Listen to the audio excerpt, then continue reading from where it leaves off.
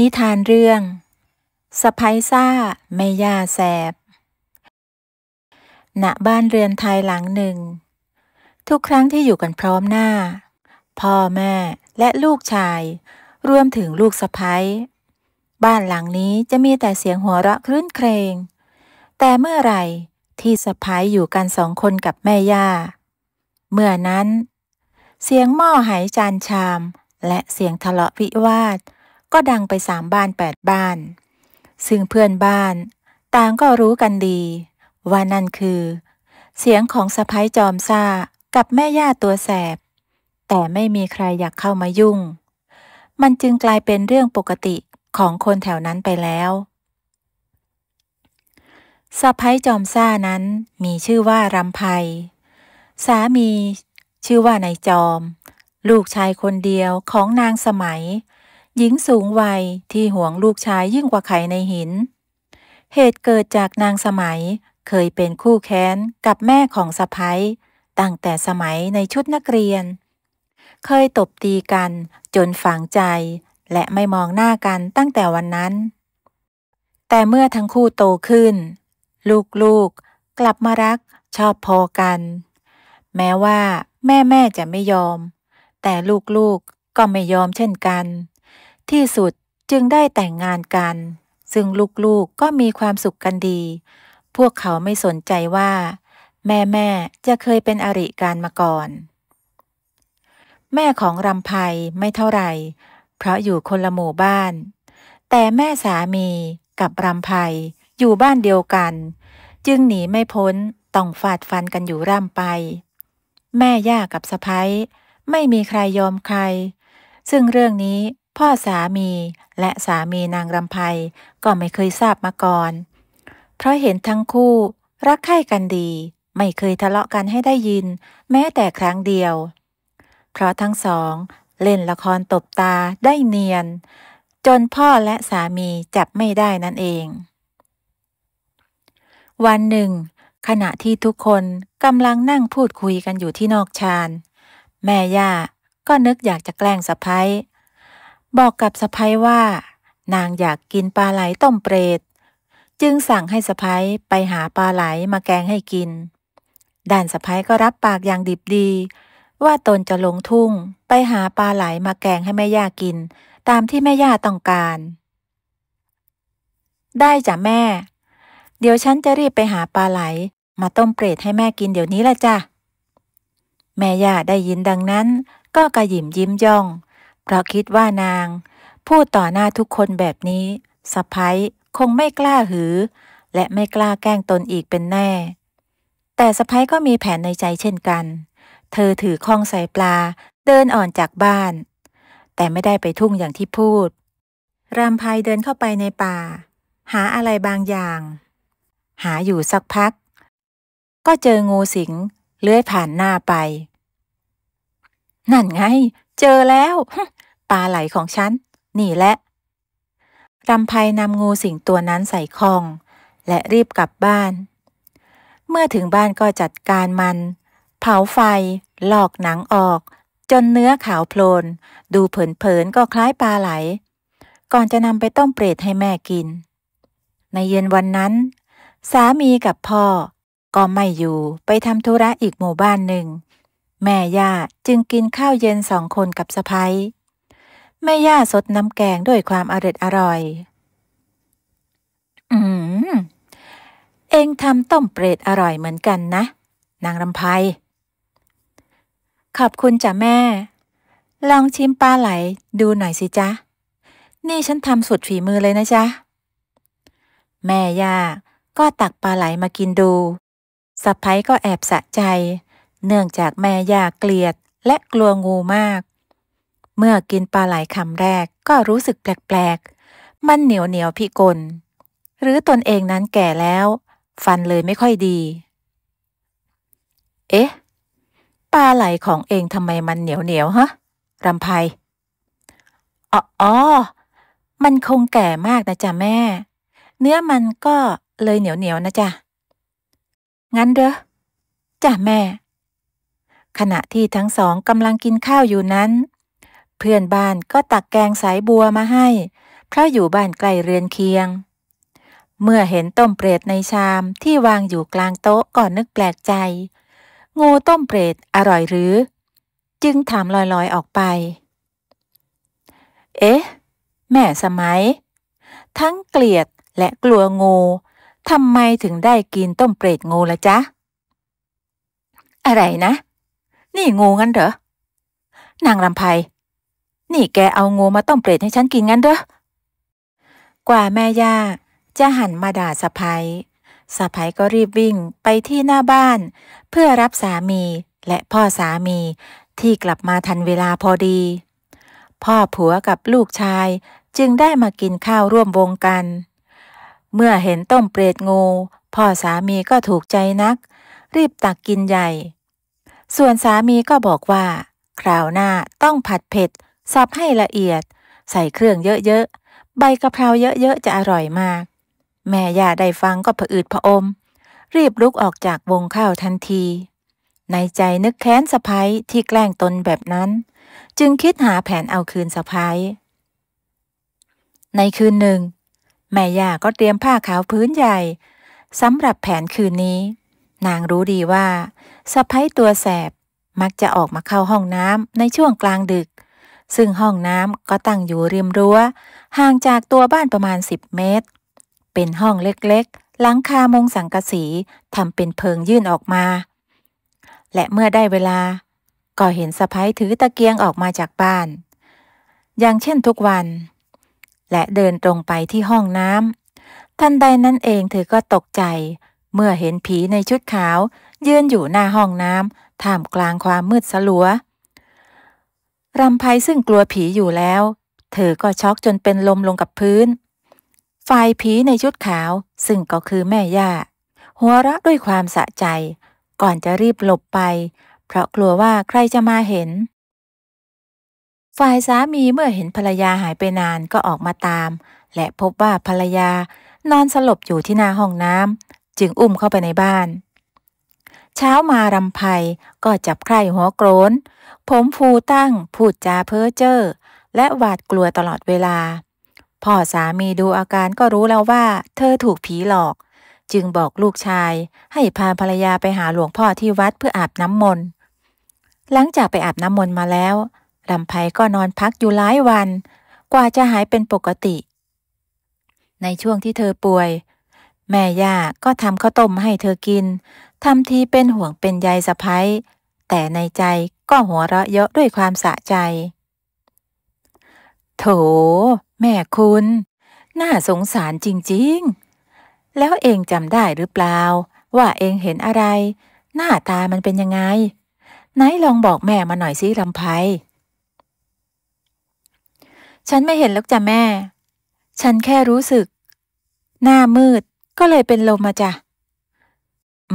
งั้นเด้อแม่ย่ารู้สึกโล่งอกที่สะใภ้จับไม่ได้แต่ความจริงรำไพสงสัยแม่ย่านี่แหละที่แกล้งหลอกผีเธอและเธอต้องพิสูจน์ให้ได้แต่ก่อนที่เธอจะแก้เผ็ดแม่ย่าเธอจะต้องไม่บูมบามต้องทำให้แม่ย่านั้นตายใจเสียก่อนอย่าคิดว่าฉันไม่รู้นะแม่ฉันจะเอาคืนให้แสบเลยเธอรำพึงรำพันเบาๆวันหนึ่งเพื่อนบ้านก็ได้มาบอกนางสมัยซึ่งเป็นแม่ย่าว่าวันนี้เจ้าแม่จำปากลับมาจากต่างจังหวัดแล้วหากจะดูดวงต้องไปจองคิวไว้ก่อนเพราะเจ้าแม่คิวแน่นมากซึ่งแม่ย่าเองก็ชอบดูดวงดูลายมือจึงเข้าทางรำไพที่จะแก้เผ็ดแม่ย่าจอมแสบคนนี้แม่ย่าจึงวานเพื่อนบ้านไปจองคิวให้รำพึงจึงไปสืบว่าได้คิววันไหน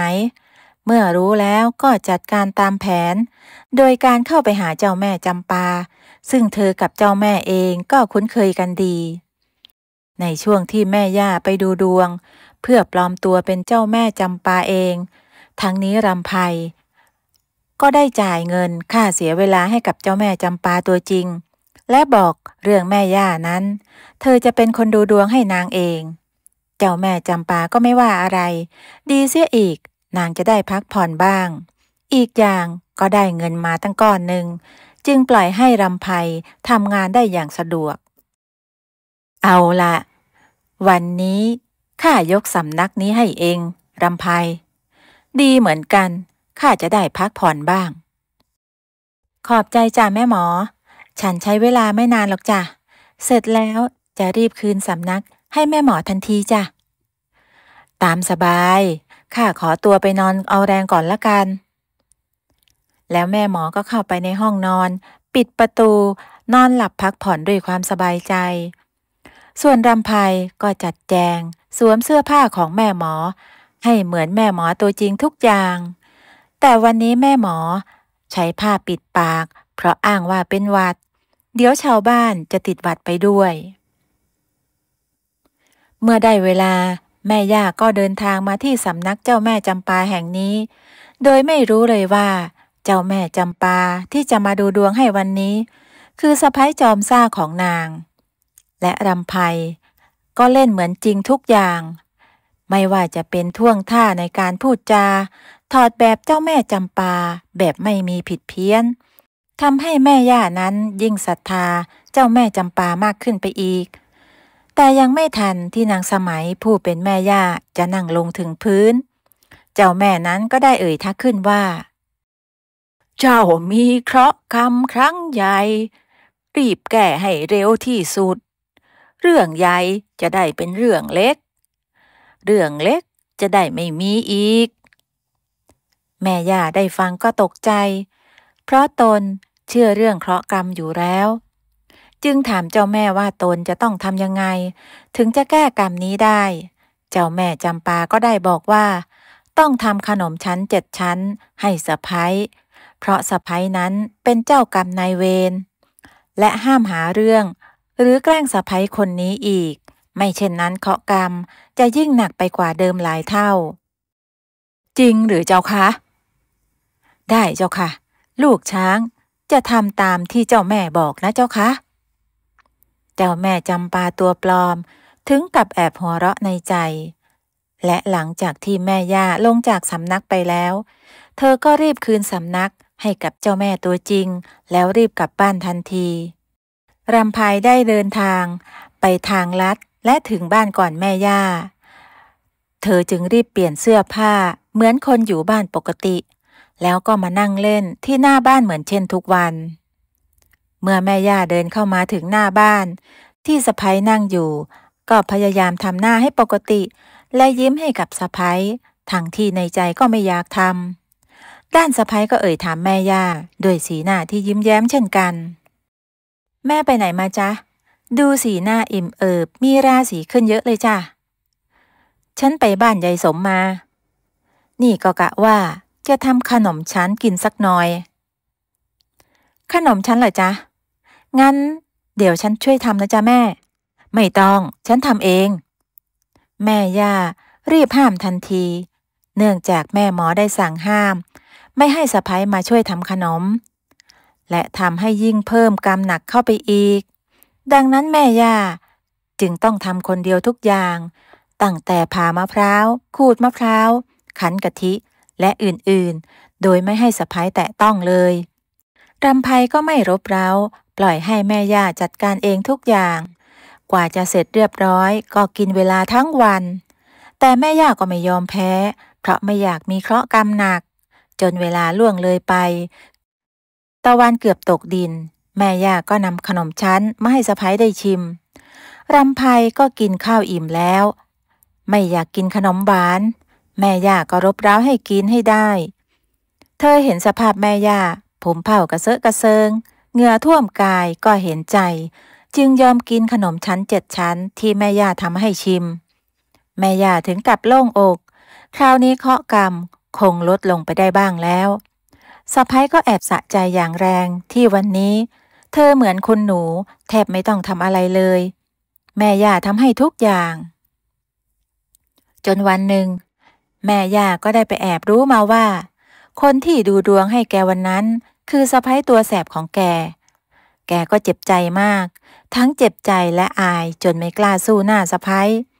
จึงคิดหาวิธีแก้แค้นรำไพสะใภ้จอมแสบ แต่ก็นับว่าโชคยังเข้าข้างรำไพเมื่อเธอเกิดตั้งท้องขึ้นมาแม่ย่าเองก็อยากอุ้มหลานใจหนึ่งก็อยากแก้แค้นเมื่อชั่งใจดูแล้วจึงล้มเลิกความคิดที่จะแก้แค้นสะใภ้หันไปเอาอกเอาใจอย่างจริงจังส่วนสะใภ้ก็ไม่ไว้ใจแม่ย่ายังคงกลัวว่าแม่ย่านั้นจะแก้แค้นเธอจึงต้องระวังตัวตลอดเวลากลัวว่าลูกในท้องนั้นจะได้รับความกระทบกระเทือนในช่วงเวลานี้รำไพจึงได้ไปพักอยู่กับแม่ของเธออีกหมู่บ้านหนึ่งบอกกับสามีว่าจะไปอยู่กับแม่สัก3 เดือนสามีก็ตามใจเพราะตนเองก็ต้องไปทำธุระต่างจังหวัดอยู่บ่อยครั้งไม่มีเวลาดูแลภรรยาที่กำลังตั้งท้องส่วนแม่ของเขาก็แก่มากเกรงว่าจะดูแลได้ไม่ดีหากเธอไปอยู่กับแม่ก็น่าจะดีกว่าอยู่ที่นี่ทำให้แม่ย่าเที่ยวมาเที่ยวไประหว่าง2 หมู่บ้านเพื่อดูแลลูกสะใภ้และหลานในท้องในตอนนี้นี่เองแม่ของรำไพและแม่ย่าจึงได้ทำความเข้าใจกันให้อภัยในเรื่องเก่าๆและกลับมาคืนดีกันอย่างเดิมเพราะเมื่อก่อนก็เคยเป็นเพื่อนรักกันทำให้รำไพสบายใจไปเปราะหนึ่งแต่ก็ยังไม่ไว้ใจแม่ย่าเพราะนางช่างแสบสันเหลือเกินคงต้องดูกันยาวๆจนแน่ใจอยู่มาวันหนึ่งแม่ย่าก็ถูกโจรปล้นระหว่างทางคนร้ายนั้นได้ทำร้ายร่างกายของเธอจนบาดเจ็บสาหัสโชคดีที่มีชาวบ้านผ่านมาเห็นเหตุการณ์จึงช่วยนางสมัยไว้ได้ทันและพาตัวไปส่งที่บ้านสามีและลูกชายก็ได้ดูแลนางสมัยเป็นอย่างดีและช่วงนี้เขาก็ไม่ได้ออกไปทำธุระต่างจังหวัดเพราะเป็นห่วงภรรยาและแม่ของเขาด้านนางรำไพเมื่อรู้ข่าวว่าแม่ย่านั้นถูกโจรปล้นและบาดเจ็บสาหัสก็รีบกลับมาดูอาการแม่ย่าทันทีพร้อมทั้งแม่ของเธอซึ่งเป็นเพื่อนกันกับนางสมัยก็รู้สึกเป็นห่วงเพื่อนจึงขออาสามาดูแลนางสมัยอีกแรงเนื่องจากลูกสาวก็ท้องเริ่มโตอาจไม่สะดวกมากนักทำให้นางสมัยประทับใจ2 แม่ลูกนั้นที่ไม่ถือโทษและโกรธเคืองในเรื่องอดีตที่สุดทั้งแม่ย่าและลูกสะใภ้ก็ยอมขอโทษซึ่งกันและกันที่ได้กลั่นแกล้งกันเนื่องจากไม่พอใจและนางสมัยก็กลัวว่านางรำไพจะแย่งความรักจากลูกชายไปจากตนซึ่งความจริงไม่ได้เป็นเช่นนั้นลูกชายนั้นยังรักแม่เหมือนเดิมและรักภรรยาเหมือนเดิมไม่คิดลำเอียงตั้งแต่แรกแม่ย่าได้กล่าวคำขอโทษแก่ลูกสะใภ้ต่อหน้าทุกคนแม่ขอโทษนะรำไพที่เคยทำไม่ดีกับเองไว้หลายอย่างต่อไปนี้แม่จะดูแลเองกับลูกให้ดีที่สุดนะฉันก็ขอโทษแม่ด้วยนะจ๊ะกับทุกสิ่งทุกอย่างที่ผ่านมาต่อไปนี้ฉันจะดูแลพ่อกับแม่อย่างดีและแม่ของฉันด้วยจ้ะเมื่อทุกคนเข้าใจกันดีแล้วบ้านหลังนี้จึงกลับมาเงียบสงบและมีแต่เสียงหัวเราะแม่ย่าและลูกสะใภ้ก็สวมกอดกันด้วยความเข้าใจต่อไปนี้พวกนางจะดูแลกันซึ่งกันและกันและช่วยกันเลี้ยงเจ้าตัวน้อยที่กำลังจะเกิดมาในอีกไม่กี่เดือนข้างหน้าเรื่องนี้สอนให้รู้ว่าการรู้จักให้อภัยผู้อื่นจะช่วยให้เรามีความสุขและสามารถก้าวเดินต่อไปได้อย่างมั่นใจนิทานเรื่องเมียงูกาลครั้งหนึ่งนานมาแล้วมีหญิงสาวคนหนึ่งชื่อว่าบางออนเธอเป็นสาวโสดไม่มีแฟนอาศัยอยู่ในบ้านชั้นเดียวหลังเล็กๆเพียงลำพังใครๆก็ขนานนามเธอว่าสาวทึนทึกแต่เธอไม่สนใจว่าใครจะว่าเธอยังไงและที่เธอไม่ยอมมีสามีก็เพราะว่าเธอมีเรื่องในอดีตที่ฝังใจเห็นใครๆมีแฟนก็ถูกสามีทิ้งบ้างตกเป็นเมียน้อยบ้างสุดท้ายก็ต้องเลี้ยงลูกตามลำพังเธอจึงปฏิญาณตนว่าชาตินี้จะไม่ขอมีสามีและจะไม่ขอมีลูกซึ่งหนุ่มๆในหมู่บ้านต่างก็รู้กันดีจึงไม่มีใครเข้ามาจีบเธอให้เสียเวลา วันหนึ่งบางออนได้ไปหาแม่ที่บ้านและเธอก็ได้พบกับงูตัวหนึ่งมันตกลงไปในตุ่มน้ำหลังบ้านไม่สามารถปีนป่ายขึ้นมาได้บางออนจึงได้ใช้ไม้พาดลงไปให้มันปีนขึ้นมาได้สะดวกงูน้อยตัวนั้นมันจึงค่อยๆเลื้อยขึ้นมาและเลื้อยไปตามกิ่งไม้ใกล้ๆหายเข้าไปในป่าบางออนไม่เคยเห็นงูแบบนี้มาก่อนมันมีหลายสีคล้ายสีรุ้งแต่อาจเป็นงูชนิดใหม่ก็เป็นไปได้คิดได้ดังนั้นเธอก็ไปคุยกับแม่ตามปกติเพราะนานๆทีจะได้แวะมาหาแม่แม้จะอยู่หมู่บ้านเดียวกันแต่ก็อยู่กันคนละฝากบ้านเหนือกับบ้านใต้ทุกครั้งที่แม่เห็นหน้าลูกสาวเรื่องแรกที่จะต้องถามเป็นประจำก็คือเมื่อไหร่จะมีครอบครัวแม่อยากอุ้มหลานเต็มทีบางออนก็จะชวนแม่คุยไปเรื่องอื่นไปเรื่อยเพราะเธอไม่เคยคิดเรื่องมีสามีแม่จ๊ะเมื่อกี้ตอนฉันเดินเข้ามาฉันเห็นงูตัวหนึ่งมันตกลงไปในโอ่งหลังบ้านสีมันแปลกมากเลยจ้ะแม่แปลกยังไงล่ะลูกมันมีสีรุ้งจ้ะอะไรนะงูสีรุ้งงั้นเหรอแม่ของเธออุทานขึ้นมาและมีสีหน้าตกใจวิตกกังวลอยู่ไม่น้อยเนื่องจากว่าคืนวันก่อนนางได้ฝันเห็นเทพสายรุ้งลงมาจากสวรรค์และบอกว่าเขาจะมาเป็นลูกเขยของนางเพราะชะตากำหนดไว้เช่นนั้นและเขาก็จะต้องแปลงร่างเป็นงูบางออนเห็นแม่นิ่งไปก็เรียกแม่ดังๆนางจึงสะดุ้งสุดตัวและรีบปาดเหงื่อที่ไหล่ซิบบนหน้าผากแม่เป็นอะไรไปจ๊ะฉันเรียกตั้งนานแม่กำลังคิดถึงเรื่องความฝันน่ะลูกมันเหมือนจริงมากเลยแม่จึงเล่าความฝันให้ลูกสาวได้ฟังเมื่อฟังจบเธอก็หัวเราะก๊ากออกมา โธ่แม่ก็แค่ความฝันอย่าไปจริงจังนักเลยเราไปเข้าครัวทำกับข้าวกันเถอะฉันน่ะไม่ได้กินฝีมือแม่มานานแล้วนาจากนั้นสองแม่ลูกก็เข้าครัวบางออนช่วยทำกับข้าวส่วนแม่ก็ยังคิดเรื่องความฝันนางเชื่อว่าอาจจะไม่ได้ฝันเพราะมันเหมือนจริงมากหากเป็นจริงลูกแม่ไม่ต้องเป็นเมียงูหรอกหรือคิดแล้วก็หันไปมองหน้าลูกสาวที่กำลังหั่นผักอย่างมีความสุขเธอกินข้าวเย็นกับแม่และจะกลับไปนอนที่บ้านในช่วงเย็นเป็นแบบนี้ประจำคืนหนึ่งบางออนก็ได้ฝันไปว่าตนเองเดินอยู่ท่ามกลางสวนดอกไม้ที่บานสะพรั่งส่งกลิ่นหอมตลบอบอวนไปทั่วบริเวณไม่นานก็มีเทพองค์หนึ่งตรงเข้ามาหาเธอและบอกว่าเขาจะขอลงไปเกิดเป็นลูกของเธอในอีกไม่ช้าหญิงสาวตกใจมากเธอจะมีลูกได้ยังไงในเมื่อเธอไม่เคยมีสามีคืนมีลูกทั้งที่ไม่มีสามีมีหวังชาวบ้านก็คิดว่าตนผิดผีเป็นแน่จึงรีบปฏิเสธไม่ให้เทพองค์นั้นลงไปเกิดในท้องของเธอท่านเทพท่านจะไปเกิดในท้องฉันไม่ได้นะฉันไม่มีสามีจู่ๆจะมีลูกคงกลายเป็นกาลากินีโดนขับออกจากหมู่บ้านเป็นแน่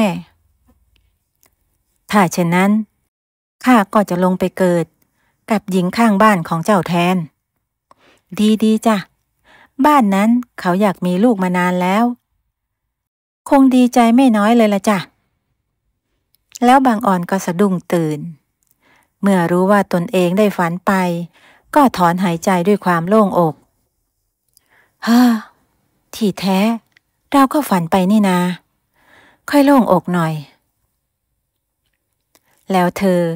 ก็ได้ยินเสียงชัยโยโห่ร้องจากเพื่อนบ้านด้วยความดีใจที่จะมีลูกแล้วยิ่งทำให้เธอสบายใจขึ้นไปอีกในวันนั้นบางออนได้เดินทางไปทำบุญที่วัดและเธอก็ได้เล่าความฝันให้หลวงพ่อได้ฟัง หลวงพ่อก็นั่งฟังด้วยใจสงบและได้บอกว่าอะไรจะเกิดมันก็ต้องเกิดยังไงก็หนีไม่พ้นและในคืนนั้นเธอก็ได้ฝันแบบเดิมอีกดูเหมือนว่าเทพองค์นั้นจะมาเกิดในท้องของเธอให้ได้และเทพองค์นั้นก็ได้บอกว่าเขาลงไปไม่ทันจึงโดนเทพองค์อื่นแย่งเข้าท้องหญิงข้างบ้านของเธอดังนั้นตนต้องหาที่เกิดใหม่ถ้าหาไม่ได้ก็จะถูกส่งไปยังนรกภูมิบางอ่อนรู้สึกสงสารแต่เธอก็รับไม่ได้จริงๆที่จะมีลูกโดยไม่มีสามีจึงปฏิเสธเทพองค์นั้นแล้วเดินหนีไปเช้าวันต่อมา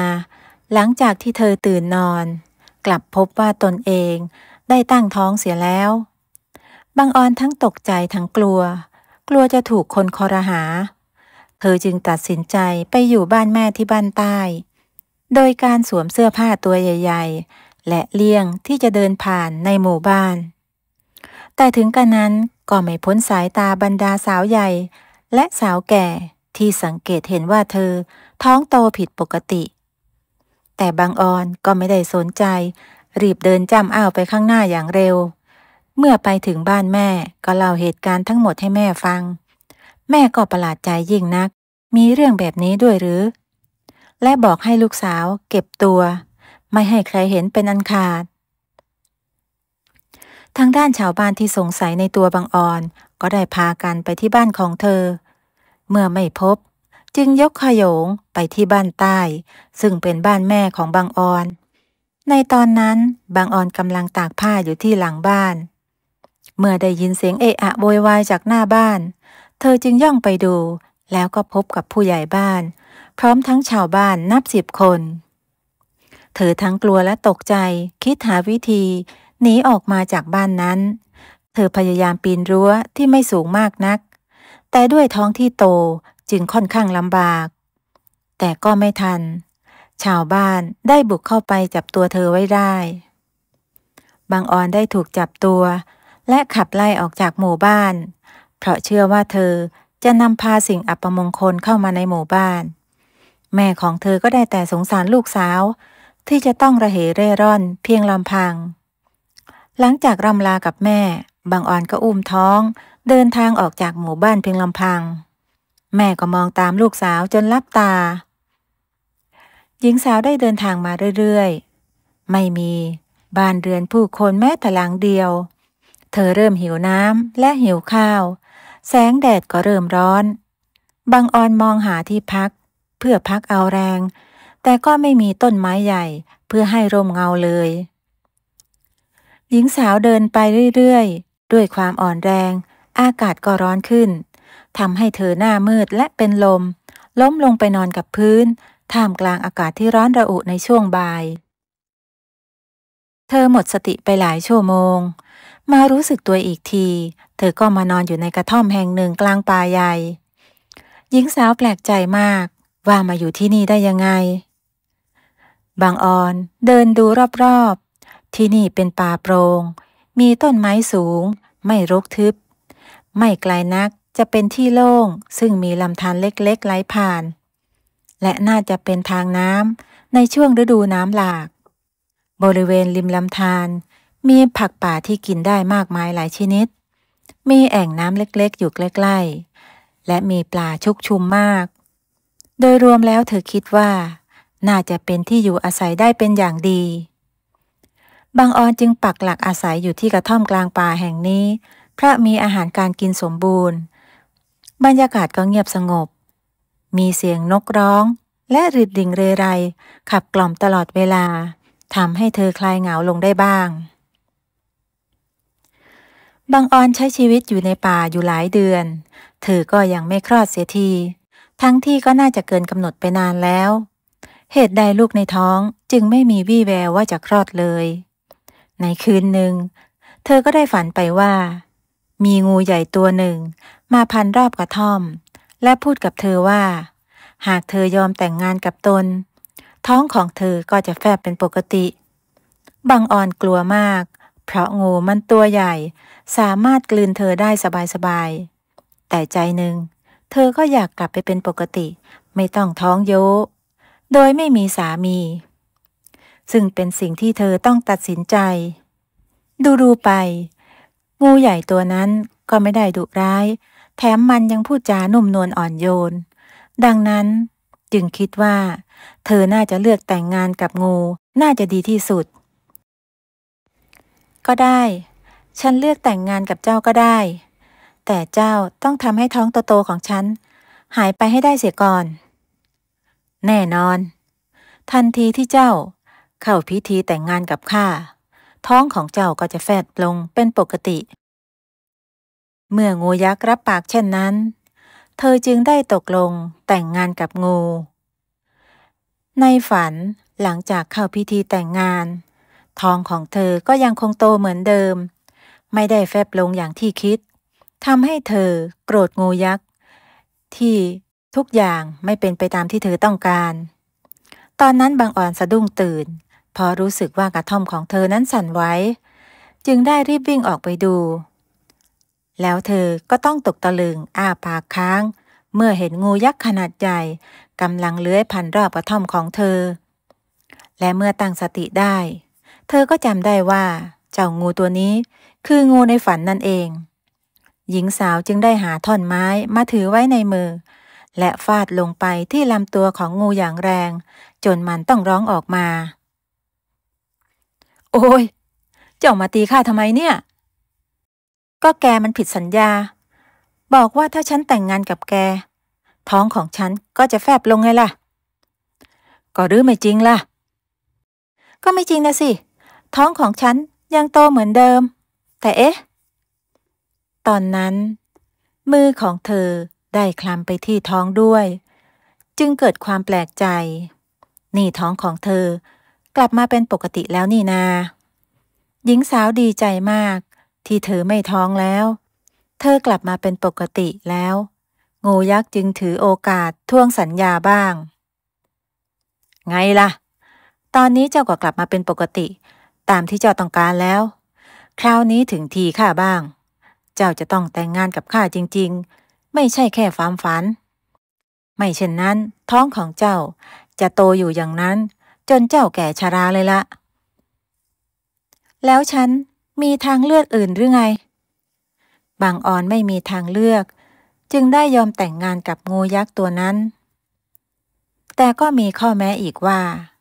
งานแต่งของเธอกับงูยักษ์จะต้องถูกจัดขึ้นในหมู่บ้าน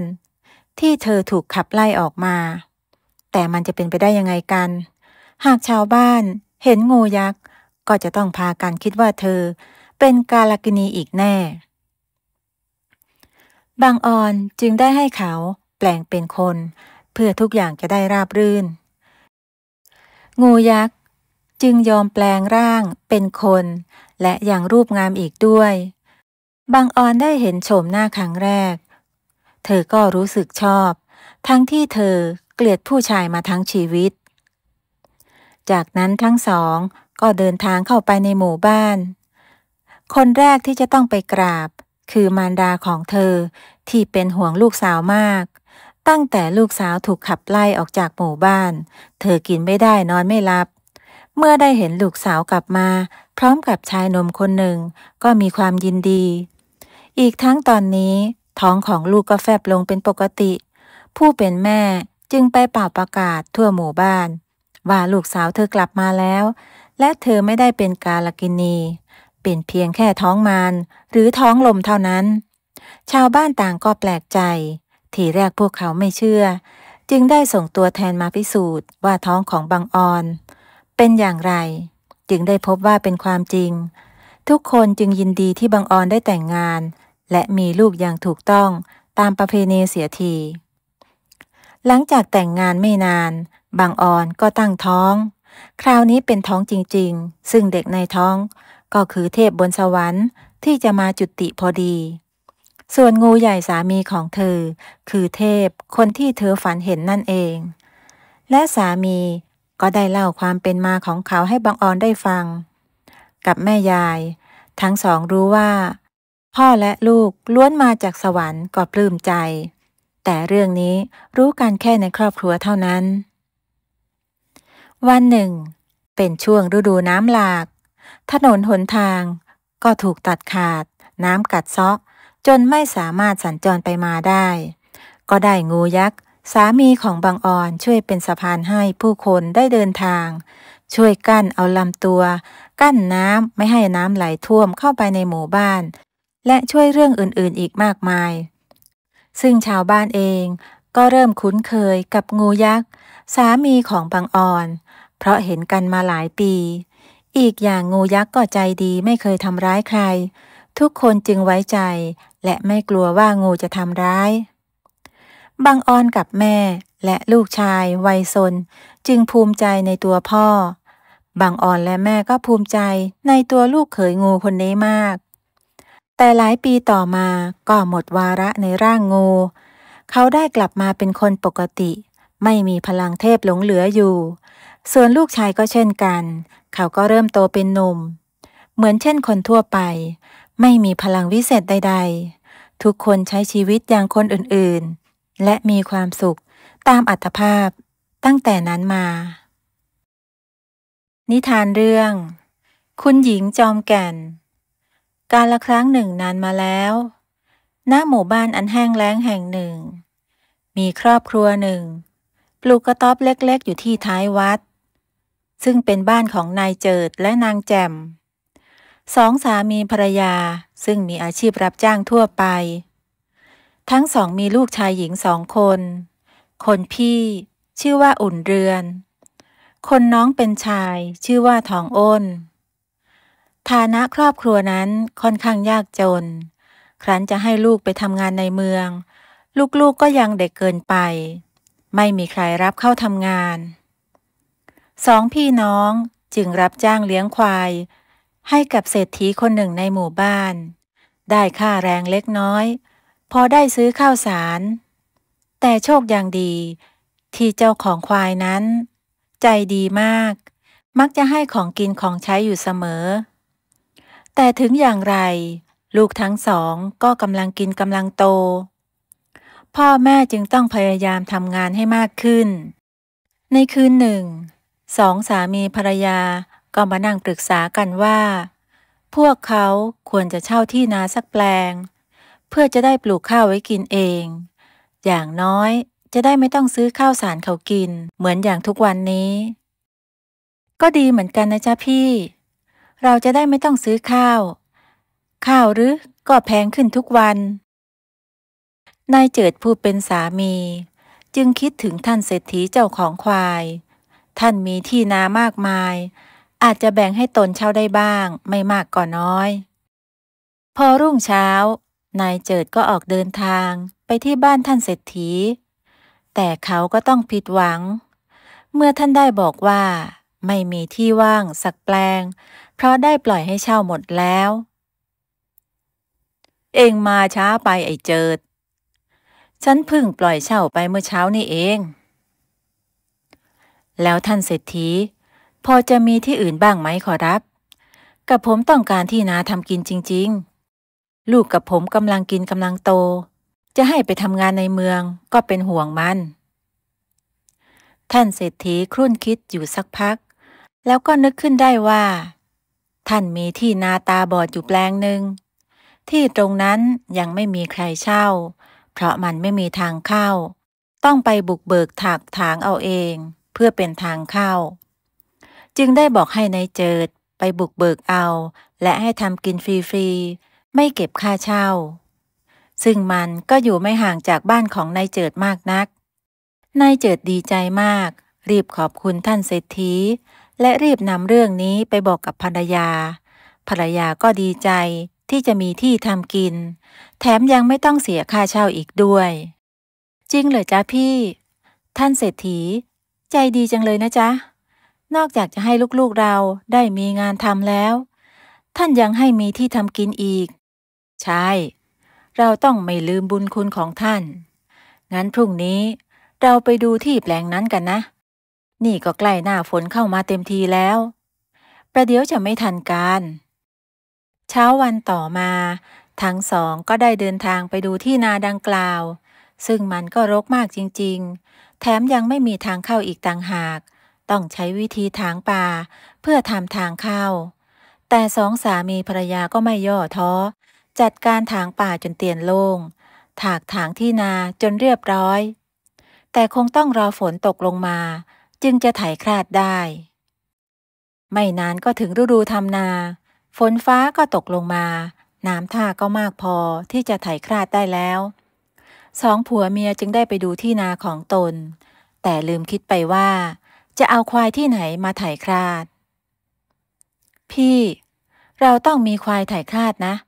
ไม่เช่นนั้นเราคงหว่านข้าวไม่ได้แต่เราจะเอาควายที่ไหนล่ะทั้งสองนั่งกลุ้มใจจะไปหาควายที่ไหนมาไถคราดแล้วก็นึกถึงควายของท่านเศรษฐีหากไปขอยืมท่านมาสัก2 ตัวท่านคงไม่ว่าอะไรเองจะขอยืมควายไปไถคราดกันหรือทำไมจะไม่ได้ล่ะข้าให้เองยืม2 ตัวเลยเป็นตัวผู้กับตัวเมียท่านเศรษฐียังบอกอีกว่าให้ทั้งสองเลี้ยงควายคู่นี้ให้ดีหากมันมีลูกก็จะยกลูกให้กับเขาสองผัวเมียก็ดีใจก้มกราบท่านเศรษฐีที่เมตตาท่านยังบอกอีกว่าไม่ต้องให้ลูกๆไปเลี้ยงควายแล้วเพราะท่านจะให้มันกินหญ้าแถวบ้านหน้าฝนแบบนี้หญ้าก็เริ่มงามไม่ต้องไปเลี้ยงควายตามทุ่งทำให้ลูกๆทั้งสองไม่มีงานทำและคงขาดรายได้ท่านเศรษฐีเจ้าของควายจึงได้หาทางออกให้เอาอย่างนี้ไหมล่ะฉันจะส่งลูกสาวของเองไปอยู่กับท่านเจ้าคุณบุญหนักกับคุณหญิงทับทิมน้องชายและน้องสะใภ้ของฉันเขากำลังต้องการสาวใช้อยู่พอดีสองผัวเมียเห็นว่าลูกสาวก็โตพอที่จะทำงานบ้านงานเรือนได้แล้วจึงตกลงให้ลูกสาวไปอยู่กับคุณหญิงและท่านเจ้าคุณที่เรือนไทยในเมืองซึ่งลูกสาวก็ไม่ขัดข้องเธออยากทำงานช่วยพ่อแม่อยู่แล้วก่อนไปพ่อแม่ก็ได้บอกกล่าวกับลูกสาวให้เธอมีมานะและอดทนขยันขันแข็งพ่อแม่จะได้ไม่ต้องเป็นห่วงไปอยู่บ้านท่านต้องขยันขันแข็งไม่เกี่ยงงาน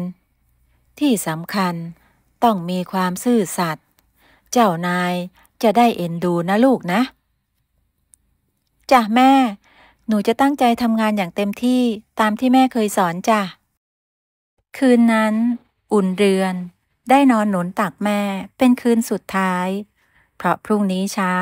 เธอก็ต้องเดินทางแล้วและเธอก็ถือโอกาสบอกลาพ่อแม่และน้องชายคนเดียวทุกคนดีใจกับเธอที่จะได้มีงานทำมีเงินทองมาให้พ่อแม่เช้าวันรุ่งขึ้นนายเจิดก็ได้พาลูกสาวไปที่บ้านคุณหญิงซึ่งอยู่ในเมืองใช้เวลาเดินทาง2 วันด้วยเกวียนที่นายเจิดได้ว่าจ้างจากชาวบ้านต่อมาอุ่นเรือนเด็กสาววัย15 ปีหน้าตาสะสวยหน้าตาจิ้มลิ้มดวงตากลมโตก็ได้ไปอยู่ที่บ้านเรือนไทยของคุณหญิงทับทิมและท่านเจ้าคุณบุญหนักเด็กสาวได้ไปเป็นบ่าวรับใช้คนสนิทของคุณหญิงซึ่งคุณหญิงเองก็รักและเอ็นดูอุ่นเรือนมากเพราะเธอเป็นเด็กดีและเป็นเด็กขยันขันแข็งท่านเจ้าคุณก็สบายใจที่มีคนคอยดูแลคุณหญิงในยามที่ท่านไปทำธุระต่างเมืองอุ่นเรือนมาอยู่ที่บ้านหลังนี้ได้ไม่กี่วันเธอก็ทำงานได้คล่องแคล่วเนื่องจากเธอเป็นงานอยู่แล้วไม่ว่าจะเป็นงานบ้านงานเรือนหรือดูแลคุณหญิงและท่านเจ้าคุณเธอก็ทำได้คล่องแคล่วส่วนเรื่องอาหารการกินของคุณหญิงก็จะมีแม่ครัวคอยทำให้อยู่แล้วดังนั้นอุ่นเรือนจึงมีหน้าที่แค่คอยดูแลใกล้ชิดคุณหญิงและคอยติดตามในเวลาที่คุณหญิงต้องไปทำธุระต่างเมืองซึ่งก็ไม่บ่อยนักในเย็นวันหนึ่งเจ้าคุณบุญหนักจะต้องไปว่าราชการยังต่างเมืองคราวนี้อาจจะไปหลายที่และอาจจะใช้เวลาถึง30 วันท่านเจ้าคุณจึงได้เรียกอุ่นเรือนบ่าวคนสนิทเข้าไปพบและได้กำชับว่าให้ดูแลคุณหญิงให้ดีๆเองต้องดูแลคุณหญิง อย่างใกล้ชิดนะอุ่นเรือนอย่าให้คลาดสายตาเป็นอันขาดเจ้าค่ะท่านเจ้าคุณบ่าวจะดูแลคุณหญิงไม่ให้คลาดสายตาเลยเจ้าค่ะดีมากเองไปได้แล้วเมื่ออุ่นเรือนกลับมาถึงที่ห้องเธอก็ยังมีข้อสงสัยในใจว่าทำไมท่านเจ้าคุณถึงได้กำชับขนาดนั้นเด็กสาวขมวดคิ้วครุ่นคิดอยู่สักพักก่อนจะรีบออกไปหาคุณหญิงที่กำลังประพรมน้ำหอมก่อนนอนในห้องนอนโดยมีบ่าวอีกคนอยู่เป็นเพื่อนท่านเจ้าคุณจะไม่ให้คุณหญิงอยู่เพียงลำพังจะต้องมีคนอยู่ด้วยตลอดและคนที่มาอยู่ด้วยกับคุณหญิงก็ต้องเป็นคนที่ท่านเจ้าคุณไว้ใจเท่านั้นเมื่อเห็นว่าอุ่นเรือนเข้ามาในห้องแล้วบ่าวคนนั้นก็ออกไปทำหน้าที่ของตนตามเดิมอุ่นเรือนพยายามสังเกตสีหน้าคุณหญิงก็ดูปกติไม่มีอะไรที่บ่งบอกว่าอาจจะมีเรื่องไม่ดีเกิดขึ้นอุ่นเรือนเอ็งมองหน้าข้าทำไมเอ๊ะหรือว่าหน้าข้าขาวว่าเกินไปเปล่าเจ้าค่ะคุณหญิงบ่าวแค่รู้สึกว่าคืนนี้คุณหญิงสวยเป็นพิเศษเลยนะเจ้าค่ะแหมเอ็งนี่ช่างปากหวานเสียจริงนะนางอุ่นเรือนคุณหญิงยิ้มอย่างพอใจเมื่อได้รับคำชมจากบ่าวคนสนิทก่อนจะสั่งให้อุ่นเรือนจัดที่หลับที่นอนอุ่นเรือนแปลกใจทำไมคุณหญิงถึงได้นอนแต่หัวค่ำทั้งที่ปกติแล้วจะนอนค่อนข้างดึกแต่เธอก็ต้องทำตามคำสั่งเจ้านายโดยในคืนนี้ท่านเจ้าคุณได้นอนอยู่อีกบ้านพักหลังหนึ่งเพราะจะต้องออกเดินทางแต่เช้ามืดจนรุ่งเช้าก็ไม่มีสิ่งผิดปกติใดๆอุ่นเรือนจึงได้สบายใจเธอคงคิดมากไปเองเช้าวันนี้ท่านเจ้าคุณก็ได้ออกเดินทางไปตั้งแต่ไก่โฮเนื่องจากต้องไปหลายที่เจ้าคุณบุญหนักนั่งรถม้าด้วยความสบายใจหลังจากที่ได้กำชับบ่าวรับใช้ไว้เรียบร้อยเช้าวันนี้คุณหญิงทับทิมอยากไปทำบุญที่วัดจึงได้สั่งบ่าวในครัวเตรียมอาหารทำบุญให้พร้อมแน่นอนอุ่นเรือนเธอต้องไปด้วยคอยดูแลคุณหญิงอย่างไม่คลาดสายตาตามที่สามีของนางได้กำชับไว้หลังจากทำบุญแล้วคุณหญิงก็อยากไปเดินตลาดกลางหมู่บ้านซึ่งมีสินค้าจากชาวบ้านมาให้เลือกกันมากมายแต่งานนี้บ่าวซึ่งเป็นผู้ชายก็ได้คัดค้านบอกว่าคุณหญิงควรรีบกลับบ้านจะดีกว่าเมื่อคุณหญิงถามถึงเหตุผลบ่าวคนนั้นก็ตอบไม่ได้คุณหญิงจึงได้เดินไปตลาดเลือกดูสินค้าอย่างเพลิดเพลินนานแล้วที่นางไม่ได้ออกมาเดินตลาดแบบนี้ระหว่างนั้นคุณหญิงก็ได้หันไปถามอุ่นเรือนที่เดินอยู่ข้างๆว่าเธอจะซื้ออะไรไหมอุ่นเรือนก็บอกว่าไม่รู้จะซื้ออะไรเอานะข้าให้เจ้าซื้อได้หนึ่งอย่างอะไรก็ได้งั้นเอามีดพกก็ได้เจ้าค่ะอุ่นเรือนชี้ไปที่มีดพกขนาดเล็กเนื่องจากตอนนั้นทั้งสองยืนอยู่ที่หน้าร้านตีมีดพอดีเธอจึงไม่รู้จะซื้ออะไรจะได้รีบซื้อและรีบกลับเพราะดูท่าทางบ่าวผู้ชายดูจะกังวลใจอยู่ไม่น้อยหลังจากซื้อมีดพกเสร็จแล้วเธอก็รีบจูงแขนคุณหญิงออกจากตลาดทันทีนางอุ่นเรือนเบาๆหน่อยสิเองจะรีบไปไหนคือว่าอุ่นเรือนหันไปมองหน้าบ่าวผู้ชายเขาก็ส่งสัญญาณว่าให้เธอ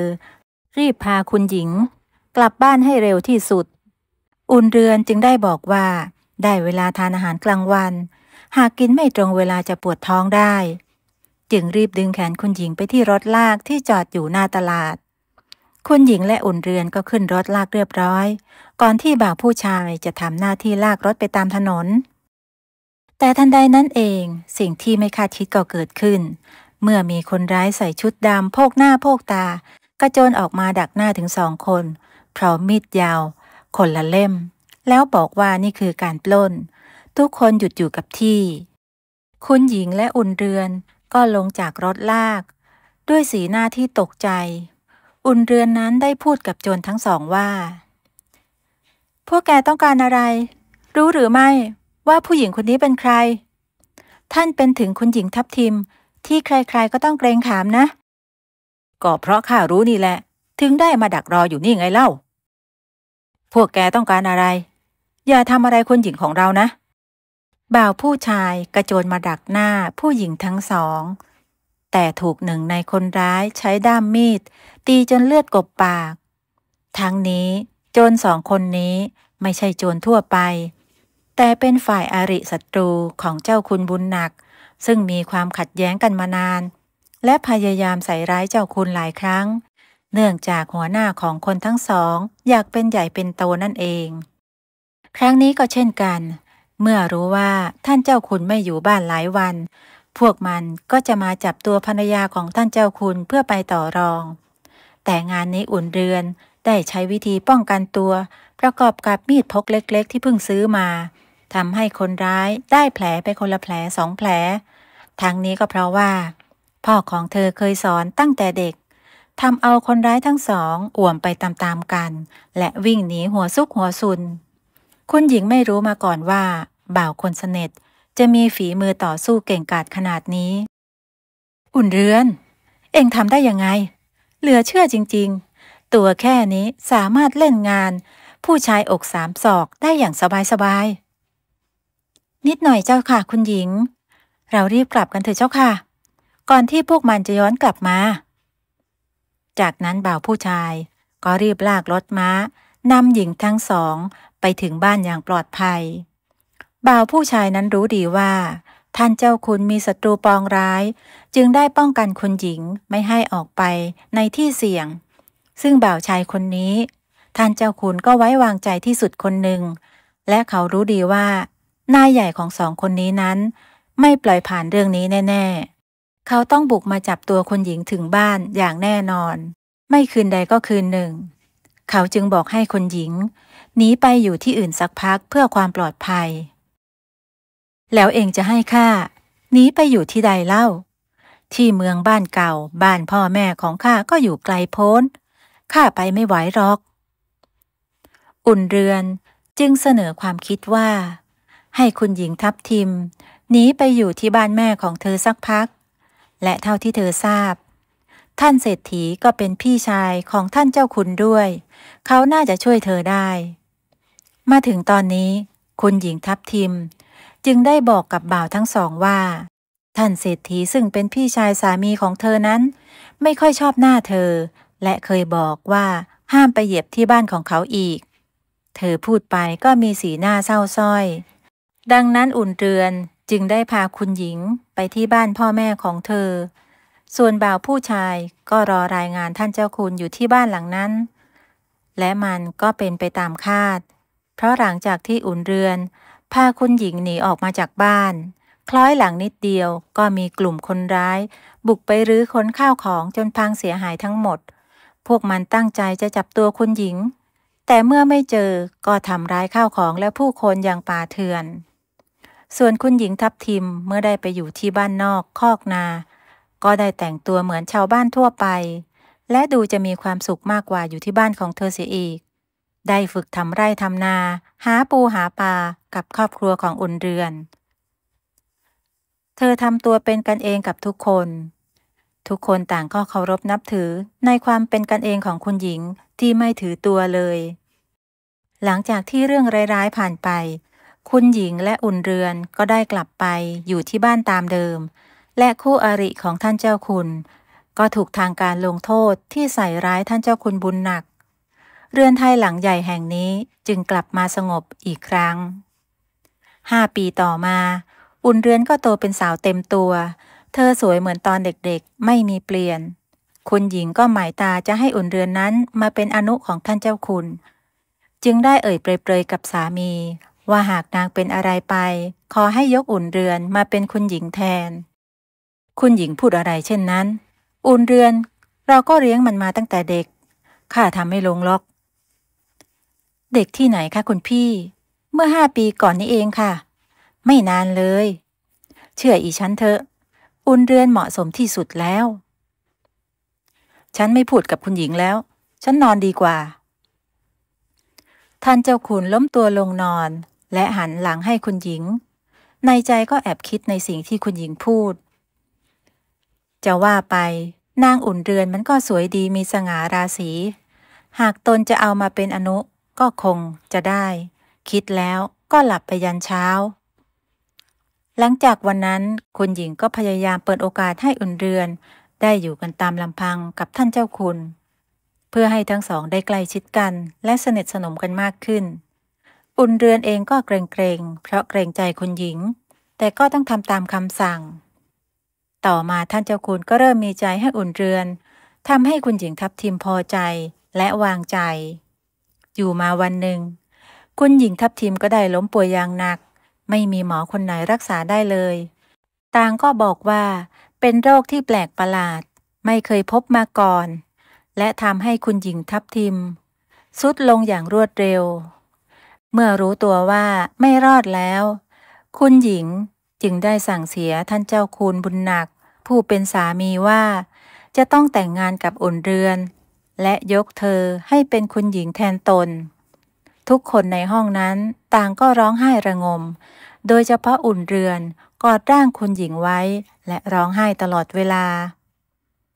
ไม่ต่างจากสามีของคุณหญิงก็จับมือภรรยาไว้ตลอดเวลาเช่นกันต่อมาไม่นานคุณหญิงก็สิ้นใจตายอย่างสงบทุกคนในบ้านต่างก็เสียใจบ้านหลังนี้จึงมีแต่ความเศร้าโศก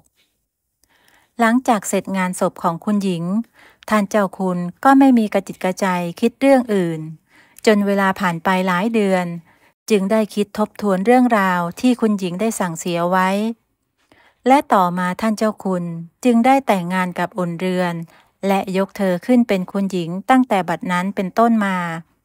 อุ่นเรือนจึงได้เป็นคุณหญิงอย่างสง่างามเธอไม่เคยลืมบุญคุณของคุณหญิงทับทิมซึ่งอุ่นเรือนก็ได้ไปทำบุญให้เธอบ่อยๆและเธอเองก็ไม่ลืมพ่อแม่จึงได้นำเงินส่วนของเธอไปซื้อที่นาและปลูกบ้านหลังใหม่ให้พ่อกับแม่ได้อยู่และน้องชายแล้วก็ซื้อควายให้หลายตัวทำให้พ่อแม่นั้นพลอยสบายไปกับลูกสาวคนนี้ไปด้วยตั้งแต่วันนั้นอุ่นเรือนและท่านเจ้าคุณบุญหนักก็ใช้ชีวิตอย่างมีความสุขบุญคุณต้องทดแทนแค้นต้องให้อภัยนิทานเรื่องบ่อน้ำลึกลับกาลครั้งหนึ่งนานมาแล้วมีหมู่บ้านเล็กๆแห่งหนึ่งตั้งอยู่ใกล้ๆกับภูเขาที่ไม่สูงมากนักที่นั่นมีเมืองโบราณหลายพันปีตั้งอยู่และได้พังทลายลงมาทำให้เกิดเศษซากปรักหักพังหินที่สร้างเมืองนั้นก็ร่วงหล่นเกลื่อนกลาดแต่สิ่งที่ยังคงเดิมไม่มีเปลี่ยนแปลงนั่นก็คือบ่อน้ำเล็กๆแห่งหนึ่งที่ตั้งอยู่กลางปราสาทชาวบ้านเรียกกันว่าบ่อน้ำลึกลับและน้ำจากบ่อแห่งนี้ก็เต็มจนล้นตลอดเวลาและไหลลงไปยังหมู่บ้านที่อยู่เบื้องล่างตลอดทั้งปีเป็นสายน้ำคล้ายลำธารเล็กๆและไม่มีใครกล้ากินน้ำจากลำธารสายนี้เลยเพราะเชื่อกันว่าใครกินน้ำนี้เข้าไปจะทำให้ผิวกลายเป็นสีน้ำเงินและมีหนามที่แหลมคมทิ่มแทงออกมาจากร่างกายจนไม่สามารถขยับเขยื้อนได้และอดอาหารตายในที่สุดแม้แต่สัตว์ป่ามันก็ต่างรู้ดีจึงไม่มีสัตว์ตัวไหนกล้ากินน้ำในลำธารนี้เลยยังมีเรื่องหลอนกว่านั้นเพราะทุกคืนพระจันทร์เต็มดวงจะมีหญิงสาวสวยคนหนึ่งผุดขึ้นมาจากบ่อน้ำและนั่งร้องไห้โหยหวนอยู่ข้างบ่อตลอดทั้งคืนจนรุ่งสางเธอก็กลับลงไปในบ่อเหมือนเดิมชาวบ้านจึงไม่มีใครกล้าออกจากบ้านในคืนพระจันทร์เต็มดวง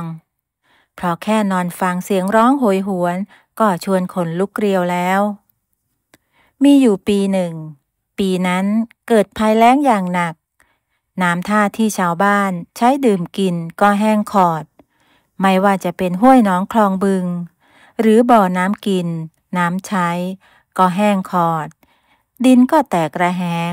เรือกสวนไร่นาก็แห้งตายทั้งหมดชาวบ้านก็อยู่กันอย่างอดอยาก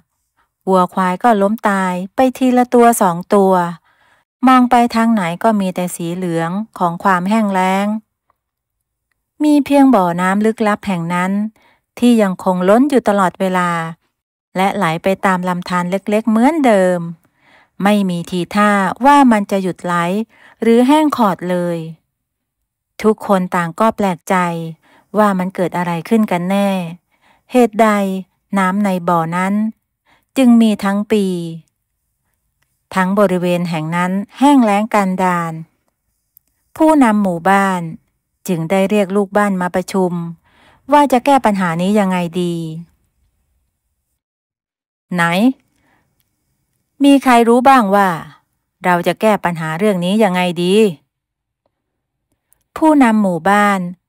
ถามลูกบ้านที่มานั่งทุกคนก็ไม่รู้ว่าจะแก้ปัญหาภัยแล้งนี้ยังไงแต่ก็มีเด็กหนุ่มคนหนึ่งยกมือขึ้นเสนอว่าปักตะไคร้สิพ่อผู้ใหญ่ให้ยายสีไปปักตะไคร้ที่ลานหน้าบ้านเลยว่าปักตะไคร้เขาต้องให้เด็กสาวบริสุทธิ์เว้ยคืนให้ยายสีไปปักมีหวังแห้งแล้งยิ่งกว่าเดิม ทุกคนในที่นั้นก็หัวเราะด้วยความขบขันกับความคิดของเด็กหนุ่มคนนั้นยายสีที่นั่งเคี้ยวหมากก็ยิ้มกว้างจนน้ำหมากหกเลอะเทอะงานนี้จึงมีเสียงหัวเราะขึ้นมาบ้างหลังจากมีแต่ความเงียบเหงามานานแต่ทันทีที่เสียงหัวเราะเงียบลงก็มีชาวบ้านคนหนึ่งออกความคิดเห็นว่าจะต้องมีใครสักคนขึ้นไปที่เมืองโบราณแห่งนั้นและถามหญิงสาวคนนั้นว่ามันเกิดอะไรขึ้นจึงได้มีแต่ความแห้งแล้งแต่บ่อน้ำที่นั่นถึงไม่แห้งเหือดแต่ไม่มีใครกล้าเสนอตัวที่จะขึ้นไปบนนั้นทุกคนหวาดกลัวและคงไม่มีใครกล้าเผชิญหน้ากับหญิงแปลกหน้าคนนั้นแม้แต่คนเดียวฉันไปไม่ได้หรอกฉันมีลูกมีเมียที่ต้องดูแลส่วนฉันก็มีแม่ที่แก่ชราต้องดูแลตลอดหากฉันไปใครจะดูแลท่านส่วนฉันก็มีพ่อพิการป่วยออดแอดฉันทิ้งเขาไปไม่ได้หรอกทุกคนล้วนมีเหตุผลของตัวเองแต่ลึกๆก็กลัวกันทั้งนั้นแต่แล้วก็มีชายหนุ่มคนหนึ่งยกมือขึ้นและบอกว่า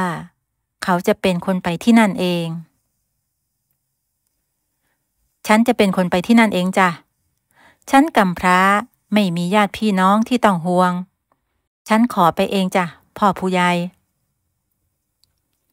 ทุกคนหันมามองหน้าเขาเป็นตาเดียวกันเพราะไม่เชื่อว่าจะมีคนกล้าหาญขนาดนี้พวกเขาตกตะลึงกับความกล้าหาญของชายหนุ่มรูปหล่อคนนี้หล่อแล้วก็ยังกล้าหาญชาญชัยอีกผู้นำหมู่บ้านจึงถามเพื่อความแน่ใจว่าเขาพูดจริงหรือว่าพูดเล่นเอ็งพูดจริงหรือไอ้กล้าจ้ะฉันพูดจริงจ้ะฉันจะไปที่นั่นเองเอ็งคิดดีแล้วหรือมันอันตรายนะไม่มีใครเคยขึ้นไปที่นั่นเลยเพราะเชื่อกันว่าอาจจะไม่มีชีวิตรอดกลับมาก็เป็นได้ฉันมั่นใจจ้ะและฉันก็ไม่มีอะไรต้องห่วงถึงตายฉันก็ไม่เสียดายชีวิตจ้ะงั้นก็ตามใจเองข้าและชาวบ้านทุกคนขอบใจเองมากที่ยอมเสียสละและยอมเสี่ยงชีวิตเพื่อพวกเราในครั้งนี้ผู้นำหมู่บ้านและชาวบ้านก็ได้ขอบคุณนายกล้าชายหนุ่มรูปงามตัวสูงโปร่งคนนี้ด้วยความจริงใจและทุกคนก็ฝากความหวังไว้ที่เขาคนเดียวเท่านั้นนายกล้าเป็นชายหนุ่มที่กำพร้าพ่อแม่ไม่มีญาติพี่น้องอยู่ตัวคนเดียวมาตลอดเขาก็ตั้งใจแน่วแน่ว่าจะหาคำตอบเรื่องนี้ให้จงได้ในคืนนั้นนายกล้าก็คิดหาวิธีว่าเขาจะรับมืออย่างไรกับสิ่งที่ต้องพบเจอในวันที่จะต้องพบเจอกับหญิงสาวลึกลับคนนั้น เธอเป็นใครกันแน่ เป็นคน หรือเป็นผี เป็นคนดีหรือคนไม่ดี เป็นนางฟ้าหรือว่าแม่มด แต่ที่แน่ๆเขาจะต้องกล้าที่จะเผชิญหน้ากับนาง เพื่อชาวบ้านทุกคนที่รอคอยความหวังจากเขา เขาต้องกล้าหาญ ชายหนุ่มรวบรวมความกล้าทั้งหมด แล้วสูดลมหายใจเข้าไปลึกๆเราต้องทำได้ เราต้องไม่กลัว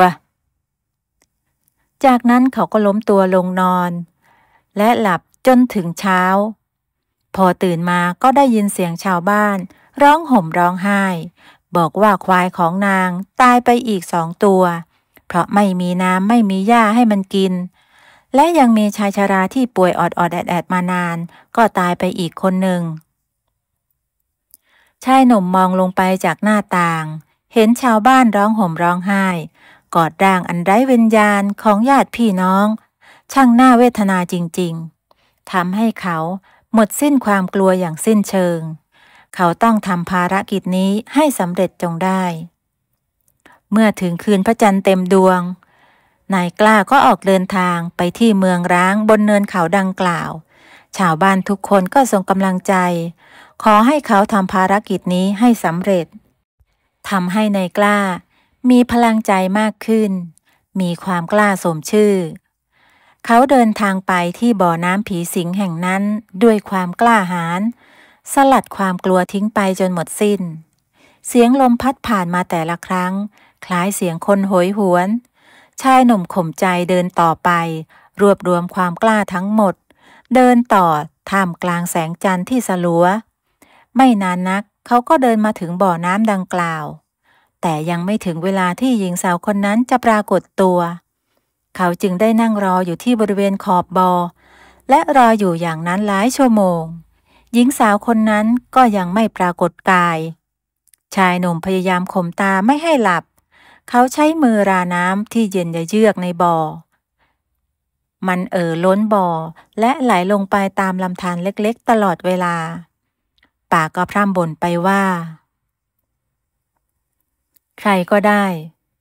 ช่วยบอกฉันทีเถิดว่าเหตุใดน้ำในบ่อแห่งนี้จึงได้ล้นตลอดทั้งปีขณะที่พืชไร่ของเราแห้งตายสัตว์เลี้ยงและผู้คนก็ทยอยตายเพราะความอดอยากและแห้งแล้งตอนนี้พวกเราไม่มีแม้แต่น้ำดื่มและไม่มีใครช่วยพวกเราได้บ้างเลยทันใดนั้นเองก็มีทองคำมากองมากมายอยู่เหนือน้ำมีทั้งสร้อยเงินอัญมณีและเงินทองแท่งมากองอยู่เหนือน้ำตรงหน้าของชายหนุ่มนายกล้าตกใจมากนี่มันอะไรกันเขาไม่ได้ต้องการทรัพย์สมบัติเหล่านี้แต่สิ่งที่เขาต้องการคือน้ำอย่างเดียวเท่านั้นซึ่งขณะนั้นก็มีหญิงสาวสวยและงามมากค่อยๆผุดขึ้นมาจากบ่อทันทีที่เธอโผล่จากน้ำเธอก็ส่งกลิ่นหอมละมุนไปทั่วบริเวณเธอสวมเสื้อคลุมสีสันสดใสหรูหรามายืนอยู่ข้างกายของชายหนุ่มที่ยังนั่งหมดหวังและหมดอะไรตายอยากก่อนที่จะพูดกับเขาว่ายินดีต้อนรับท่านผู้กล้าท่านสามารถเอาสมบัติที่เห็นนี้ได้ตามที่ท่านต้องการข้าไม่ต้องการทรัพย์สมบัติเหล่านี้สิ่งที่ข้าต้องการคือน้ำหมู่บ้านของเรากำลังแห้งแล้งวัวควายก็กำลังจะตายลงชาวบ้านก็กำลังจะตายเพราะอดน้ำบ่อน้ำลำคลองของเราก็แห้งเหือด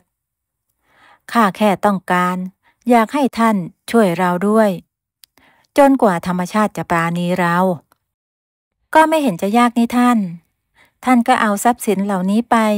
แล้วย้ายไปอยู่ที่เมืองอื่นที่นั่นท่านอาจมีทาสรับใช้มากมายและก็มีน้ำท่าบริบูรณ์ไม่อดอยากเหมือนที่นี่ข้าไม่ใช่คนแบบนั้นข้าเกิดที่นี่และโตที่นี่ข้ารักคนที่นี่พวกชาวบ้านก็เหมือนญาติของข้าเขารอคอยความหวังจากข้าอยู่ว่าข้าจะต้องทำสำเร็จหญิงสาวลึกลับ ได้ยินชายหนุ่มพูดเช่นนั้นก็ทำให้เธอประทับใจเขาไม่เหมือนผู้ชายคนอื่นที่เห็นแก่ตัวเอาตัวรอดคนเดียวหญิงสาวลึกลับจึงได้บอกเขาว่าให้เขาและชาวบ้านใช้น้ำในลำธารที่ไหลลงไปจากบ่อแห่งนี้ได้อย่างเต็มที่โดยไม่ต้องกลัวอันตรายใดๆเป็นระยะเวลา3 เดือนหลังจาก3 เดือนขอให้เจ้ากลับมาหาข้าที่นี่อีกครั้งแล้วค่อยตกลงกันใหม่ชายหนุ่มดีใจมากรีบตอบตกลงทันทีและขอบคุณที่นางได้ให้การช่วยเหลือเขาและชาวบ้านจากนั้นเขาก็รีบวิ่งกลับลงไปที่หมู่บ้านตอนนั้นรุ่งสางพอดีชาวบ้านก็เริ่มตื่นกันแล้วนายกล้าถือเกราะเคราะห์ไม้เพื่อประกาศให้ชาวบ้านได้รู้เมื่อทุกคนทราบเรื่องก็ดีใจเป็นอย่างมากพากันกระโดดโลดเต้นและชัยโยโห่ร้องเป็นการใหญ่คราวนี้พวกเขามีน้ำกินน้ำใช้แล้วและยังขอบคุณนายกล้าที่กล้าหาญสมชื่อจนได้ช่วยเหลือชาวบ้านให้รอดพ้นจากความแห้งแล้งและตอนนี้น้ำในลำธารก็เหมือนว่าจะมีมากขึ้นกว่าเดิมชาวบ้านจึงได้ใช้กันอย่างเต็มที่และไม่มีใครเป็นอันตรายจากน้ำในลำธารแห่งนั้นเลยดังที่หญิงสาวนั้นได้บอกไว้จริงๆในหมู่บ้านแห่งนี้ยังมีชายชราขี้อิจฉาคนหนึ่งเขาได้ยินเรื่องราวของนายกล้าพูดเกี่ยวกับทรัพย์สมบัติที่ผุดขึ้นมาจากบ่อน้ำแต่เขาไม่เอาเขาขอเปลี่ยนเป็นน้ำแทนเพื่อให้ชาวบ้านได้กินได้ใช้แต่ชายชราโลภมากคนนั้นอยากได้ทรัพย์สมบัตินั้นมาเป็นของตัวเองในคืนพระจันทร์เต็มดวงคืนหนึ่งเขาจึงแอบไปที่บ่อน้ำแห่งนั้นพร้อมกระสอบใบใหญ่เพื่อหวังว่าจะนำสมบัติใส่กระสอบนั้นกลับมาเมื่อไปถึงเขาก็นั่งลงที่ขอบบ่อฮัมเพลงเบาๆตามที่นายกล้าทำพร้อมกับบ่นพึมพำเหมือนที่นายกล้าบ่นไม่นานทั้งเงินและทองอัญมณีต่างๆก็ลอยขึ้นมาเหนือน้ำกองอยู่ตรงหน้าของเขามากมายแล้วก็มีหญิงสาวสวยโผล่ขึ้นมาพร้อมกับถามชายชราว่าเจ้าอยากได้สมบัติเหล่านี้ใช่หรือไม่ใช่ข้าต้องการทรัพย์สมบัติเหล่านี้ทั้งหมดชายชราตอบอย่างไม่ต้องคิดเพราะในใจเขามีแต่ความโลภไม่เคยคิดถึงคนอื่นและช่วยเหลือผู้อื่นและหญิงลึกลับคนนั้นจึงได้บอกกับเขาว่าถ้าเขาเอาสมบัติเหล่านี้ไปน้ำที่ไหลลงไปให้ชาวบ้านได้ใช้และดื่มกินในตอนนี้มันจะกลายเป็นพิษขึ้นมาทันทีและฆ่าทุกคนในหมู่บ้านรู้แบบนี้แล้วเจ้ายังจะอยากได้สมบัติเหล่านี้อีกหรือไม่ข้าไม่สนสิ่งที่ข้าสนคือสมบัติเหล่านี้ต่างหากข้าจะต้องได้มันไปครอบครองใครจะเป็นจะตายมันก็ไม่เกี่ยวกับข้าพูดจบชายชราผู้โลภมากก็กอบโกยเอาทรัพย์สมบัติตรงหน้าใส่กระสอบที่เตรียมมาแล้วรีบหนีไปทันทีโดยไม่สนใจหญิงสาวลึกลับที่ยืนมองอยู่เมื่อได้ตามต้องการเขาก็รีบแบกกระสอบลงไปที่หมู่บ้านทันทีโดยที่หญิงผู้นั้นก็ทำอะไรไม่ได้แต่ยืนมองเฉยๆเธอโกรธมากแต่กลับทำอะไรชายชราคนนั้นไม่ได้และในคืนนั้นเองชาวบ้านก็ได้ยินเสียงร้องโหยหวนอย่างไร้ทิศทางไม่สามารถบอกได้ว่าเสียงนั้นมาจากที่ใดทุกคนแปลกใจมากเพราะไม่มีใครได้ยินเสียงนี้มานานแล้วตั้งแต่พวกเขากลับมามีน้ำกินน้ำใช้เหมือนเดิมจนรุ่งเช้าพวกเขาจึงได้พบว่าปลาในลำธารนอนตายเกลื่อนแถมตัวมันก็เป็นสีน้ำเงินทุกตัวมันน่ากลัวมากนี่มันเกิดอะไรขึ้นทั้งที่ยังไม่ครบ3 เดือนเลยหรือว่าหญิงลึกลับคนนั้นเกิดเปลี่ยนใจไม่ให้พวกเขาได้ใช้น้ำแล้วส่วนชายชราเมื่อเห็นดังนั้นเขาก็คิดว่าไม่ควรจะอยู่ในหมู่บ้านแห่งนี้อีกต่อไปดังนั้นเขาจึงหอบกระสอบสมบัติเดินทางไปยังเมืองอื่นโดยไม่สนใจชาวบ้านที่ร้องขอความช่วยเหลือเขามุ่งหน้าไปยังเมืองหนึ่งแล้วจู่ๆเขาก็เกิดล้มป่วย เนื่องจากการเดินทางไกลเป็นระยะเวลานานเท้าของเขาก็เริ่มพุพองเป็นแผลเขาจึงแวะหาที่พักค้างคืนในตอนนั้นเขาได้ซื้อยามารักษาอาการพุพองเท้าแต่แล้วเขาก็ต้องตกใจเมื่อเห็นว่าเท้าของเขานั้นเริ่มกลายเป็นสีน้ำเงินซึ่งมีผลมาจากพิษจากน้ำที่บ่อแห่งนั้นนั่นเองชายชรารู้สึกกลัวมากนี่เขาได้ถูกพิษเข้าให้แล้วเขาจะตายหรือไม่ข้าตายไม่ได้ข้ายังไม่ได้ใช้สมบัติในกระสอบนี้เลยข้าจะตายไม่ได้เมื่อคิดได้ดังนั้นเขาจึงรีบไปตามหาหมอมารักษาตัวเองและบอกว่าใครก็ตามที่รักษาโรคเขาให้หายขาดได้เขาจะมอบทองแท่งให้กับทุกคนหมอที่มาทำการรักษาต่างก็ยินดีรีบทำการรักษาเขาทันทีซึ่งตอนนี้ผิวหนังของเขาก็เริ่มกลายเป็นสีน้ำเงินไปทั่วร่างกาย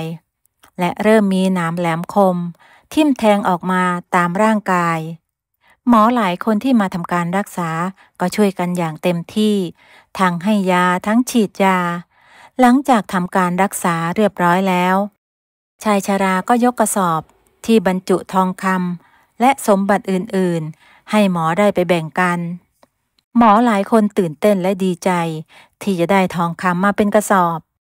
แต่เมื่อพวกเขาเปิดกระสอบออกมาก็พบว่ามีแต่หินกับทรายพวกเขาต่างโกรธมากรุมทำร้ายชายชราจนสะบักสะบอมบอกกับชายชราว่าเขาต้องจ่ายค่ารักษาทั้งหมดไม่เช่นนั้นเขาจะถูกมัดมือให้ม้าลากไปส่งที่หมู่บ้านน้ำพิษของเขาซึ่งชายชราแน่นอนว่าเขาไม่มีเงินที่จะจ่ายค่ารักษาดังนั้นเขาจึงถูกลากไปตามถนนและไปส่งยังหมู่บ้านน้ำพิษที่เขาจากมาชายชราถูกปล่อยทิ้งไว้ที่หน้าหมู่บ้านอย่างน่าเวทนาทั้งหนามคมที่ทิ่มแทงออกมาจากร่างกายของเขาก็เริ่มยาวขึ้นทำให้ชาวบ้านไม่สามารถนำอาหารไปให้เขากินได้ตัวเขาเองก็ไม่สามารถขยับเขยื้อนร่างกายได้เลยชาวบ้านเห็นต่างก็สมเพชเวทนาและไม่มีใครช่วยเขาได้แม้แต่คนเดียวได้แต่นั่งมองรอเวลาซึ่งชาวบ้านเองก็อยากจะช่วยแต่ก็ไม่สามารถช่วยป้อนน้ำป้อนข้าวได้เพราะร่างกายเขามีแต่น้ำแหลมคมที่สุดเขาก็สิ้นใจตายอย่างทรมานอยู่มาวันหนึ่งสถานการณ์ในหมู่บ้านก็เริ่มแย่ลงเรื่อยๆชาวบ้านจึงได้เตรียมตัวอพยพไปอยู่ที่อื่นแต่นายกล้าขอร้องไว้ให้ชาวบ้านอยู่ต่อเขาสัญญาว่าจะไปช่วยพูดกับหญิงสาวลึกลับคนนั้นอีกสักครั้งและในคืนพระจันทร์เต็มดวงเขาก็ไปที่นั่นอีกและทำเหมือนเดิมฮัมเพลงเบาๆแล้วก็ร้องขอความช่วยเหลือเมื่อหญิงสาวโผล่ขึ้นจากน้ำเธอก็ตะโกนไล่เขาให้เขารีบไปก่อนที่เธอจะฆ่าเขาให้ตายตรงนั้นเจ้ารีบไปซะก่อนที่ข้าจะฆ่าเจ้าให้ตายกับมือของข้าเองข้าไม่เข้าใจเหตุใดท่านถึงได้จงเกลียดจงชังผู้ชายนักหรือว่าท่านมีเรื่องอะไรที่คับแค้นใจพอจะบอกเล่าให้ข้าฟังได้หรือไม่ชายหนุ่มทำใจดีสู้เสือในขณะที่นางกำลังโกรธมากเมื่อได้ยินคำพูดที่อ่อนโยนจากชายหนุ่มตรงหน้าก็ทำให้เธออ่อนลงและยอมเล่าเรื่องราวต่างๆให้ชายหนุ่มได้ฟังเธอได้เล่าว่าเดิมทีนั้นเธอเป็นเจ้าหญิงเมืองหนึ่งและได้ตกหลุมรักชายคนหนึ่งเขาทั้งหล่อเหลาและอ่อนโยนแต่พระบิดาของเธอไม่ต้องการ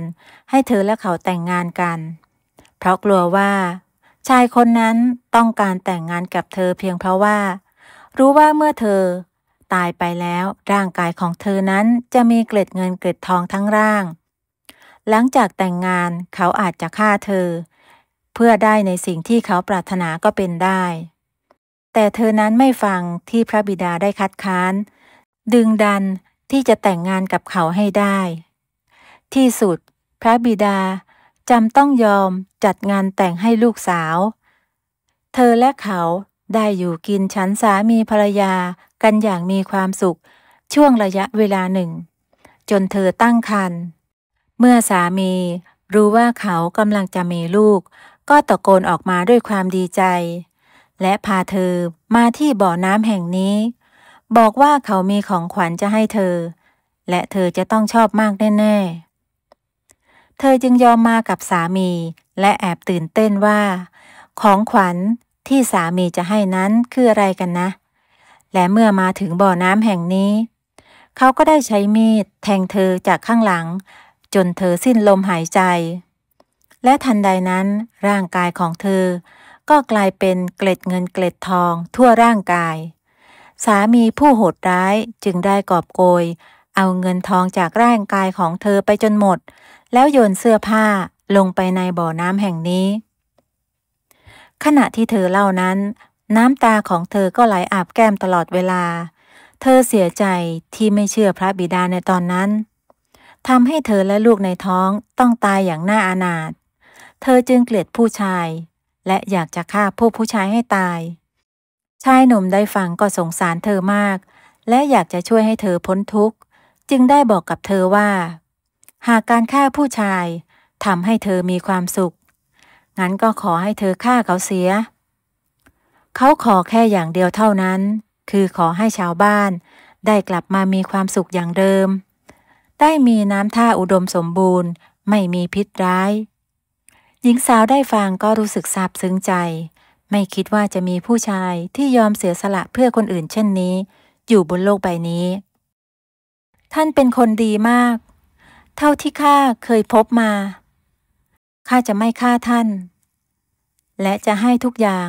ตามที่ท่านต้องการและคงถึงเวลาที่ข้าจะต้องจากไปแล้วจากนั้นนางก็ลอยขึ้นสู่สวงสวรรค์พร้อมกับลูกน้อยของนางต่อมาน้ำในลำธารที่ไหลจากบ่อน้ำแห่งนี้ก็ใช้ได้ตามปกติไม่มีพิษใดๆทั้งคนและสัตว์ต่างก็ออกมากินน้ำในลำธารที่บัดนี้มันกลายเป็นแม่น้ำขนาดเล็กที่ไหลไปเรื่อยๆไม่มีที่สิ้นสุดหล่อเลี้ยงผู้คนริมน้ำมองไปทางไหนก็มีแต่ความอุดมสมบูรณ์ส่วนนายกล้าก็ได้รับการแต่งตั้งเป็นหัวหน้าหมู่บ้านคนใหม่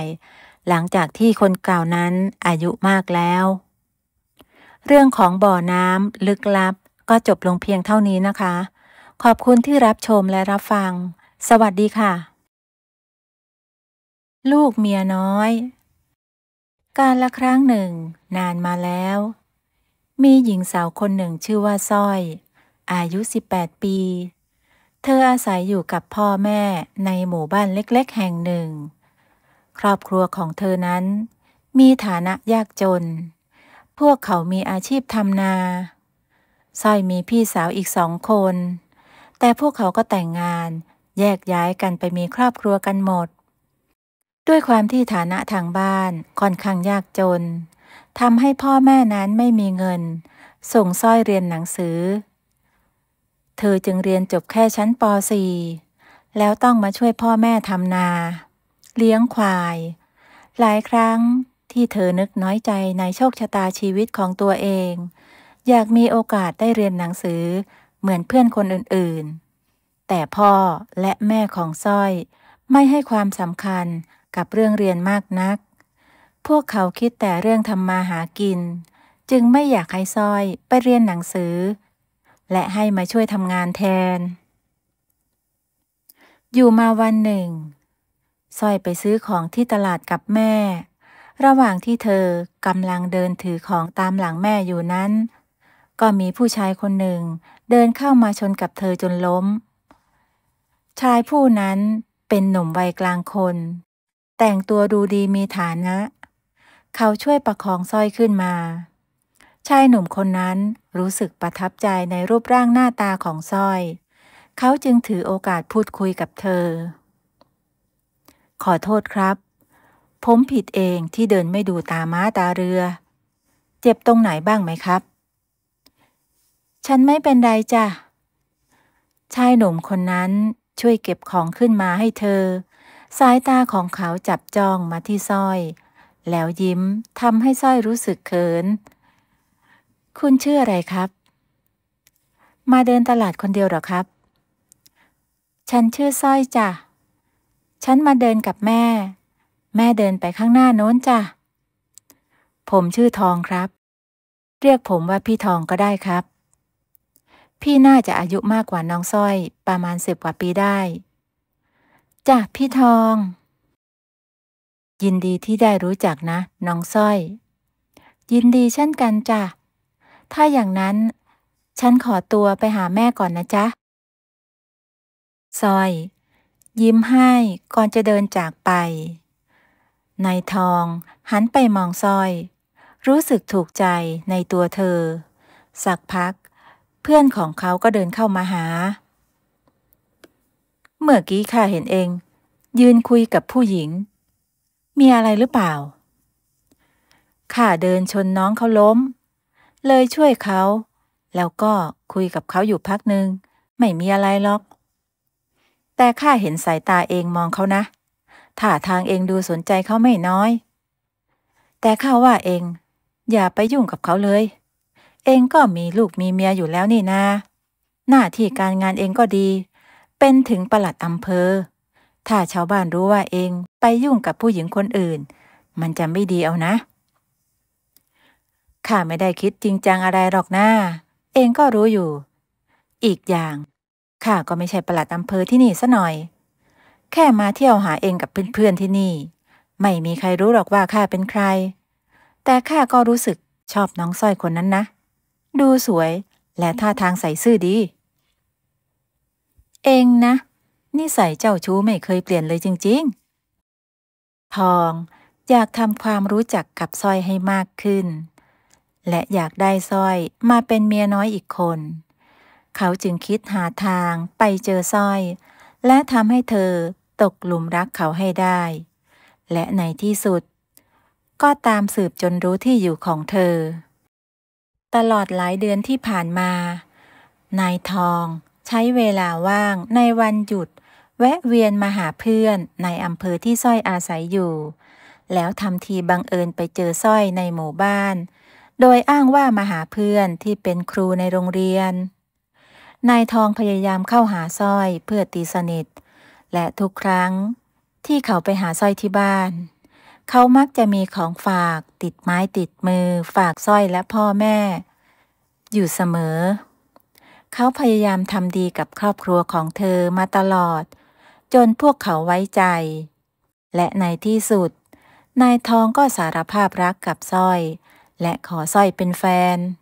เมื่อสร้อยตกลงคบหากับนายทองจึงเข้าไปพูดคุยกับพ่อแม่ของเธอเพื่อจะมาสู่ขอพาสร้อยไปอยู่ด้วยโดยอ้างว่าจะพาสร้อยไปทำความรู้จักกับพ่อแม่ของเขาก่อนและจะมาสู่ขอทำพิธีแต่งงานภายหลังนายทองได้นำเงินก้อนจำนวนหนึ่งมามอบให้พ่อกับแม่ของสร้อยเป็นของมั่นหมายและอ้างว่าพ่อแม่ของตนยังไม่ว่างที่จะมาเจรจาสู่ขอด้วยตนเองพ่อแม่ของสร้อยเชื่อใจนายทองเพราะเห็นว่าเป็นคนดีและมีฐานะไม่คิดว่านายทองจะมาหลอกและเงินที่เป็นของมั่นก็มีจำนวนไม่ใช่น้อยพ่อแม่ของสร้อยจึงตัดสินใจรับไว้และอนุญาตให้ทองพาสร้อยไปอยู่ด้วยได้เมื่อถึงเวลานายทองก็พาสร้อยไปที่บ้านพักหลังหนึ่งเป็นบ้านที่นายทองแอบซื้อไว้แต่ไม่มีใครอยู่มีเพียงแม่บ้านคนหนึ่งชื่อยายเพียรเป็นผู้ดูแลบ้านและอาศัยอยู่ไม่ไกลจากที่นี่นักยายเพียรไม่รู้มาก่อนว่านายทองมีลูกมีเมียอยู่แล้วเขาเป็นเพียงผู้ดูแลบ้านที่นายทองจ้างเอาไว้นายทองพาสร้อยมาอยู่ที่บ้านหลังนี้โดยให้ยายเพียรคอยแวะเวียนมาดูแลสร้อยทองอ้างว่าพ่อแม่ของตนไปทำงานราชการที่ต่างจังหวัด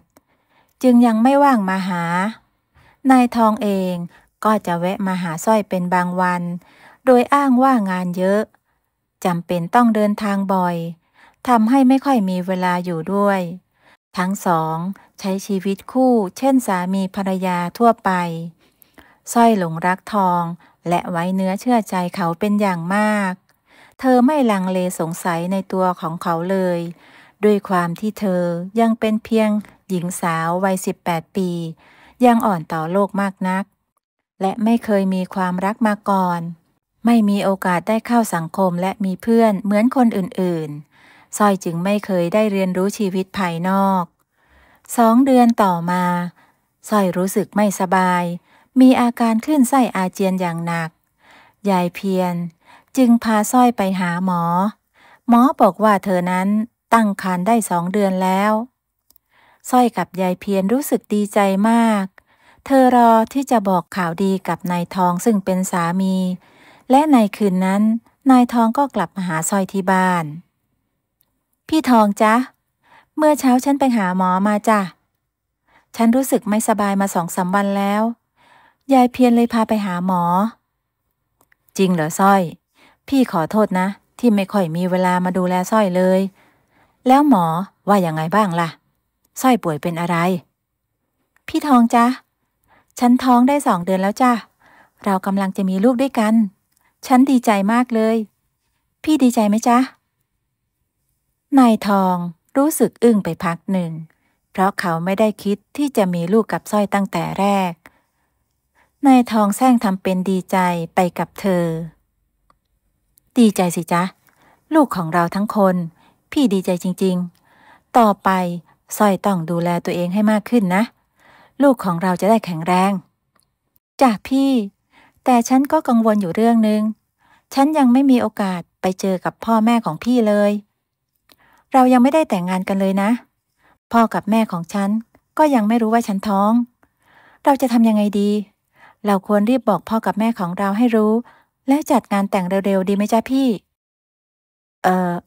ไว้พี่จะบอกพ่อกับแม่พี่เองนะตอนนี้พวกท่านไปดูแลย่าของพี่ท่านป่วยหนักพี่เลยยังพาสร้อยไปหาพวกท่านไม่ได้น่ะอีกอย่างพี่เองก็ยังต้องเดินทางไปราชการหลายที่เลยไม่ค่อยมีเวลามาดูแลสร้อยเลยไว้ถ้าทุกอย่างลงตัวแล้วพี่จะพาสร้อยไปหาพ่อกับแม่พี่เพื่อให้เขาไปสู่ขอกับพ่อแม่ของสร้อยนะแล้วเราค่อยมาแต่งงานกันระหว่างนี้พี่จะให้ยายเพียรมาดูแลสร้อยไปก่อนช่วงนี้สร้อยก็คงแพ้ท้องหนักพี่อยากให้สร้อยได้พักผ่อนเยอะๆสร้อยกับลูกจะได้แข็งแรงน่ะก็ได้จ้ะฉันจะรอนะฉันรักพี่ทองนะอยากให้เรา2 คนอยู่ด้วยกันอย่างมีความสุขตลอดไปพี่ก็รักสร้อยจ้ะนายทองกอดสร้อยเอาไว้ในใจรู้สึกกังวลอยู่ไม่น้อยแม้เขาจะมีใจให้สร้อยอยู่บ้าง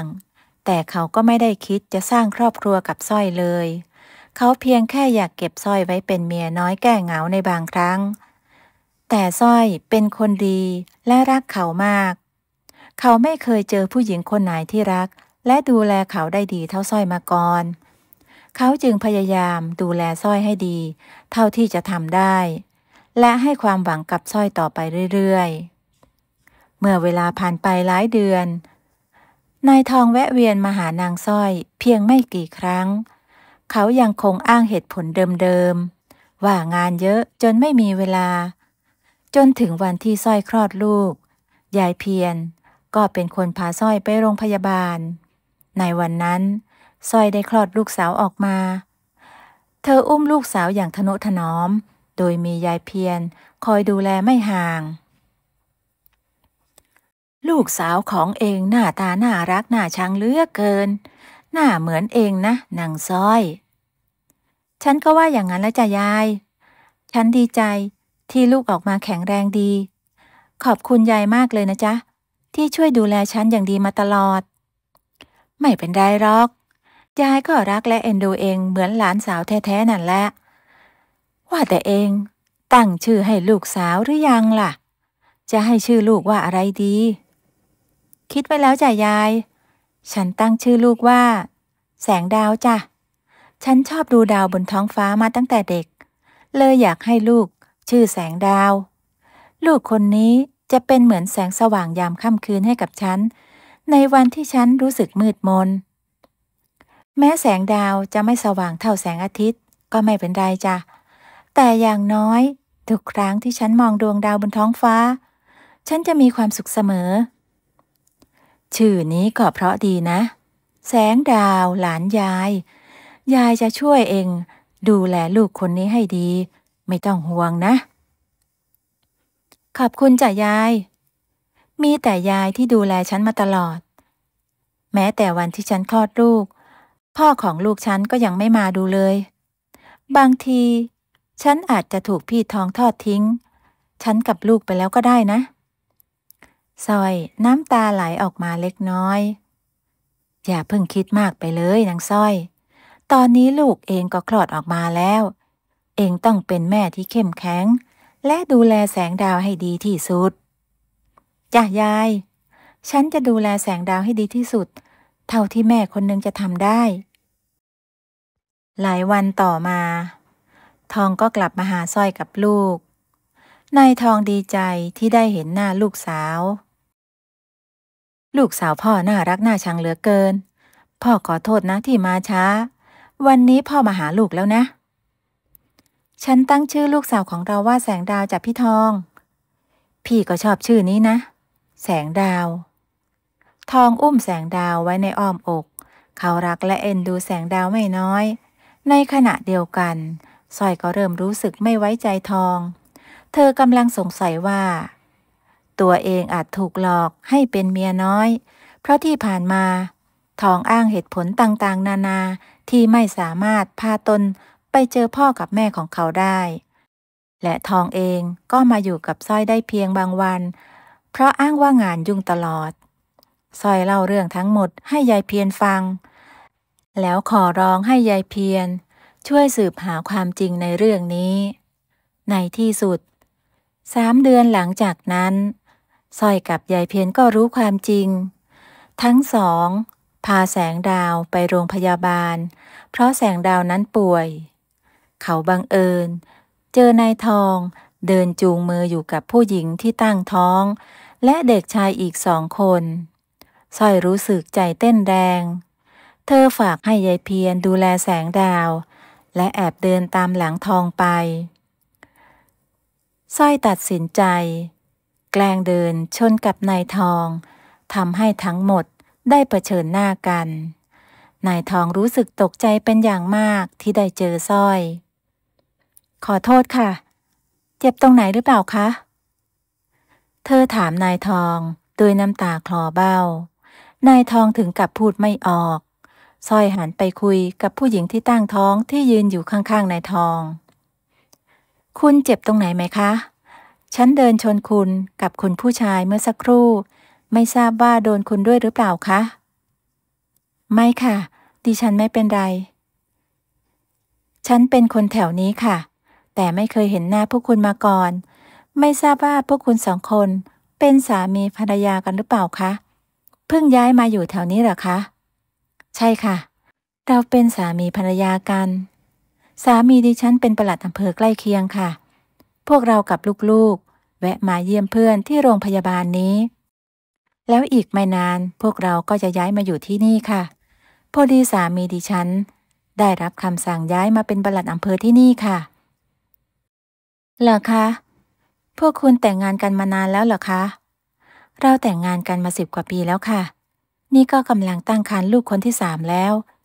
คุณถามทำไมเหรอคะมีอะไรหรือเปล่าสร้อยรู้สึกใจสลายที่ได้รู้ความจริง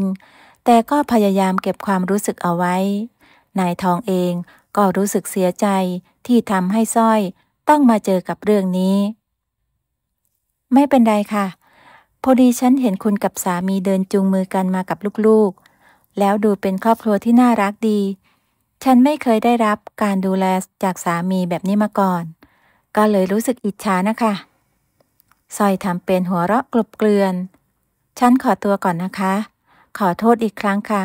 ที่เดินมาชนพวกคุณลาก่อนนะคะสร้อยยิ้มให้คนทั้งสองแล้วเดินกลับหลังหันตอนนั้นน้ำตาเธอไหลพรากในใจรู้สึกแตกสลายที่ได้รู้ว่าคนที่ตนรักนั้นหลอกเธอมาตลอดทองรู้สึกเสียใจแต่ก็พยายามเก็บอาการเอาไว้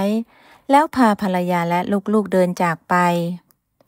สร้อย แสงดาวและยายเพียรกลับมาถึงบ้านเธอร้องไห้และเสียใจอย่างหนักที่รู้ว่าตัวเองถูกหลอกให้เป็นเมียน้อยมาตลอดยายเพียรก็คอยปลอบใจอยู่ไม่ห่างเธอตัดสินใจที่จะกลับไปอยู่บ้านพ่อแม่กับแสงดาวโดยมียายเพียรและเพื่อนบ้านคอยช่วยเหลืออาสาไปส่งสร้อยกับแสงดาวถึงบ้านสร้อยตัดสินใจเล่าความจริงทุกอย่างให้พ่อแม่ฟังพ่อแม่ก็รู้สึกสงสารเธอเป็นอย่างมากและรู้สึกผิดที่ยอมให้สร้อยไปอยู่กับนายทองพ่อกับแม่ของสร้อยรับปากว่าจะคอยดูแลสร้อยและแสงดาวแม้ฐานะทางบ้านจะยากจนแต่ก็จะช่วยกันเลี้ยงดูแสงดาวให้ดีที่สุดในขณะเดียวกันนายทองก็เดินทางไปหาสร้อยกับลูกที่บ้านพักแต่เจอยายเพียรที่กำลังทำความสะอาดบ้านอยู่ยายเพียรบอกกับนายทองว่าสร้อยกับลูกกลับไปอยู่ที่บ้านกับพ่อแม่แล้วสร้อยไม่อยากจะพบกับนายทองอีกและฝากบอกว่าอย่าไปยุ่งวุ่นวายกับเธอและลูกอีกถ้านายทองยังมีความหวังดีให้กับสร้อยและลูกขอให้ปล่อยเธอไปและกลับไปดูแลครอบครัวของตัวเองให้ดีทองรู้สึกเสียใจมากกับสิ่งที่ได้ทำลงไปเขาได้แต่ทำใจและยอมรับและปล่อยสร้อยไป12 ปีต่อมาแสงดาวเติบโตเป็นเด็กผู้หญิงที่ร่าเริงสดใสตามวัยและได้เรียนหนังสือกับเพื่อนๆที่โรงเรียนสร้อยผู้เป็นแม่ทำงานอย่างหนักเพื่อเก็บเงินส่งแสงดาวให้ได้เรียนหนังสือแสงดาวเป็นเด็กหญิงที่เก่งฉลาดและกตัญญูรู้คุณทุกวันหยุดแสงดาวจะไปช่วยตากับยายเก็บเห็ดเพื่อไปขายที่ตลาดช่วยดำนาเมื่อถึงฤดูทำนาช่วยทำงานบ้านรวมถึงช่วยแม่ทำงานเย็บปักถักร้อยสร้อยเลี้ยงดูแสงดาวอย่างดีเพราะอยากให้แสงดาวมีชีวิตที่ดีมีการศึกษามีเพื่อนซึ่งเป็นสิ่งที่สร้อยไม่เคยมีไม่อยากให้ลูกมีชีวิตที่ผิดพลาดเหมือนกับสร้อยในอดีตวันหนึ่งพี่สาวทั้ง2 คนของเธอก็กลับมาเยี่ยมบ้านพร้อมกับสามีและลูกๆของพวกเขามีชีวิตความเป็นอยู่ที่ดีกว่าเธอมีครอบครัวที่สมบูรณ์นานๆทีจะพากันกลับมาเยี่ยมบ้านอยู่กันพร้อมหน้าพร้อมตาเป็นยังไงบ้างสร้อยไม่ได้เจอกันตั้งนานเอ็งสบายดีไหมแล้วนี่ทำงานอะไรยังช่วยพ่อกับแม่ทำนาเลี้ยงควายอยู่เหมือนเดิมใช่ไหมพี่สาวคนโตถามขึ้นฉันสบายดีจ้ะฉันก็ยังช่วยพ่อแม่เหมือนเดิมและรับจ้างทำงานเย็บปักถักร้อยให้เฒ่าแก่แถวนี้ละจ้ะจะได้มีเงินส่งเสียให้แสงดาวได้เรียนหนังสือลำพังเลี้ยงตัวเองกับพ่อแม่ก็แทบไม่รอดเลยเองยังจะส่งเสียลูกเองเรียนหนังสืออีกเหรอไม่ต้องให้มันเรียนสูงนักหรอกลำบากครอบครัวเปล่าๆเองคงไม่อยากให้แสงดาวมีชีวิตเหมือนเองตอนเด็กสินะเรียนไม่จบไม่มีเพื่อนแถมยังโชคร้ายไปเป็นเมียน้อยคนอื่นเขาอีกจะว่าไปเองก็น่าสงสารเหมือนกันนะไม่มีโอกาสได้ใช้ชีวิตดีๆเหมือนพวกพี่ๆเลยพี่สาวคนโตพูดขึ้นนั่นสินะพวกเรายังโชคดีที่มีผัวดีแถมมีลูกที่เรียนเก่งอีกแล้วแสงดาวมันเป็นยังไงบ้างมีเพื่อนบ้างหรือเปล่าเรียนรู้เรื่องไหมแล้วเวลาลูกเองไปโรงเรียนมันไม่โดนเพื่อนล้อหรือว่าเป็นลูกเมียน้อยถ้าเป็นฉันนะคงอายจนแทบไม่อยากเจอใครเลยละพี่สาวพูดขึ้นอีกแสงดาวสบายดีจ้ะพวกเรามีความสุขกันดีถึงลูกฉันจะไม่มีพ่อเหมือนเด็กคนอื่นแต่ฉันก็เลี้ยงลูกฉันมาดีเท่าที่ฉันจะเลี้ยงได้แล้วพวกพี่ก็ช่วยเลิกพูดเรื่องเมียน้อยอะไรแบบนี้ได้ไหมฉันไม่อยากให้ลูกมาได้ยินไม่อยากให้ลูกเสียใจมันผ่านมาแล้วฉันรู้ว่าฉันโง่ไม่ได้ฉลาดเหมือนพวกพี่เลิกซ้ำเติมกันสักทีเถอะจ้ะสร้อยน้ำตาคลอออกมาแสงดาวแอบฟังป้าทั้งสองคุยกับแม่แล้วรู้สึกไม่สบายใจเธอรับรู้มาตลอด ว่าแม่ของตัวเองเป็นเมียน้อยเพราะเคยได้ยินชาวบ้านในหมู่บ้านคุยกันแต่ก็ไม่เคยคิดว่าป้าแท้ๆของตัวเองจะมาพูดจาดูถูกคนในครอบครัวทำให้แม่เจ็บช้ำน้ำใจได้ขนาดนี้แสงดาวจึงเดินออกมาคุยกับป้าและแม่สวัสดีจ้ะหนูสบายดีจ้ะหนูมีเพื่อนได้เรียนหนังสือและจะตั้งใจเรียนให้เก่งโตขึ้นจะได้เป็นหมอคอยดูแลแม่ดูแลตากับยายและที่สำคัญหนูรักและภูมิใจในตัวแม่มากๆจ้ะนี่เองแอบฟังที่พวกเราคุยกันเหรอไหนบอกได้เรียนหนังสือครูไม่เคยสอนหรือว่าไม่ควรแอบฟังผู้ใหญ่คุยกันแต่จะโทษครูอย่างเดียวก็คงไม่ได้ต้องโทษคนที่เลี้ยงเองด้วยแม่เองไม่เคยสอนหรือไงว่าอย่าแอบฟังผู้ใหญ่คุยกันพี่สาวคนโตรู้สึกโกรธพี่พูดแรงไปหรือเปล่าแสงดาวยังเด็กอยู่นะลูกฉันไม่ได้ตั้งใจหรอกจ้ะ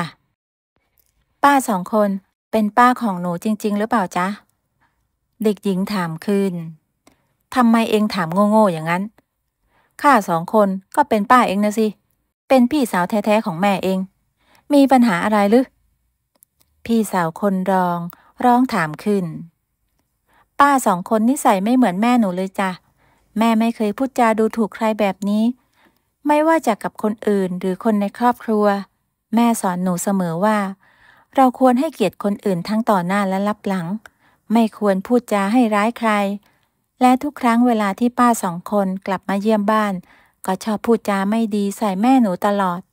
ตอนเด็กๆไม่เคยมีใครสอนป้าเหรอจ๊ะว่าไม่ควรพูดจาแบบนี้กับใครโดยเฉพาะกับคนในครอบครัวแสงดาวปากดีเหลือเกินนะทำไมพูดจากับผู้ใหญ่แบบนี้พี่สาวคนรองโมโหอย่างหนักลูกไม่ควรพูดแบบนี้กับป้าเขานะลูกขอโทษป้าเขาซะหนูขอโทษในส่วนที่หนูทำผิดนะจ๊ะแต่ที่หนูพูดมันเป็นความจริงนะแล้วหนูก็อยากจะบอกให้ป้ารู้ไว้ว่าหนูไม่อายที่มีแม่เป็นเมียน้อยแม่หนูถูกพ่อหลอกหนูรู้เรื่องนี้มานานแล้วได้ยินที่ตากับยายกับแม่คุยกันได้ยินที่ชาวบ้านเขาพูดกันตอนแรกหนูก็ไม่เข้าใจและนึกเสียใจที่ต้องมารับรู้เรื่องแบบนี้แต่คุณครูก็สอนหนูพูดคุยจนหนูเข้าใจและหนูก็เห็นว่าแม่เป็นคนดีดูแลหนูอย่างดีมาตลอดหนูภูมิใจที่เป็นลูกของแม่แม่หนูเก่งที่สุดและหนูขอให้สัญญากับทุกคนตรงนี้เลยว่าลูกเมียน้อยอย่างหนูจะทำให้แม่ภูมิใจจะไม่ยอมให้ใครมาดูถูกแม่หนูอีกแสงดาวพูดจบด้วยน้ำเสียงจริงจังทำเอาป้าทั้งสองนิ่งเงียบไปสร้อยน้ำตาไหลออกมารู้สึกซึ้งใจที่แสงดาวเข้าใจและไม่รังเกียจที่ตัวเองเคยผิดพลาดนับตั้งแต่นั้นแสงดาวก็พิสูจน์ตัวเองมาโดยตลอดเธอตั้งใจเรียนจนสอบได้ที่หนึ่งและในวันหยุดก็จะช่วยตากับยายและแม่ทำงานหาเงินเวลาเธอเจอชาวบ้านที่เป็นผู้ใหญ่ก็จะยกมือไหว้และยิ้มทักทายทุกคนอยู่เสมอทำให้พวกเขารู้สึกเอ็นดูและชื่นชมในความกตัญญูของแสงดาวสร้อยรู้สึกภูมิใจในตัวลูกสาวคนนี้อย่างมากแม้เธอจะยังเป็นแค่เด็กหญิงวัย12แต่แสงดาวก็มีความคิดที่ฉลาดหลักแหลมเรียนรู้สิ่งต่างๆได้อย่างรวดเร็วและช่วยแบ่งเบาภาระตากับยายรวมถึงแม่ได้เป็นอย่างดี10 ปีต่อมาแสงดาวได้พิสูจน์ให้ทุกคนได้เห็นว่าเธอสามารถทำตามสัญญาที่เคยให้ไว้ได้เธอเรียนจบจนได้เป็นหมอที่ผ่านมาเธอทำงานเก็บเงินส่งตัวเองเรียนและยังคอยดูแลคนในครอบครัวเหมือนที่เคยทำมาตลอดแสงดาวได้เป็นหมอในชนบทได้อยู่ใกล้ชิดกับครอบครัวและยังเป็นหมออาสาคอยดูแลผู้ป่วยยากไร้ครอบครัวของแสงดาวและชาวบ้านต่างชื่นชมและภูมิใจในตัวเธอและชาวบ้านก็ยังชื่นชมสร้อยที่เลี้ยงลูกจนได้ดิบได้ดีสร้อยรู้สึกมีความสุขที่สุดในวันนี้แสงดาวได้มีชีวิตที่ดีและทำให้ทุกคนภาคภูมิใจรวมถึงป้าทั้งสองคนที่เห็นถึงความพยายามของเธอมาตลอด พวกเขาได้มีโอกาสพูดคุยและขอโทษเธอที่เคยดูถูกหลานตัวเองแสงดาวให้อภัยและให้เกียรติทุกคนเหมือนเดิมซอยกลายเป็นคนที่มีคนนับหน้าถือตาเป็นตัวอย่างที่ดีในการเลี้ยงลูกจนโตเป็นหมอที่ดีและเป็นคนดีของทุกคนในที่สุดลูกก็ทำสำเร็จแล้วนะแสงดาวแม่ภูมิใจในตัวลูกที่สุดเลยหนูมีทุกวันนี้ได้ก็เพราะแม่นะจ๊ะถึงตอนนี้หนูจะเป็นหมอเป็นที่นับหน้าถือตาของใครหลายคนแต่หนูก็ยังเป็นแสงดาวคนเดิมของแม่เสมอจ้ะขอบคุณที่เชื่อในตัวแม่นะลูกขอบคุณที่ทำเพื่อแม่หนูรักแม่ที่สุดจ้ะหนูขอบคุณแม่ที่ช่วยทำให้หนูมีวันนี้แสงดาวแม่ขอถามอะไรลูกหน่อยได้ไหมอะไรเหรอจ๊ะลูกอยากเจอพ่อของลูกหรือเปล่าเคยรู้สึกอยากมีครอบครัวที่สมบูรณ์เหมือนคนอื่นเขาไหมแม่ขอโทษที่ปิดโอกาสไม่ให้ลูกได้เจอกับพ่อเลยไม่เคยถามลูกเลยว่าลูกรู้สึกยังไงแม่จ๊ะหนูไม่เคยคิดน้อยเนื้อต่ำใจอะไรเลยหนูมีแม่มีตากับยายก็เป็นครอบครัวที่สมบูรณ์แล้วจ้ะหนูขอดูแลคนที่เลี้ยงหนูมาหนูไม่คิดจะตามหาพ่อหรอกจ้ะปล่อยให้เขาใช้ชีวิตของเขาต่อไปเราก็ใช้ชีวิตของเราต่อไปเท่านี้ก็พอแล้วจ้ะสร้อยกอดแสงดาวด้วยความรักและภาคภูมิใจในตัวลูกคนนี้อย่างที่สุดเธอกับแสงดาวได้พิสูจน์ให้ทุกคนได้เห็นว่าครอบครัวที่สมบูรณ์ไม่จำเป็นต้องมีพ่อหรือแม่และลูกเท่านั้นแต่ครอบครัวที่สมบูรณ์คือครอบครัวที่มีแต่ความรักความเข้าใจกันและความพอใจในสิ่งที่มีทุกคนเคยผิดพลาดในชีวิตแต่เราสามารถแก้ไขและใช้ชีวิตต่อไปในทางที่ถูกได้ทุกคนคู่ควรที่จะได้รับโอกาสในการเริ่มต้นใหม่และได้รับสิ่งที่ดีเสมอนิทานเรื่องไข่มุกพญานาคนานมาแล้วณหมู่บ้านริมน้ำแห่งหนึ่งที่นี่มีทะเลสาบขนาดใหญ่และมีเกาะเล็กๆตั้งอยู่กลางทะเลสาบและที่เกาะแห่งนี้นี่เองมีคำร่ำลือกันว่ามีพญานาคสาวตนหนึ่งอาศัยอยู่ซึ่งเดิมทีนางเป็นหญิงสาวแต่ถูกสาปให้เป็นพญานาคเพื่อรักษาไข่มุกที่อยู่ใต้ลิ้นของนางมีคนพยายามไปเอาไข่มุกที่ใต้ลิ้นของนางหลายครั้งแต่ก็ไม่มีใครรอดชีวิตกลับมาสักคนซึ่งนั่นก็เป็นเพียงเรื่องเล่าต่อๆกันมาความจริงเป็นอย่างไรไม่มีใครรู้ชาวบ้านต่างก็กลัวพญานาคตนนี้เพราะเชื่อว่านางดุร้ายมากหากมีใครก้าวเข้าไปในดินแดนของนางพวกเขาจึงไม่กล้าที่จะเข้าไปหาเห็ดในเกาะแห่งนั้นทั้งที่มันก็เป็นทางเชื่อมไปยังเกาะแห่งนั้นได้แต่ไม่มีใครก้าวล้ำเข้าไปจะมีก็แต่พวกคนโลภต่างถิ่นที่รู้ข่าวพากันมายังเกาะแห่งนี้เพื่อหวังว่าจะกำจัดพญานาคไม่ใช่เพียงเพราะว่าหวังไข่มุกเพียงอย่างเดียวพวกเขาเชื่อกันว่ายังมีสมบัติพญานาคอยู่อีกมากมายภายในถ้ำของพญานาคแต่ก็ยังไม่มีใครยืนยันว่ามีอยู่จริงเพราะทุกคนที่เข้าไปไม่มีใครได้กลับออกมาอีกเลยวันหนึ่งก็ได้มีตายายคู่หนึ่งเข้าไปหาของป่าตอนนั้นเขาหลงเข้าไปในเขตของพญานาคโดยไม่รู้ตัวทั้งสองเดินหาทางออกอยู่นานแล้วก็เดินไปเจอถ้ำแห่งหนึ่งด้านหน้าถ้ำมีรูปปั้นของพญานาคอยู่ตอนนี้นี่เองจึงได้รู้ว่าเขาได้หลงเข้ามาในเขตของพญานาคเขาให้แล้วสองผัวเมียจูงมือกันวิ่งอย่างไม่รู้สังขารเร็วเข้าตาเฒ่าเราต้องรีบหนีออกไปจากที่นี่นะเดี๋ยวพญานาคมาเห็นเข้าเราตายแน่ๆทั้งสองวิ่งหาทางออก จนไปถึงหน้าผาแห่งหนึ่งซึ่งตอนนั้นไม่รู้ว่าเบื้องหน้าคือหน้าผาสูงทันใดนั้นสองตายายก็พลัดตกลงไปยังหุบเหวลึกแห่งนั้นตอนนั้นสองผัวเมียคิดว่าต้องตายแน่แล้วแต่แล้วทั้งสองก็ต้องแปลกใจ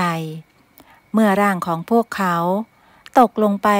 ยังเบาะนุ่มๆซึ่งความจริงก็คือลำตัวของพญานาคสาวตนนั้นนั่นเองที่ช่วยเอาร่างอันหนานุ่มของนางมารองรับร่างของสองตายายเอาไว้สองตายายเห็นดังนั้นก็กลัวมากกลัวว่าพญานาคตนนี้จะทำร้ายแต่กลับไม่เป็นเช่นนั้นพญานาคตัวใหญ่โตเลื้อยขึ้นมาจากผาสูงโดยมีสองตายายนั่งตัวสั่นอยู่บนหลังของมันเมื่อขึ้นไปถึงที่ปลอดภัยมันก็นอนนิ่งๆเพื่อให้ทั้งสองนั้นลงจากหลังแล้วมันก็เลื้อยหายไปในป่าโดยไม่ทำร้ายใดๆสองตายายนั้นเลยทั้งสองถอนหายใจด้วยความโล่งอกและรีบหนีออกมาจากป่าแล้วก็เจอทางออกในที่สุดเขาได้นำเรื่องนี้ไปเล่าให้คนในหมู่บ้านได้ฟังผู้คนต่างก็หวาดกลัวแม้ทั้งสองจะบอกว่าพญานาคตนนั้นไม่ดุร้ายอย่างที่ทุกคนคิดแต่ทุกคนก็ไม่เชื่อส่วนสองตายายนอกจากจะไม่คิดจะเข้าไปรบกวนพญานาคตนนั้นแล้วเขายังปกป้องไม่ให้ใครเข้าไปยังเกาะเพื่อคิดจะขโมยไข่มุกพญานาคตนนั้นอีกด้วยข่าวเรื่องไข่มุกพญานาครู้ถึงหูของชายหนุ่มพเนจรคนหนึ่งซึ่งเขาก็คือผู้กล้าคนหนึ่งเดินทางผ่านมายังเมืองนี้พอดีเขาได้ยินผู้คนพูดถึงพญานาคที่เกาะแห่งนั้นว่ามันดุร้ายและฆ่าชีวิตผู้คนไปมากมายซึ่งคนเหล่านั้นก็ล้วนแต่โลภมากต้องการไข่มุกพญานาคที่ฝังอยู่ใต้ลิ้นของมันแต่ก็ไม่มีใครได้กลับออกมาจากเกาะแห่งนั้นอีกเลยชายหนุ่มต่างถิ่นรู้สึกท้าทายอยากจะลองเข้าไปพิสูจน์ที่เกาะแห่งนั้นบ้างว่ามันน่ากลัวขนาดไหนและไข่มุกพญานาคนั้นมีจริงหรือไม่หรือเป็นแค่คำร่ำลือคิดแล้วเขาก็ไม่รอช้ารีบควบม้าเข้าไปยังหมู่บ้านริมน้ำแห่งนั้นทันทีและเมื่อไปถึงหมู่บ้านแห่งนั้น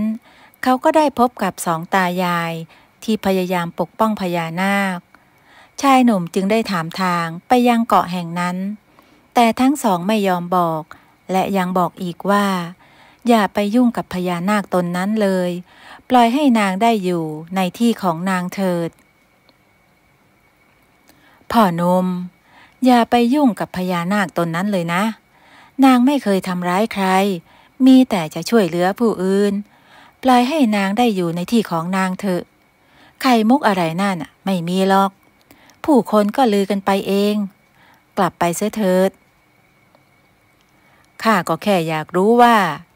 มันเป็นอย่างที่คำร่ำลือกันหรือไม่เท่านั้นเอง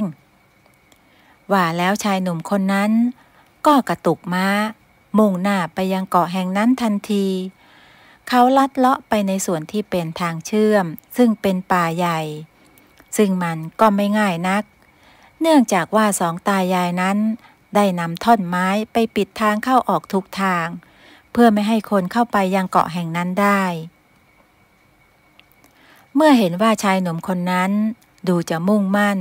ที่จะเข้าไปยังเกาะแห่งนั้นให้ได้สองตายายก็กระวนกระวายใจเพราะดูแล้วชายหนุ่มผู้นี้ดูจะมีความเก่งกล้าสามารถหากเข้าไปถึงที่เกาะแห่งนั้นได้พญานาคตนนั้นก็คงจะเสียทีให้กับชายหนุ่มคนนี้เป็นแน่ทั้งสองจึงได้รีบเดินทางไปยังเกาะเพื่อเตือนให้พญานาคนั้นรู้ตัวว่ามีคนจะปองร้ายโดยการพายเรือเล็กๆไปอย่างเงียบๆเมื่อขึ้นไปถึงเกาะก็ได้เรียกหาพญานาคแต่เรียกเท่าไหร่ก็ไม่มีวี่แววว่าพญานาคจะเลื้อยออกมาทั้งสองจึงเดินเข้าไปยังถ้ำแห่งหนึ่งซึ่งคาดว่าน่าจะเป็นที่อยู่ของนางซึ่งทั้งสองนั้นก็ไม่รู้สึกกลัวแต่อย่างใด เพราะมีความรู้สึกว่าพญานาคไม่ได้ดุร้ายอย่างที่ทุกคนเข้าใจตรงกันข้ามหากนางเป็นหญิงที่ถูกสาปตามคำร่ำลือจริงก็ยิ่งน่าสงสารที่ใครๆก็จ้องจะเข้ามาทำร้ายเพื่อหวังจะเอาไข่มุกที่อยู่ใต้ลิ้นของนางทำให้นางอยู่ไม่เป็นสุขถูกมนุษย์รบกวนตลอดเวลาในขณะที่ชายหนุ่มคนนั้นก็ยังคงพยายามหาทางเข้าไปยังเกาะแห่งนั้นจนได้เขาขี่ม้าเหาะๆไปยังเกาะสายตามองไปทั่วบริเวณป่าแห่งนี้เย็นเยือกคล้ายป่าดงดิบยิ่งเดินเข้าไปลึกก็ยิ่งหนาวสะท้านแต่เขาก็ไม่ยอมแพ้เท่าที่รู้มาพญานาคตนนี้เดิมทีเป็นหญิงแต่นางได้ถูกสาปให้เฝ้าไข่มุกที่อยู่ใต้ลิ้นของนางนับว่าพญานาคตนนี้ช่างน่าสงสารเขาจะช่วยแก้คำสาปนั้นได้อย่างไรชายหนุ่มอยากจะช่วยนางแต่ก็ไม่รู้จะช่วยวิธีใดทางด้านสองตายายเมื่อเข้าไปถึงถ้ำก็ไม่พบพญานาคแต่กลับพบหญิงสาวคนหนึ่งนอนป่วยอยู่ในถ้ำเพียงลำพังสองเท่าจึงได้รีบเข้าไปดูอาการทั้งที่ไม่รู้ว่านั่นคือหญิงสาวที่ถูกสาปเป็นพญานาคทั้งสองกุลีกุจอหาสมุนไพรบริเวณหน้าปากถ้ำมาต้มใส่หม้อดินที่วางอยู่บริเวณนั้นและนำมาป้อนให้นางกินหนูกินยาหน่อยนะลูกจะได้หายดูสิตัวร้อนมากเลยหญิงชราได้ประคองหญิงสาวนั้นลุกขึ้นนั่งแล้วนำยาสมุนไพรมาป้อนให้กับเธอตอนนั้นนางไม่มีเรี่ยวแรงแม้แต่จะนั่งยายจึงได้ประคองนางไว้ตลอดเวลากินเสร็จก็ให้นางได้นอนพักผ่อนที่เตียงที่ทำจากหินขนาดใหญ่แต่ปูรองด้วยผ้าขนสัตว์ที่หนานุ่มเพื่อความอบอุ่นในคืนนั้นตากับยายจึงได้นอนค้างที่ถ้ำแห่งนั้น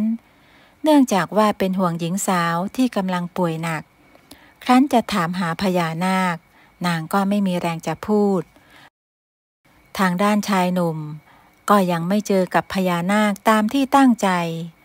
แต่ในเวลานั้นบรรยากาศก็เริ่มมืดครึ้มหากเดินทางต่ออาจไม่ปลอดภัยเขาจึงได้เดินหาที่พักค้างคืนแล้วก็ไปเจอโขดหินขนาดใหญ่จึงได้อาศัยโขดหินนั้นเป็นที่หลับนอนชายหนุ่มได้ก่อกองไฟให้ไออุ่นซึ่งหนาวเย็นมากส่วนม้าของเขาก็ล่ามไว้ใกล้ๆกองไฟเพื่อเพิ่มความอบอุ่นให้กับมันในคืนนั้นเขาได้ฝันไปว่ามีชายชาราคนหนึ่งมายืนอยู่ตรงหน้าและบอกกับเขาว่าหากต้องการจะช่วยพญานาคตนนั้นต้องทำให้นางโกรธและต้องต่อสู้กับนางเมื่อนางเผลอก็ให้ดึงไข่มุกที่ใต้ลิ้นของนางออกมาให้เร็วที่สุดพูดจบชายชราคนนั้นก็หายไปชายหนุ่มสะดุ้งตื่นและคิดว่าน่าจะลองทำตามที่ชายแก่คนนั้นบอกจากนั้นเขาก็นอนต่อจนถึงเช้าจึงได้ลุกขึ้นไปล้างหน้าล้างตาที่ลำธารสายตาก็มองไปรอบๆทุกอย่างเงียบสงบบรรยากาศก็ไม่ต่างจากป่าธรรมดาทั่วไปบรรดานกต่างก็พากันบินออกไปหากินตามปกติจากนั้นเขาก็ได้เดินหาผลไม้ป่ามากินประทังความหิวและขี่ม้าเดินเหาะๆไปเรื่อยๆเพื่อตามหาพญานาคตนนั้นส่วนพญานาคที่ตอนนี้เธอได้กลายเป็นหญิงสาวที่นอนป่วยอยู่ในถ้ำก็มีอาการดีขึ้นเกือบจะหายเป็นปกติและได้เห็นสองตายายนอนหลับอยู่ข้างๆเธอประทับใจท่านทั้งสองที่ได้ช่วยเหลือพวกเขาช่างมีน้ำใจจริงๆหญิงสาวยังไม่อยากปลุกจึงปล่อยให้ทั้งสองได้นอนเต็มที่ส่วนเธอก็ได้ออกไปที่หน้าถ้ำเพื่อสูดอากาศยามเช้าแต่ในระหว่างนั้นเธอก็ได้หันไปเห็นชายหนุ่มคนหนึ่งกำลังขี่ม้าเหาะๆมุ่งหน้ามาที่ถ้ำแห่งนี้ทำให้เธอไม่พอใจเพราะคิดว่าคนพวกนี้จะต้องเข้ามาเพื่อหวังไข่มุกอีกเป็นแน่จึงได้กลายร่างเป็นพญานาคตัวใหญ่มหึมาและพ่นไฟ ใส่ชายหนุ่มที่กำลังมุ่งหน้ามาตอนนั้นเธอเริ่มโกรธและเลื้อยเข้าไปหาชายหนุ่มที่ยืนถือดาบจังก้าโดยไม่หวั่นเกรงใดๆเข้ามาเลยเจ้าตัวร้ายข้าจะตัดลิ้นเจ้าให้ขาดเลยเขาท้าพญานาคสาวทางนี้ก็เพราะความหวังดีอยากจะช่วยให้เธอพ้นคำสาปเพราะเมื่อนางโกรธมากนางก็จะพุ่งเข้าใส่จังหวะนั้นเขาจะต้องรีบคว้าไข่มุกใต้ลิ้นและดึงมันออกมาให้ได้พอถึงตอนนั้นพญานาคก็จะกลายร่างเป็นคนและพ้นคำสาปซึ่งชายหนุ่มนั้นก็เชื่อตามที่ชายชราในฝันบอกไว้ทั้งสองต่อสู้กันอย่างดุเดือดจนเสียงดังเข้าไปในถ้ำทำให้สองตายายที่กำลังหลับตื่นตกใจ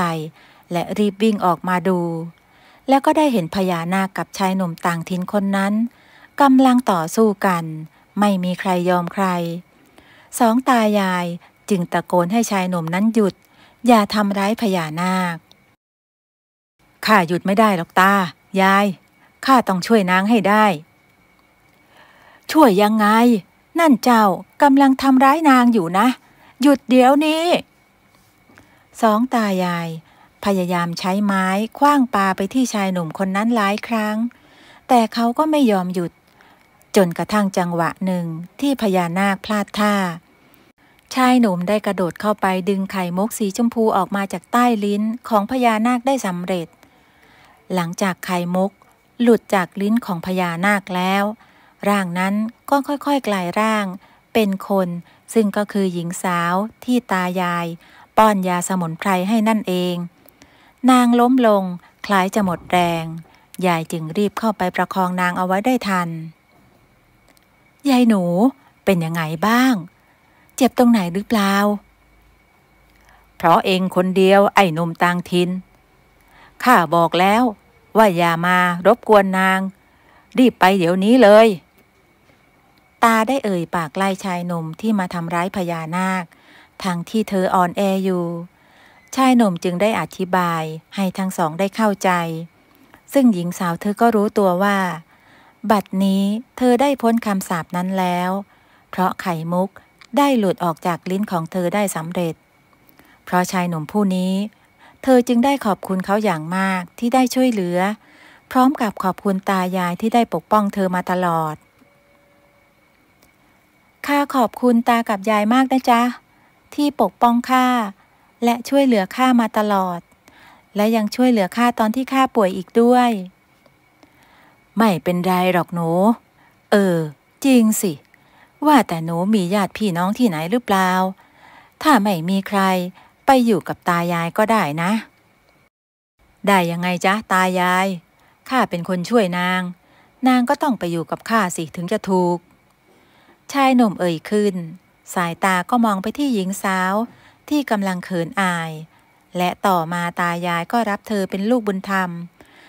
และให้เธอแต่งงานกับชายต่างถิ่นที่มาถอนคำสาปให้กับเธอด้วยความเต็มใจจากนั้นเธอก็ได้เดินทางไปอยู่กับสามีที่บ้านเมืองของเขาส่วนเกาะแห่งนั้นก็กลายเป็นเกาะธรรมดาที่ใครๆก็เข้าไปหาของป่าได้ไม่มีอาถรรพ์หรือพญานาคอีกต่อไปส่วนไข่มุกก็ได้สลายหายไปในที่สุดนิทานเรื่องเหล็กไหลกาลครั้งหนึ่งนานมาแล้วในหมู่บ้านเล็กๆแห่งหนึ่งผู้คนที่นี่อยู่ร่วมกันอย่างมีความสุขพวกเขานับถือสิ่งศักดิ์สิทธิ์เจ้าป่าเจ้าเขาเทวดาอารักษ์เป็นที่พึ่งทางจิตใจที่หมู่บ้านแห่งนี้มีชายคนหนึ่งชื่อว่านายอินเป็นหนุ่มชาวนาเขาเป็นคนขยันทำงานมีอัธยาศัยดีเขาอาศัยอยู่กับภรรยาชื่อว่านางพร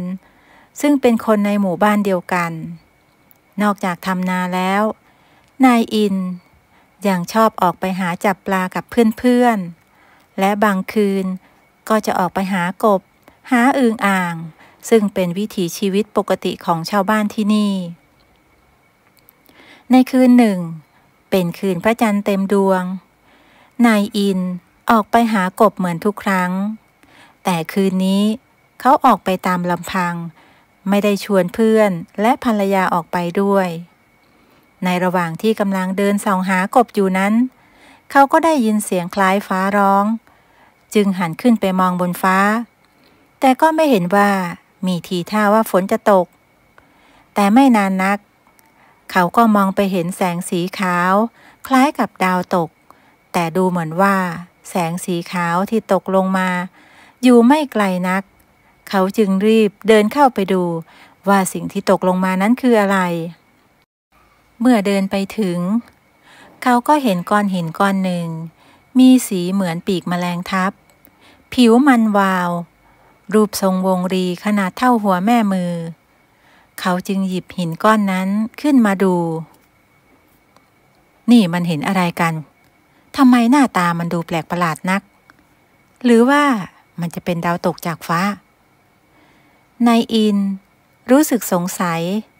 เขาเงยหน้าขึ้นไปมองบนท้องฟ้าก็ไม่เห็นมีอะไรผิดปกติเขาไม่เคยเห็นก้อนหินแบบนี้มาก่อนจึงตัดสินใจเก็บหินก้อนนั้นใส่กระเป๋ากลับบ้านเมื่อกลับมาถึงบ้านนางพรผู้เป็นภรรยาก็เดินออกมารับนายอินที่หน้าบ้านช่วยเก็บข้าวเก็บของเป็นอะไรไปจ๊ะพี่คืนนี้ได้กบมาเยอะไหมทำไมพี่กลับมาเร็วจังพี่ไม่ได้กบมาสักตัวพี่ได้ยินเสียงฟ้าร้องก็เลยคิดว่าฝนมันน่าจะตกน่ะก็เลยกลับไว้ฉันไม่เห็นได้ยินเสียงฟ้าร้องเลยนะจ๊ะพี่ออกไปหากบแถวๆนี้เองฉันไม่ได้ยินเสียงอะไรเลยแต่พี่เจอเรื่องแปลกๆด้วยนะพี่เห็นแสงสีขาว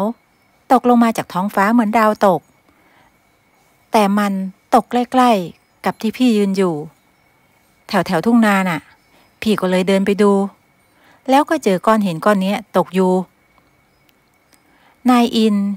หยิบก้อนหินประหลาดออกมาจากกระเป๋าแล้วยื่นให้นางพรดูเอ็งเคยเห็นก้อนหินแบบนี้ไหมวะ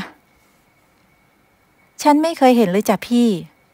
ทำไมมันจึงมีสีเหมือนปีกแมลงทับเลยไม่เหมือนก้อนหินทั่วไปที่ฉันเคยเจอเลยนะหรือมันจะเป็นดาวที่ตกลงมาจากฟ้าจริงๆนะตั้งแต่ฉันเกิดมาฉันก็ไม่เคยเห็นดาวตกลงมาบนพื้นเลยสักครั้งเดียวมันก็อาจจะเป็นดาวตกจริงๆพี่ว่ามันก็ดูสวยดีนะเอาไปเก็บไว้ก่อนดีกว่าก็ได้จ้ะพี่เก็บไว้ดูเล่นก็ได้มันก็ดูแปลกและก็สวยดีนางพรยื่นก้อนหินก้อนนั้นให้นายอินเอาไปเก็บไว้เช้าวันต่อมานายจ่อยเพื่อนบ้านของนายอินและนางพรก็แวะมาหาที่บ้านนำผลไม้มาฝากและพูดคุยตามปกติเหมือนเช่นทุกวันนายอินนึกขึ้นได้ว่าเมื่อคืนตนเจอก้อนหินประหลาดตกลงจากท้องฟ้าจึงไปหยิบก้อนหินก้อนนั้นมาให้นายจ่อยดูไอ้จอยเอ็งเคยเห็นก้อนหินหน้าตาแบบนี้หรือไม่วะ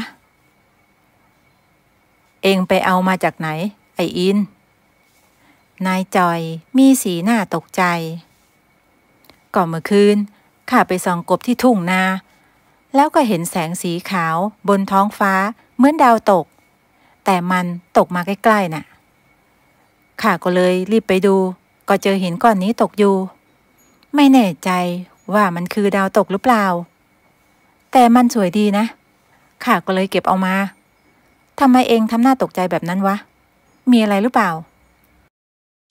ข้าเคยเห็นหินแบบนี้นะสิเมื่อนานมาแล้วสมัยที่ข้ายังเป็นเด็กมันเหมือนกับเหล็กไหลของปู่ข้าเลยจริงหรือไอ้จ่อยข้าคิดว่ามันเป็นแค่ตำนานเสียอีกมันมีอยู่จริงข้าจำได้ตอนข้ายังเด็กปู่ของข้าเคยเล่าให้ฟังว่าได้เหล็กไหลมาจากหลวงพ่อท่านหนึ่งปู่ของข้าไปเจอท่านธุดงค์อยู่ในป่ารู้สึกว่าตอนนั้นปู่ของข้าไปเจอท่านได้รับบาดเจ็บปู่ก็เลยช่วยท่านเอาไว้ท่านก็ได้มอบเหล็กไหลให้กับปู่ข้าแล้วบอกให้เก็บรักษาให้ดี คนที่คู่ควรเท่านั้นที่จะสมควรได้รับมันแต่ที่น่าแปลกก็คือวันต่อมาหลวงพ่อท่านนั้นก็หายตัวไป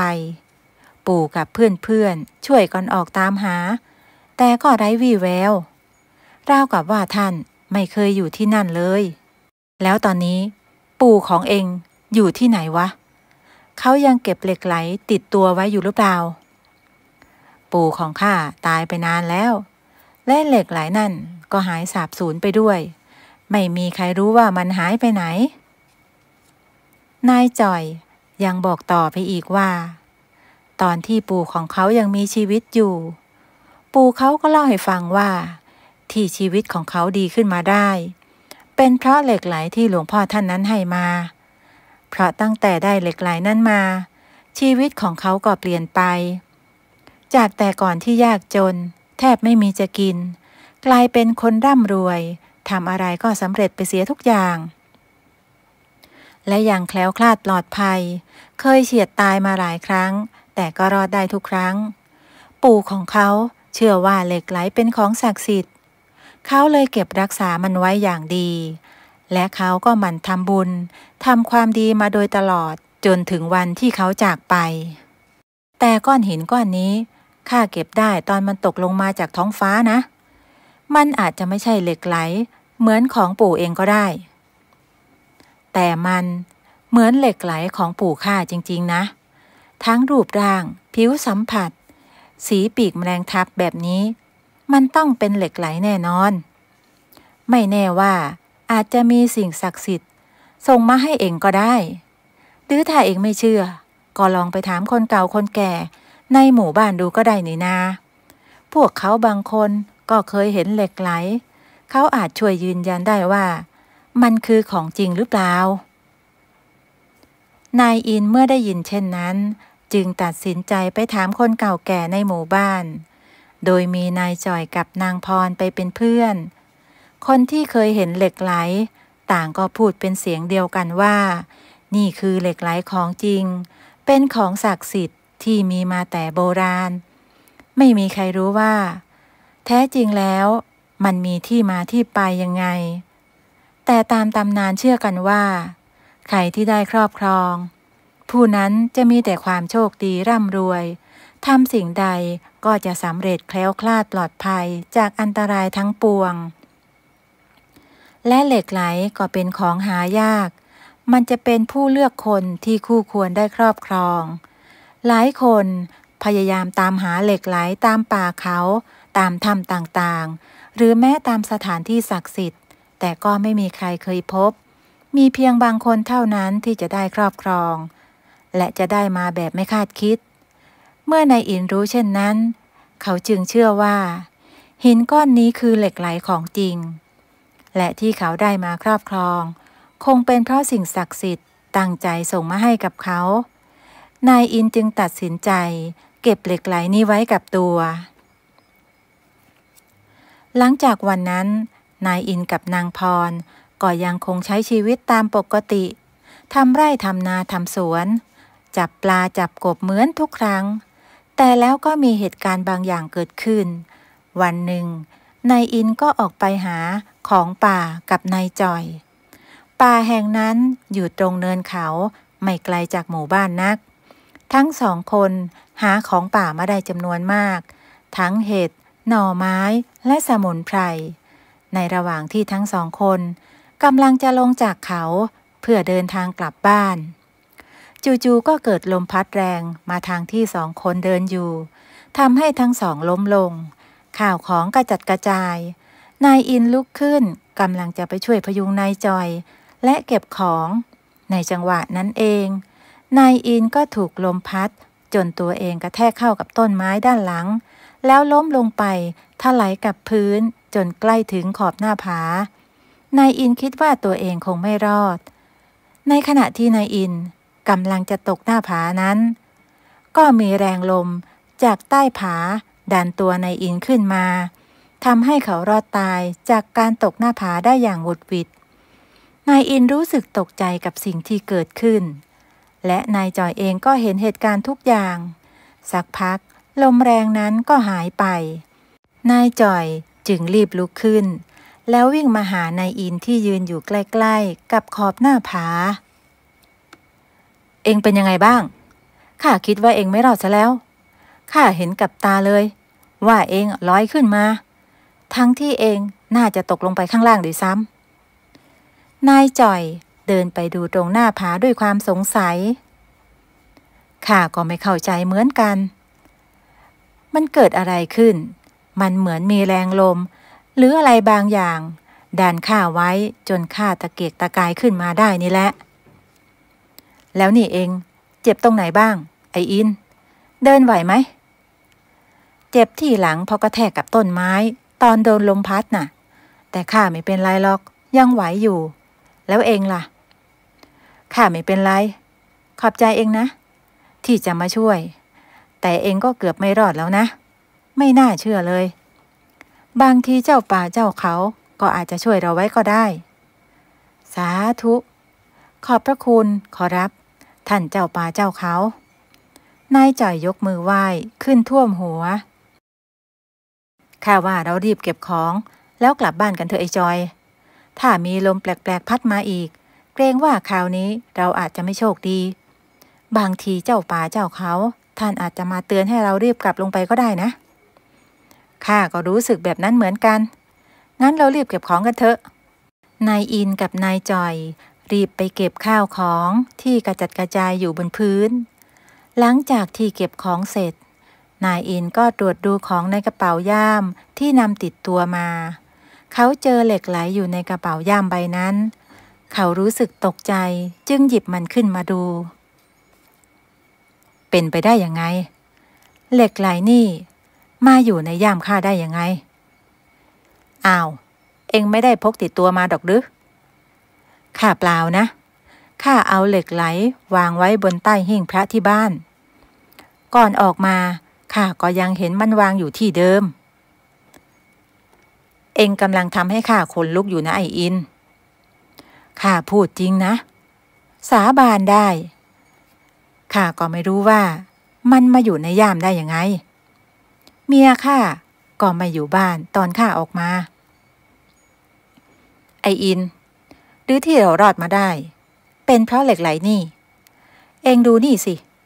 มันเหมือนมีแสงอ่อนๆเปล่งประกายออกมาจากเหล็กไหลด้วยนะนายอินกับนายจอยจ้องมองเหล็กไหลเห็นแสงสีขาวขนาดเล็กเปล่งออกมาก่อนจะค่อยๆหายไปทั้งสองคนรู้สึกประหลาดใจอย่างมากเขาเชื่อสนิทใจว่าเหล็กไหลนี้ทำให้พวกเขาแคล้วคลาดและปลอดภัยนายอินจึงเก็บเหล็กไหลไว้กับตัวอย่างดีแล้วทั้งสองก็รีบพากันลงจากเขาเพื่อกลับบ้านแล้วก็กลับถึงบ้านอย่างปลอดภัยเหตุการณ์ที่เกิดขึ้นกับนายอินและนายจอยบนป่าเขาแพร่สะพัดไปทั้งหมู่บ้านชาวบ้านต่างสนใจพากันมาดูเหล็กไหลที่บ้านของนายอินจึงนำเหล็กไหลนั้นมาให้ชาวบ้านดูทุกคนต่างรู้สึกชื่นชมในความงดงามและยกมือสาธุเพราะเชื่อกันว่าเป็นของศักดิ์สิทธิ์เป็นเหล็กไหลของแท้ที่มีมาแต่โบราณบางคนอยากได้ไว้บูชาจึงขอซื้อเหล็กไหลกับนายอินในราคาสูงแต่นายอินก็ไม่ขายแม้จะให้ราคาสูงแค่ไหนก็ตามนายอินก็ไม่ขายให้คนเฒ่าคนแก่บางคนก็บอกให้นายอินนั้นเก็บเหล็กไหลไว้ให้ดีและหมั่นทำบุญทำความดีดำรงอยู่ในศีลในธรรมแล้วเหล็กไหล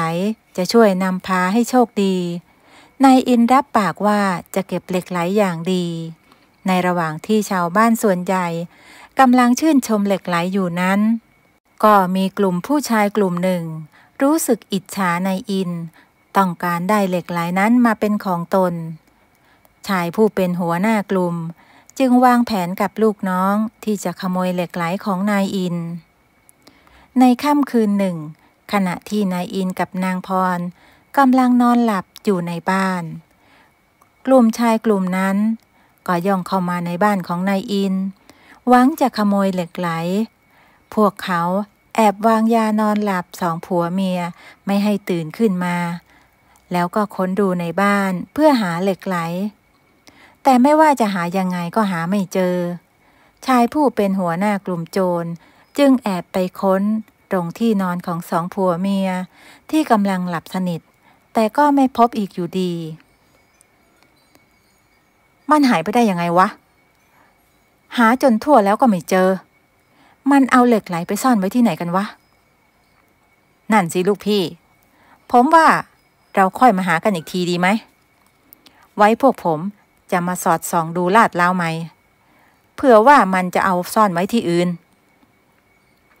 เอางั้นก็ได้ข้าเองก็ปวดเมื่อยไปทั้งตัวแล้วงั้นคืนนี้พอแค่นี้ก่อนแล้วกันในระหว่างที่กลุ่มโจรกำลังจะกลับออกไปนั้นพวกเขาก็ได้ยินเสียงเหมือนมีบางอย่างบินโฉบไปมาอยู่ใกล้ๆจึงได้ส่องไฟฉายแล้วมองหาเสียงนั้นพวกเองได้ยินเหมือนที่ข้าได้ยินไหมวะเสียงเหมือนมีอะไรบินอยู่แถวๆเนี้ยได้ยินเหมือนกันลูกพี่ได้ยินแต่เสียงแต่หาไม่เจอว่ามันคืออะไรสักพักลูกน้องโจรคนหนึ่งรู้สึกเหมือนโดนคนขว้างของแข็งใส่ที่หัวอย่างแรงจนแตกทุกคนพากันตกใจช่วยกันมองหาว่าใครเป็นคนทำแต่ก็ไม่พบสองผัวเมียก็ยังคงหลับไม่ได้สติอยู่ตรงที่นอนสักพักหนึ่งก็มีแสงสีขาวลอยขึ้นมาบนเพดานบ้านกลุ่มโจรทุกคนหันไปเห็นเข้าจึงรู้สึกตกใจแล้วแสงนั้นก็สว่างวาบขึ้นมาจนกลุ่มโจรนั้นรู้สึกแสบตาแล้วแสงนั้นก็บินวนเวียนอยู่เหนือหัวของพวกเขาด้วยความเร็วทำให้พวกโจรกลุ่มนั้นหวาดกลัวพวกเขาจึงรีบวิ่งหนีออกจากบ้านไปแสงสีขาวนั้นค่อยๆดับลงกลายเป็นเหล็กไหลแล้วลอยกลับไปตั้งอยู่ที่ใต้หิ้งพระเช่นเดิมตั้งแต่เกิดเหตุการณ์ขึ้นกลุ่มโจรกลุ่มนั้นก็ไม่กล้าคิดที่จะเข้ามาขโมยเหล็กไหลนั้นอีกเลยหลายวันต่อมานายอินและนางพรก็นำพืชผักสวนครัวที่ได้ปลูกไว้รวมทั้งของป่าที่หามาได้ไปวางขายในตลาดทุกคนก็แห่กันมาซื้อของที่แผงขายผักของนายอินกับนางพรจนหมดชาวบ้านที่มาซื้อของบางคนก็ใจดีให้เงินเพิ่มเพราะเห็นว่าของป่าที่หามาขายเป็นของหายากเป็นครั้งแรกที่ทั้งสองคนขายของได้เงินเยอะขนาดนี้และหลังจากนั้นทุกครั้งที่นายอินและนางพรนำพืชผักสวนครัวและของป่ามาขายพวกเขาก็สามารถขายของได้จนหมดได้เงินเป็นกอบเป็นกำอย่างที่ไม่เคยเป็นมาก่อนนายอินกับนางพรเชื่อว่าเป็นเพราะเหล็กไหลดึงดูดเงินทองเข้ามาให้เขาจึงบูชาเหล็กไหลเสมือนพระองค์หนึ่งพกติดตัวไม่ห่างกายวันเวลาผ่านไปไม่นานนักฐานะความเป็นอยู่ของนายอินและนางพรก็ดีขึ้นทั้งคู่มีเงินมีทองเพิ่มพูนจากการขายของมีกินมีใช้ไม่ขัดสนเขาได้นำเงินมาขยายต่อเติมบ้านเรือนให้ใหญ่ขึ้นในขณะเดียวกันนายอินก็เริ่มลุ่มหลงในเงินทองที่หามาได้เขาเริ่มนำเงินไปใช้จ่ายฟุ่มเฟือยไปกินดื่มกับเพื่อนฝูงจนเมามายจากเมื่อก่อนที่ไม่ดื่มเหล้าไม่ค่อยสุงสิงกับใครเขากลายเป็นคนที่ชอบดื่มเหล้ามีเพื่อนฝูงมากมายเขาเริ่มทำงานน้อยลงเพราะดื่มหนักขึ้นทุกคืนนางพรจึงต้องทำงานหนักขึ้นและต้องคอยดูแลนายอินทุกครั้งที่เขากลับถึงบ้านด้วยอาการเมามายนอกจากนายอินจะเริ่มขี้เกียจทำงานแล้วเขายังมีอารมณ์หงุดหงิดง่ายขึ้นมีอาการฉุนเฉียวง่ายเวลาที่ใครทำอะไรไม่ได้ดั่งใจหรือพูดจาไม่เข้าหูนานวันเข้าเงินทองที่เคยมีก็เริ่มลดน้อยถอยลงเพราะเขาไม่ทำงานมีเพียงนางพรที่ยังคงหาของป่าไปขายแต่ก็ขายได้ไม่ดีนักรายได้จึงลดลงเรื่อยๆนายอินเริ่มโต้เถียงกับนางพรว่าเงินทองที่เริ่มล่อยหลอก็เพราะว่านางพรไม่ขยันทำงานให้มากขึ้นนางพรนั้นไม่พอใจจึงต่อว่านายอินว่าเป็นเพราะเขาที่ใช้เงินฟุ่มเฟือยออกไปดื่มกินกับเพื่อนทุกคืนจนติดเหล้า และไม่ช่วยทำมาหากินเพราะคิดว่ามีเงินทองมากพอนายอินไม่สนใจคำพูดนางพรเขายังลุ่มหลงมัวเมาไม่เห็นความผิดของตัวเองเขายังคงออกไปดื่มนอกบ้านกับเพื่อนฝูงอย่างเช่นทุกคืนในคืนหนึ่งนายอินกลับมาถึงบ้านด้วยอาการเมาอย่างหนักในมือยังคงถือขวดเหล้านั่งดื่มอยู่คนเดียวที่หน้าบ้านเขาบ่นพึมพำกับตัวเองว่ารู้สึกโมโหที่โดนชาวบ้านเพื่อนฝูงด่าทอว่าไม่ช่วยเมียทำงานเป็นคนขี้เมาไม่เอาทานและตัวเขาเองก็เริ่มไม่มีเงินมาซื้อเหล้า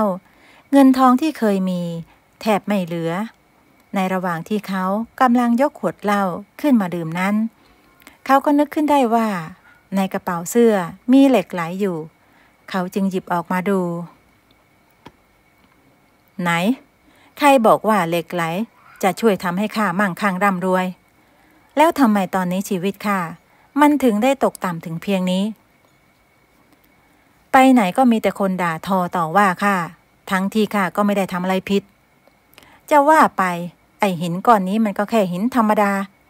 ไม่ใช่ของวิเศษวิโสอะไรเลยเก็บเอาไว้มันก็ไม่ช่วยให้ชีวิตข้าดีขึ้นหรอกไอ้ก้อนหินเน่าๆเนี่ยพอพูดจบนายอินก็ขว้างหินเหล็กไหลลงไปที่หน้าบ้านราวกับเป็นแค่ก้อนหินธรรมดาที่ไม่มีคุณค่าแต่อย่างใดเขาดื่มเหล้าจนเมาไม้แล้วล้มตัวลงนอนอยู่ที่หน้าบ้านในสภาพที่น่าอานาถยิ่งนักจนเช้าวันต่อมานางพรก็มาปลุกนายอินที่นอนหลับอยู่ที่หน้าบ้านจนนายอินรู้สึกตัวขึ้นมาเขารู้สึกปวดหัวอย่างมากและจำอะไรไม่ค่อยได้มากนักเกี่ยวกับเรื่องเมื่อคืนนี่พี่เมาขนาดนี้เลยหรือถึงได้มานอนขวางประตูบ้านแบบนี้มือยังกำขวดเหล้าอยู่เลยเนี่ยฉันสุดจะทนกับพี่แล้วนะทำไมถึงได้กลายเป็นคนขี้เหล้าเมายาแบบนี้นะเองอย่าบ่นนักเลยนะพี่ยิ่งปวดหัวอยู่ฉันกำลังจะออกไปทำบุญที่วัดฉันก็เพิ่งเก็บดอกไม้เอามาถวายพระบนหิ้งแต่ฉันไม่เห็นเหล็กไหลของพี่อยู่เลยพี่เอาติดตัวไปหรือเปล่า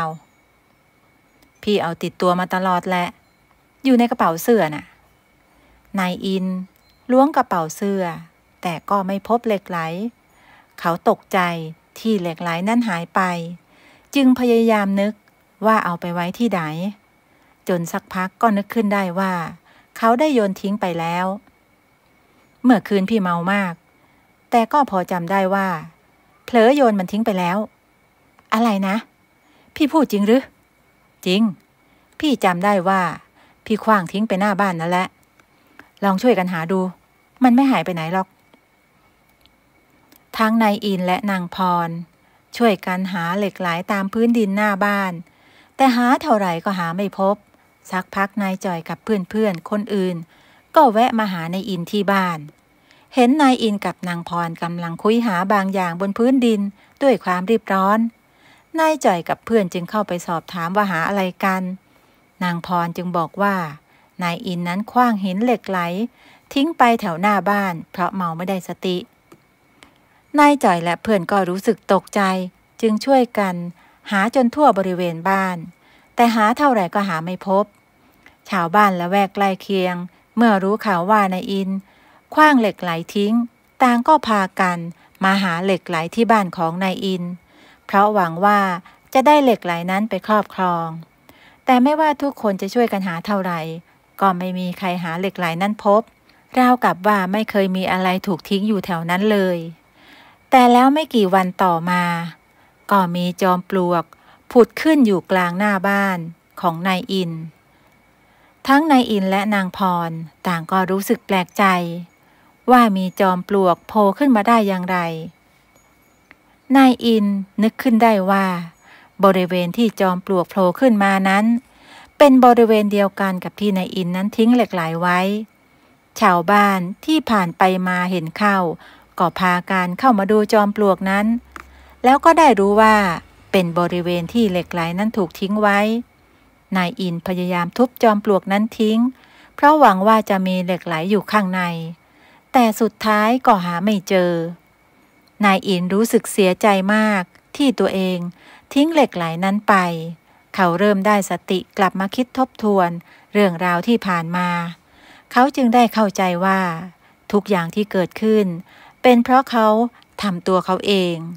เขาลุ่มหลงมัวเมาในเงินทองที่หามาได้เอาเงินไปกินเหล้าจนติดเหล้าไม่เป็นอันทำงานนิสัยก็เริ่มเปลี่ยนไปจนคนรอบข้างเอือมระอาแม้แต่นางพรผู้เป็นภรรยาก็ยังแทบทนไม่ไหวเขาเริ่มนึกถึงคำพูดที่นายจ่อยเคยบอกไว้ว่าเหล็กไหลนั้นจะอยู่กับคนที่คู่ควรที่จะได้รับมันนั่นทำให้เขาคิดได้ว่าที่เหล็กไหลนั้นหายไปเป็นเพราะเขาทำตัวเองเมื่อตัวเองไม่อยู่ในศีลธรรมจึงไม่ใช่คนที่คู่ควรที่จะได้ครอบครองเหล็กไหลอีกต่อไปนายอินได้แต่ทำใจยอมรับกับสิ่งที่เกิดขึ้นเขาตั้งใจจะเริ่มต้นชีวิตใหม่กับนางพรกลับมาตั้งใจทำมาหากินดูแลนางพรให้ดีที่สุดใช้ชีวิตอย่างเรียบง่ายเหมือนคราวก่อนที่จะได้เจอกับเหล็กไหลและจะจดจำบทเรียนครั้งนี้ไว้เตือนสติตัวเองว่าจะไม่ลุ่มหลงในเงินทองลาภยศและอบายมุขอีกนับตั้งแต่นั้นเป็นต้นมาไม่ว่าชาวบ้านทั้งหมู่บ้านและชาวบ้านในหมู่บ้านใกล้เคียงจะพยายามค้นหาเหล็กไหลมากแค่ไหนแต่ก็ไม่มีใครได้พบเหล็กไหลนั้นอีกเลยกลายเป็นปริศนาที่ทำให้ทุกคนต่างคิดไปต่างๆนานาว่าเหล็กไหลหายไปได้อย่างไรและทำไมถึงมีจอมปลวกขึ้นตรงที่ทิ้งเหล็กไหลนั้นไว้ไม่มีใครสามารถหาคำตอบได้แต่สิ่งหนึ่งที่ทุกคนได้เรียนรู้จากเหตุการณ์ครั้งนี้ก็คือเหล็กไหลต่อให้เป็นของศักดิ์สิทธิ์แค่ไหนแต่ถ้าผู้ที่ได้ครอบครองไม่ประพฤติตัวอยู่ในศีลในธรรมอันดีไม่ทำมาหากินหลงผิดจนทำให้ตัวเองและคนอื่นเดือดร้อนเหล็กไหลก็จะไม่สามารถช่วยอะไรได้สิ่งที่มนุษย์เราหลีกหนีไม่พ้นคือกรรมใครทำสิ่งใดไว้ก็ย่อมได้รับสิ่งนั้นตอบแทนนั่นคือสัจธรรมของชีวิตเรื่องของเหล็กไหลก็จบลงเพียงเท่านี้นะคะขอบคุณที่รับชมและรับฟังสวัสดีค่ะนิทานเรื่องคนบ้ากับคนใบ้กาลครั้งหนึ่งนานมาแล้วมีชายหนุ่มคนหนึ่งชอบพูดจาเพ้อเจ้อคล้ายคนบ้าคนก็เลยมักเรียกเขาว่าไอ้บ้าไม่ว่าเขาจะทำอะไรก็ผิดหูผิดตาไปหมดชาวบ้านต่างก็พากันกลัวเกรงว่าเขาจะทำร้ายเอาและหลีกเลี่ยงที่จะพูดคุยกับเขานายบ้าอาศัยข้าวก้นบาทจากหลวงพ่อเพื่อประทังชีวิตเขาอยากมีเพื่อนอยากมีคนคุยด้วยแต่ก็ไม่มีใครคุยกับเขาวันๆเขาจึงเดินเตะๆไปตามถนนเก็บนั่นเก็บนี่ไปเรื่อยผู้คนจึงมองว่าเขาเป็นคนบ้าวันหนึ่งเขาเดินผ่านสวนกล้วยแห่งหนึ่งเห็นหญิงชราเจ้าของสวนกล้วยกำลังตัดใบตองนายบ้าจึงได้เดินเข้าไปช่วยฉันช่วยจ้ะยายไปนั่งพักก่อนเถอะขอบใจมากนะพ่อหนุ่มที่มาช่วยยายไม่เป็นไรจ้ะยายฉันยินดีนายใบ้ได้ช่วยยายตัดใบตองจนเสร็จเรียบร้อยและช่วยแกม้วนและมัดใบตองเป็นมัดเพื่อนำไปส่งแม่ค้าที่ตลาดหญิงชรารู้สึกเอ็นดูพ่อหนุ่มคนนี้ภายนอกเขาดูเหมือนคนสติไม่ดีแต่ความจริงเขารู้เรื่องทุกอย่างยายจึงอยากได้เขามาเป็นหลานเขาจะได้ไม่ต้องเร่ร่อนไปไหนอีกพ่อหนุ่มถ้าไม่มีที่อยู่ก็มาอยู่กับยายก็ได้นะยายไม่มีลูกหลานอีกอย่างยายก็จะได้มีคนช่วยทำงานด้วยขอบคุณมากจ้ะยายฉันไม่มีที่อยู่หรอกจ้ะค่ำไหนก็นอนนั่นอาศัยข้าวก้นบาทของหลวงพ่อที่วัดแล้วก็ จะไปไหนก็มีแต่คนรังเกียจฉันจะยายหญิงชราได้ฟังก็สงสารจึงตกลงให้เขามาอยู่ที่สวนกล้วยนี้ด้วยซึ่งเป็นหลานบุญธรรมนายบ้าดีใจเหมือนตายแล้วเกิดใหม่เขามีญาติเหมือนคนอื่นแล้วแต่นายบ้าขอเวลาสักพักจะกลับมาช่วยยายทำงาน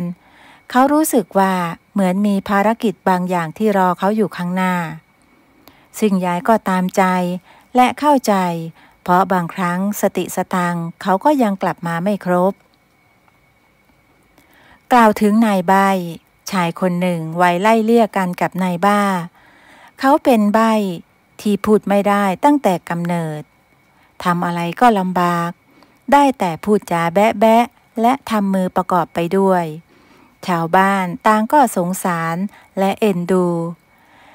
นายใบ้เป็นคนซื่อๆเขาชอบช่วยเหลือผู้อื่นอยู่เสมอ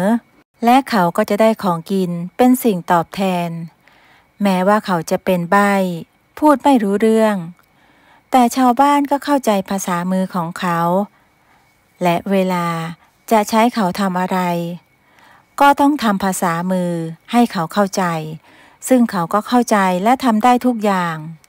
อยู่มาวันหนึ่งนายบ้าที่เดินเตะไปตามถนนเก็บนั่นเก็บนี่ไปตามภาษาคนบ้าเขาก็ได้พบกับนายใบ้นั่งร้องไห้อยู่ที่ศาลาริมน้ำนายบ้าจึงเดินเข้าไปใกล้ๆและถามออกไปว่านี่แกมานั่งร้องไห้ทำไมโดนแม่ตีหรือนายใบ้ไม่ตอบแต่กลับชี้นิ้วไปที่ท้องของตนนายบ้าก็รู้ได้ทันทีว่าชายคนนี้กำลังหิวจึงได้จูงมือเขาไปหาของกินเดินหาผลไม้ป่าข้างทางก็ไม่มีผลไม้ให้กินเลยนายบ้าจึงพานายใบ้เข้าไปในตลาดแต่เขาก็รู้ตัวว่าคนในตลาดนั้นรังเกียจเขาหาว่าเขาบ้านายบ้าจึงบอกให้นายใบ้เข้าไปขออาหารจากแม่ค้าที่ใจดีเมื่อแม่ค้าเห็นนายใบ้เดินลูบท้องมาทุกคนก็ส่งอาหารส่งขนมให้กับเขาแต่นายใบ้ไม่เอาฟรีๆเขาได้ช่วยแม่ค้าใจดีเหล่านั้นล้างจานเก็บร้านเพื่อเป็นการตอบแทนเมื่อได้อาหารมาเขาก็นำไปให้นายบ้ากินด้วยนายบ้าจึงได้อิ่มท้องไปอีกมื้อหนึ่งหลังจากกินอิ่มแล้วทั้งสองก็ได้จับมือเป็นเพื่อนกันนายบ้าได้พานายใบ้ไปที่บ้านยายในสวนกล้วยยายก็เอ็นดูจึงให้นายใบ้อยู่ด้วยกันที่สวนสองคนช่วยยายทำงานในสวนทุกอย่างยายแกไม่ต้องทำอะไรเลยเพราะยายได้สอนงานคนทั้งสองจนเป็นทุกอย่างรวมถึงการทำอาหารการกินตอนนี้ทั้งสองคนทำได้หมดพอยายจะทำงานหน่อยนายบ้าก็ประคองยายมานั่งที่เก้าอี้โยกให้ยายอยู่เฉยๆไม่อยากให้ยายลำบากยายจ๋ายายนั่งอยู่ตรงนี้ให้สบายๆเลยจ้ะพวกฉันสองคนจะจัดการเองจะให้ยายเป็นง่อยหรือไงนั่งนอนแป๊บเดียวก็พิการกันพอดียายพูดไปก็นั่งเก้าอี้โยกไปมาดูหลานชายทั้งสองตัดใบตองนางคิดไม่ผิดที่นำเด็กทั้งสองมาเลี้ยงสงสารก็แต่นายใบ้อยากให้เขาพูดได้เหมือนคนอื่นยายก็ได้แต่ขอพรภาวนาต่อสิ่งศักดิ์สิทธิ์เพื่อว่าท่านจะเห็นใจเด็กหนุ่มผู้นี้วันหนึ่งขณะที่ทั้งสองกำลังเดินเข้าไปในหมู่บ้านก็ได้บังเอิญพบกับกลุ่มโจรป่าบุกปล้นคนในหมู่บ้านสองคนเพื่อนซี้มองหน้ากันอย่างรู้ใจโดยไม่ต้องพูดอะไรพวกเขาช่วยกันหาเชือกกล้วยมามัดต่อกันแล้วนำมาขึงที่ทางออกซึ่งหมู่บ้านนี้มีทางออกเพียงทางเดียวแถมยังเป็นทางแคบๆอีกด้วยจากนั้นสองคนเพื่อนรักก็ไปจัดการไล่ต้อนคนร้ายที่วิ่งมาให้มาที่ทางออกโดยระดมชาวบ้านมาช่วยต้อนคนร้ายเห็นคนมาเยอะก็เกิดความกลัววิ่งหนีไปที่ทางออกตามแผน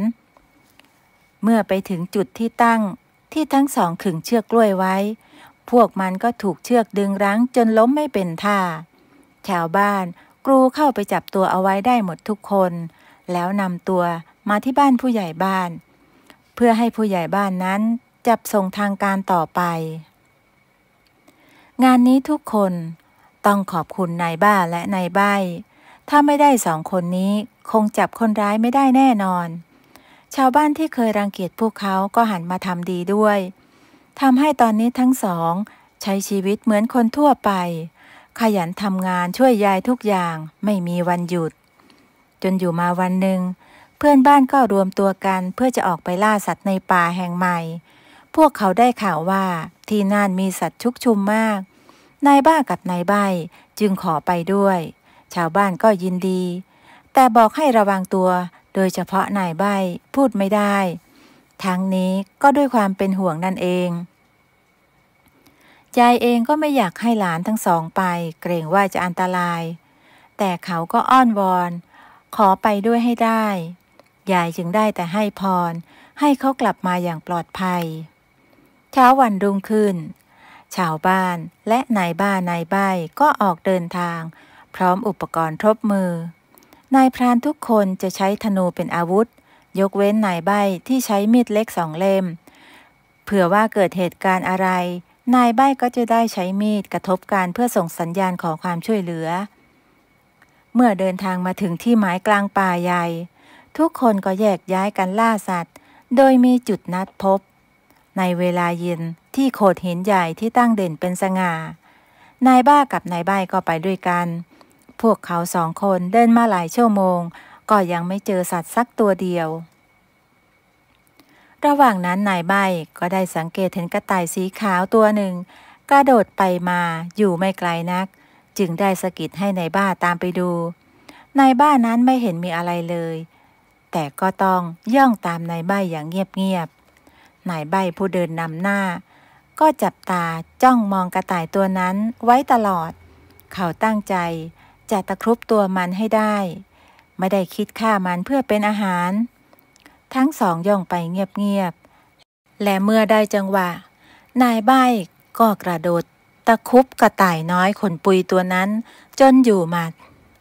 และทันใดนั้นเองทั้งสองก็พบว่าพวกตน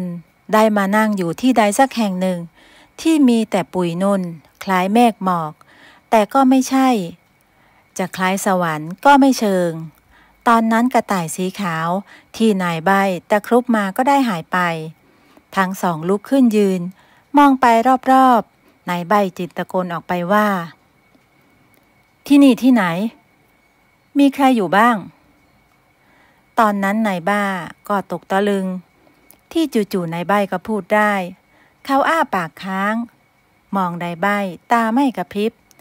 อยากจะถามอยากจะพูดแต่ก็พูดไม่ออกได้แต่ยืนมองและฟังนายใบ้พูดนายใบ้เองก็ไม่รู้ตัวว่าตัวเองพูดได้แล้วเขาทั้งพูดทั้งบ่นอยู่คนเดียวไอ้บ้าเองว่าที่นี่คือที่ไหนวะหรือว่าเราตายไปแล้วนี่คือสวรรค์แน่ๆเลยแต่ถ้าสวรรค์ก็ต้องมีนางฟ้าสิวะเองว่าจริงไหมแต่นี่ไม่เห็นมีนางฟ้าสักตนเลยนายบ้าก็ได้แต่พยักหน้าเงึกเพราะยังตกตะลึงพูดไม่ออกจนมีหญิงสาวคนหนึ่งสวยงามมากไม่ต่างจากนางฟ้านางสวรรค์เดินตรงมาหาทั้งสองและเชิญทั้งสองไปที่ศาลากลางอุทยานดอกไม้ระหว่างทางที่เดินไปก็เหมือนเหยียบไปบนปุยนุ่นอีกทั้งกลิ่นดอกไม้อ่อนๆก็หอมโชยมาตลอดเวลาจากนั้นหญิงสาวก็ได้เชิญทั้งสองรับประทานอาหารที่ล้วนแต่เป็นอาหารเลิศรสทั้งสองกำลังหิวก็กินอย่างเต็มที่หลังจากกินอาหารแล้วก็ได้บอกเล่าเรื่องราวต่างๆเกี่ยวกับนายใบ้ที่เป็นใบ้แต่กำเนิดว่าความจริงเขาคือเทพคเนนที่มักจะพูดจาจนเกิดเรื่องราวใหญ่โตบนสวรรค์เขาจึงถูกทำโทษให้ลงไปเกิดเป็นมนุษย์และให้เป็นใบ้พูดไม่ได้เขาจึงเป็นใบ้แต่กำเนิดนั่นเองบัดนี้ท่านได้ชดใช้โทษนั้นจนหมดสิ้นแล้วถึงเวลาที่ท่านจะต้องเลือกว่าท่านจะกลับสู่สวรรค์หรือท่านจะอยู่บนโลกมนุษย์ต่อไป แล้วถ้าข้าไม่กลับสวรรค์ข้าจะพูดได้เหมือนเดิมเหมือนคนทั่วไปหรือไม่นายใบ้ถามนางฟ้าด้วยความสงสัยซึ่งเรื่องนี้นายบ้าเองก็อยากรู้เพราะเขาก็ไม่อยากจากเพื่อนซีคนนี้ไปนางฟ้าจึงบอกว่าเขาจะพูดได้เหมือนคนปกติทั่วไปและใช้ชีวิตได้เหมือนเดิมตามที่เขาต้องการทั้งสองได้ฟังก็ดีใจสวมกอดกันโดยไม่รู้ตัวแต่มีข้อแม้ว่าท่านทั้งสองจะต้องบำเพ็ญเพียรภาวนาอยู่ที่นี่7 วันไม่นานดอกเป็นเวลา7 วันของโลกมนุษย์เท่านั้นทั้งสองจึงรีบตกลงและตั้งใจบำเพ็ญเพียรภาวนาอยู่บนสวรรค์ทางด้านนายพรานที่มาด้วยกันก็ออกตามหาพวกเขาทั้งสองทั้งวันแต่ก็ไม่พบจึงได้พากันกลับบ้านและไปบอกให้ยายของทั้งสองได้ทราบว่าพวกเขาอาจหลงป่าแต่เดี๋ยวก็คงจะหาทางออกได้เองยายรู้ดังนั้นก็เป็นห่วงหลานทั้งสองกินไม่ได้นอนไม่หลับตั้งหน้าตั้งตารอคอยหลานทั้งสองด้วยความกระวนกระวายใจเวลาทำอาหารก็ยกมาเผื่อหลานทั้งสองแต่แล้วก็ต้องนั่งกินคนเดียวเป็นแบบนี้อยู่หลายวันจนในที่สุดหลานชายทั้งสองก็กลับมาแถมนายใบ้ก็ยังพูดได้อีกด้วยยายดีใจจนน้ำตาไหลในที่สุดพระเจ้าก็เห็นใจเขาพูดได้แล้วฉันพูดได้แล้วจ้ะยายฉันพูดได้แล้วยายดีใจด้วยนะไอ้ใบ้เอ้ยเองมันช่างอาภัพนักยายดีใจด้วยจริงๆลูกทุกคนดีใจที่นายใบ้พูดได้ต่อไปทุกอย่างก็ง่ายขึ้นไม่ต้องใช้ภาษามือให้ลำบากทั้งสองช่วยยายทำสวนกล้วยจนมีฐานะร่ำรวยขึ้นและเขาก็ยังช่วยเหลือคนยากไร้ที่ไม่มีงานทำโดยการรับพวกเขาเข้ามาทำงานในสวนทุกคนจึงมีความเป็นอยู่ที่ดีขึ้นเพราะครอบครัวของยายและนายบ้านายใบ้นิทานเรื่องนี้สอนให้รู้ว่าความแตกต่างไม่ได้เป็นอุปสรรคในการอยู่ร่วมกันขอบคุณที่รับชมและรับฟังนะคะสวัสดีค่ะนิทานเรื่องชายชรากับเด็กชายผู้กล้าหาญนานมาแล้วมีชายชราคนหนึ่งแกเป็นครูมาทั้งชีวิตและรักลูกศิษย์มากลูกศิษย์ก็รักแกมากเช่นกันแต่คนอื่นๆที่ไม่ใช่ลูกศิษย์ของแกกลับมองว่าแกเป็นคนบ้าสติเฟื่องใส่เสื้อผ้าก็เก่าๆขาดหนวดเคราก็เฟิ้มรุงรังดูไปก็คล้ายคนบ้าขึ้นทุกวันแต่แกก็ไม่เคยสนใจคำพูดของคนเหล่านั้นเลยยังคงดำเนินชีวิตไปตามที่เขาต้องการเพราะคิดเสมอว่าตนเองไม่เคยไปทำให้ใครเดือดร้อนมีแต่จะช่วยเหลือมาตลอดด้วยพื้นฐานจิตใจของแกนั้นเป็นคนดีมีเมตตาและทุกๆวันแกก็จะต้องตื่นเช้าเพื่อไปเดินออกกำลังกายเพื่อให้ร่างกายนั้นแข็งแรงอยู่เสมออย่างวันนี้ก็เช่นกันแกก็ได้ออกจากบ้านตั้งแต่ตะวันยังไม่ขึ้นแต่ก็มีความสว่างให้มองเห็นเส้นทางที่เดินได้อย่างสบายแต่ขณะที่แกกำลังเดินอยู่นั้นก็ได้เหลือบไปเห็นลูกสุนัขสีดำตัวหนึ่งมันผอมโซเหลือแต่กระดูกจนไม่สามารถลุกขึ้นเดินได้ชายชราผู้ใจบุญจึงรีบเข้าไปช่วยเหลือมันและอุ้มมันขึ้นมาไว้ในอ้อมอกด้วยความสงสารและเอ็นดูโถเจ้าม้าน้อยทำไมเจ้าถึงได้ผอมโซขนาดนี้นี่คงไม่ได้กินอาหารมาหลายวันแล้วสิมาเดี๋ยวตาจะพาไปกินอาหารนะว่าแล้วแกก็อุ้มเจ้าม้าน้อยดำคลับไปตามทางเพื่อจะกลับเข้าบ้านชาวบ้านที่เดินผ่านไปมาต่างก็รังเกียจที่เห็นชายชราที่สกปรกอยู่แล้วยังอุ้มลูกหมาที่สกปรกมาด้วยทุกคนจึงพยายามเดินหลบหลีกไปให้ไกลๆไม่อยากเข้ามาใกล้ๆแต่แกก็ไม่สนสายตาคนพวกนั้นอุ้มหมาน้อยไปที่ร้านค้าข้างทางเพื่อซื้อนมและขนมแล้วก็นำมาป้อนให้มันกินแล้วก็ยังฉีกชายเสื้อของตัวเองชุบน้ำ มาเช็ดเนื้อเช็ดตัวให้กับมันจนสะอาดสะอ้านเมื่อได้กินนมกินอาหารมันก็มีอาการดีขึ้นเริ่มลืมตาได้หลังจากที่ไม่มีแรงปิดตาตลอดหลังจากที่เห็นมันดีขึ้นมากเขาก็อุ้มมันเดินต่อไปตามทางเพื่อที่จะพามันกลับบ้านและคิดว่าคงต้องเอาสุนัขตัวน้อยตัวนี้ไปเลี้ยงไว้ที่บ้านด้วยระหว่างทางที่เดินนั้นก็ได้มีหญิงแก่คนหนึ่งกำลังจับจ้องมองตาเท่าที่กำลังอุ้มหมาน้อยสีดำเดินไปตามทางเดินเล็กๆไม่นานนักหญิงแก่คนนั้นก็โผล่มาดักหน้าและบอกว่านางคือเจ้าของสุนัขและขอลูกสุนัขตัวนั้นคืนซึ่งชายชราก็คิดว่านางคงเป็นเจ้าของสุนัขจริงๆจึงได้ยกลูกสุนัขตัวนั้นให้ไปโดยไม่คิดอะไรในคืนนั้นชายชราก็ได้หวนคิดถึงหญิงแก่ที่อ้างว่าเป็นเจ้าของสุนัขเขาแปลกใจเมื่อนึกถึงสายตาอันน่ากลัวของนางจึงรู้สึกเป็นห่วงเจ้าหมาน้อยขึ้นมาเช้าวันต่อมา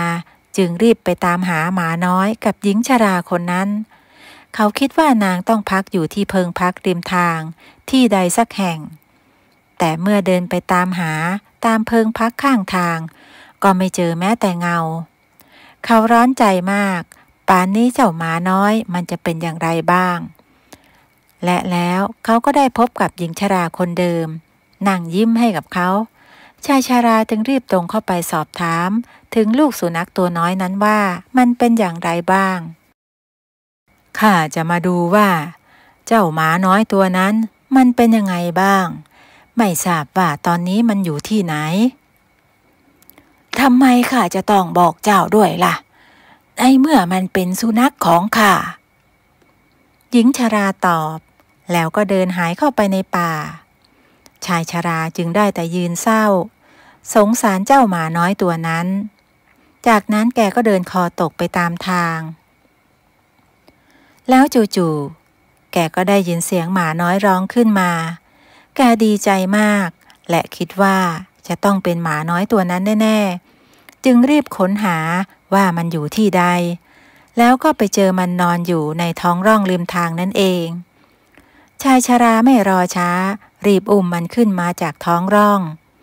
แล้วพามันหนีไปจากจุดนั้นเพราะกลัวว่าหญิงชราคนนั้นจะกลับมาเห็นและเอามันกลับไปอีกเร็วเข้าไอ้ดำเราต้องรีบไปจากที่นี่เดี๋ยวยายแก่นั่นมาเห็นเจ้าก็จะจับเจ้าไปอีกแกรีบอุ้มเจ้าดำเดินไปให้ไวที่สุดเท่าที่จะไวได้แต่แล้วหญิงแก่คนนั้นก็โผล่มาดักหน้าแล้วตะคอกเสียงดังๆว่าเจ้าจะเอาหมาน้อยข้าไปไหนมันเป็นของข้าเจ้าไม่มีสิทธิ์จะเอามันไปไหนทั้งนั้นนี่ยายแกหมาตัวนี้มันไม่มีเจ้าของมันนอนหิวโหยอยู่ริมถนนเจ้าจะมาอ้างว่าเป็นเจ้าของมันได้ยังไงหลีกไปข้าจะพามันไปเลี้ยงที่บ้านไม่ได้เจ้าเอามันไปไหนไม่ได้เอามาให้ข้าเดี๋ยวนี้นะตาแก่พวกหมาแมวจรจัดที่ไม่มีเจ้าของมันเป็นของข้าทั้งนั้นหญิงแก่คนนั้นโกรธมากจนใบหน้าของเขาบิดเบี้ยวในตาเป็นสีแดงน่ากลัวแล้วก็กายร่างเป็นนางแม่มดจมูกแหลมสวมหมวกดามปลายแหลมถือไม้เท้าหนึ่งอันใบหน้าเหี่ยวย่นกว่าเดิมนางเดินตรงเข้ามาแย่งหมาน้อยจากมือชายชราไปอย่างง่ายดายตอนนั้นแกยังตกตะลึงและนางแม่มดก็จับหมาน้อยใส่ลงไปในย่ามแล้วก็หายตัวไปต่อหน้าต่อตาแต่เมื่อครูแกได้สติก็ยิ่งสงสารหมาน้อยที่ต้องถูกนางแม่มดจับตัวไปนางแม่มดจะเอาพวกหมาพวกแมวไปทำอะไรกันนะชายชรารีบเดินกลับบ้านใจก็เป็นห่วงพวกสัตว์เหล่านั้นกลัวว่านางแม่มดจะเอาไปฆ่าเมื่อกลับถึงบ้านก็คิดหาวิธีว่าจะไปเอาหมาน้อยและสัตว์เหล่านั้นมาจากเงื้อมมือนางแม่มดได้ยังไง เช้าวันรุ่งขึ้นชายชราก็ออกเดินเท้าแต่เช้ามืดเพื่อออกกำลังกายอย่างเช่นทุกวันระหว่างทางก็ได้แวะดื่มน้ำชาที่ร้านริมทางและได้เจอลูกศิษย์ของแกคนหนึ่งที่ชื่อว่าชิดเห็นอาจารย์ของเขาดูเศร้าๆมีปัญหาในใจจึงได้ถามแกไปว่าเกิดอะไรขึ้นชายชราก็ไม่ยอมบอกเขาจะบอกเรื่องแม่มดกับเด็กไม่ได้ไม่มีอะไรหรอกว่าแต่เองเถอะจะไปไหนล่ะข้าจะไปบ้านย่าพอดีแม่ให้ไปทำธุระจ้ะงั้นเองก็รีบไปเถอะประเดี๋ยวข้าก็จะกลับเหมือนกันจากนั้นทั้งสองก็แยกย้ายกันไปแต่ไม่ว่าเขาจะพูดเรื่องนางแม่มดให้ใครฟังก็ไม่มีใครเชื่อพวกเขาหัวเราะเยาะและบอกว่าคงอ่านหนังสือนิทานมากเกินไปแม่มดมีแต่ในหนังสือนิทานเท่านั้นคนเขียนก็เขียนขึ้นมาเพื่อหลอกเด็กเพื่อนบ้านบอกกับแกแล้วก็พากันหัวเราะชายชราจึงได้เดินกลับบ้านอย่างเงียบๆส่วนชิดเด็กชายที่เป็นลูกศิษย์ของครูแก่คนนี้ก็ยังสงสัยในตัวอาจารย์ของเขาเมื่อเสร็จธุระจากบ้านย่าเขาก็รีบกลับบ้านและเย็นวันนั้นเขาก็รีบเข้านอนแต่หัวค่ำบอกกับพ่อแม่ว่าอยากตื่นเช้าเพื่อไปเดินออกกำลังกายกับอาจารย์และในตอนเช้ามืดเขาก็รีบตื่นอาบน้ำเปลี่ยนเสื้อผ้าในชุดที่ทะมัดทะแมงพร้อมลุย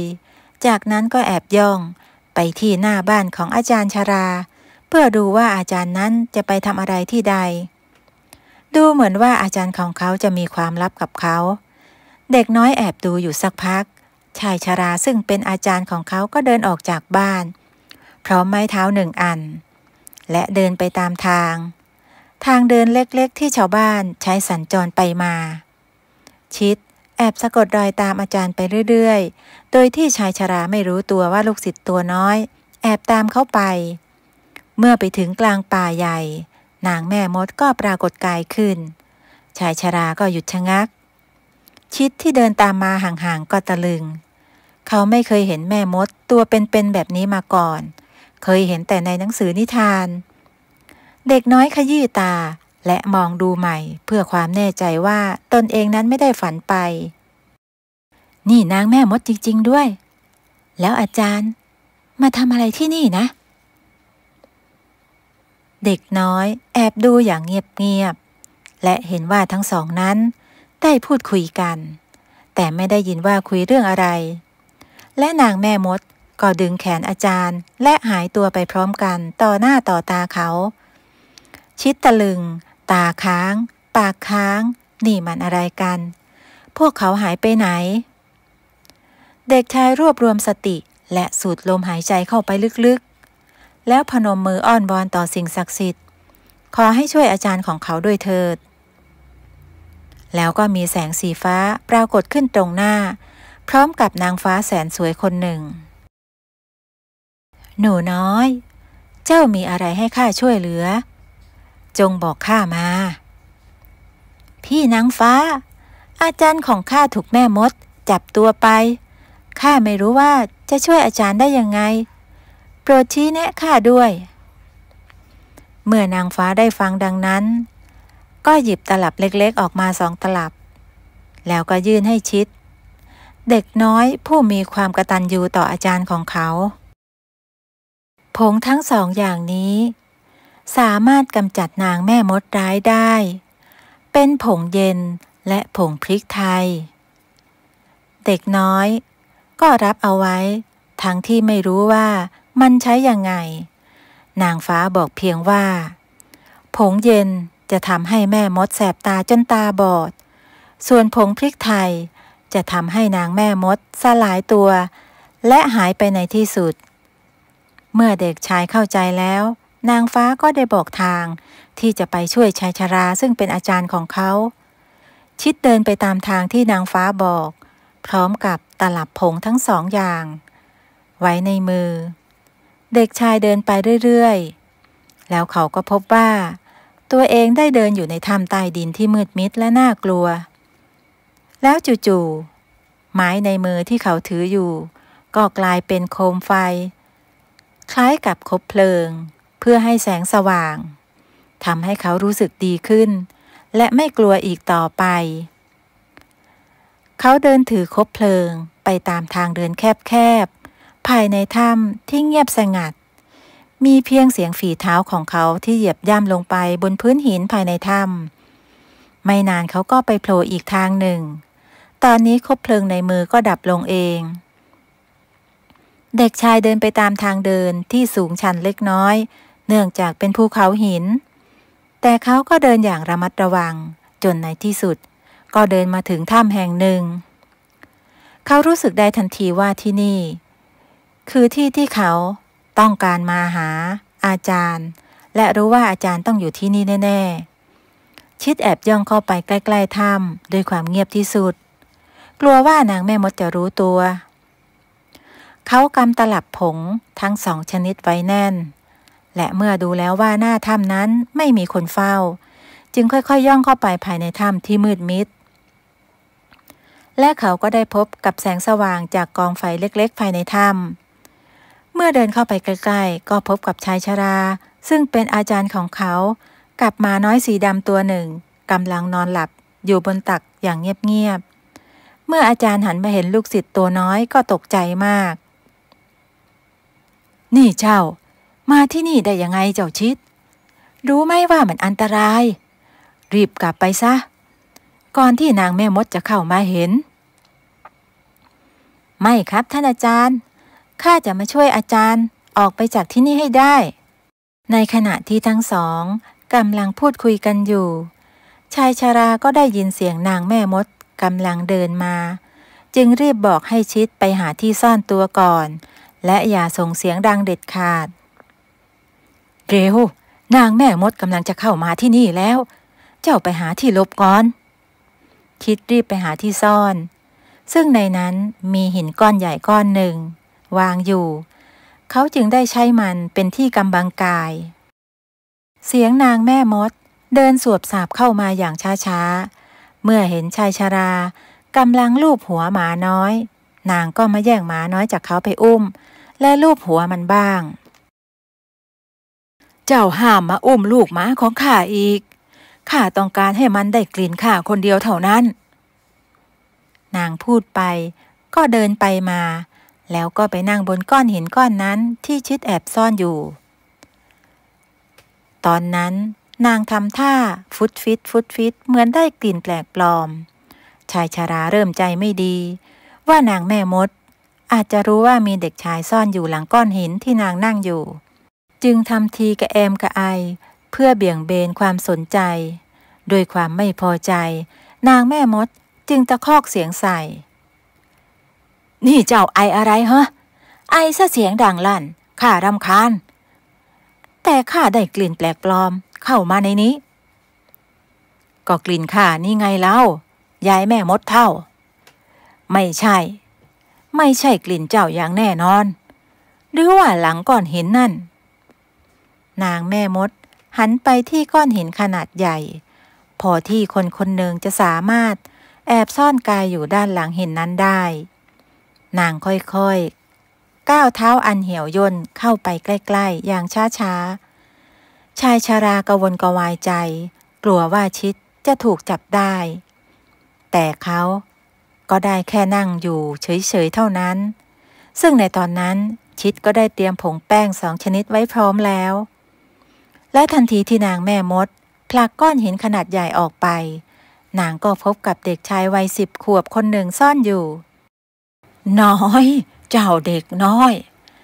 บังอาจบุกมาถึงที่ของข้าเจ้าอย่าอยู่เลยนางแม่มดเงื้อไม้เท้ากายสิทธิ์เพื่อหวังจะทำร้ายเด็กชายตรงหน้า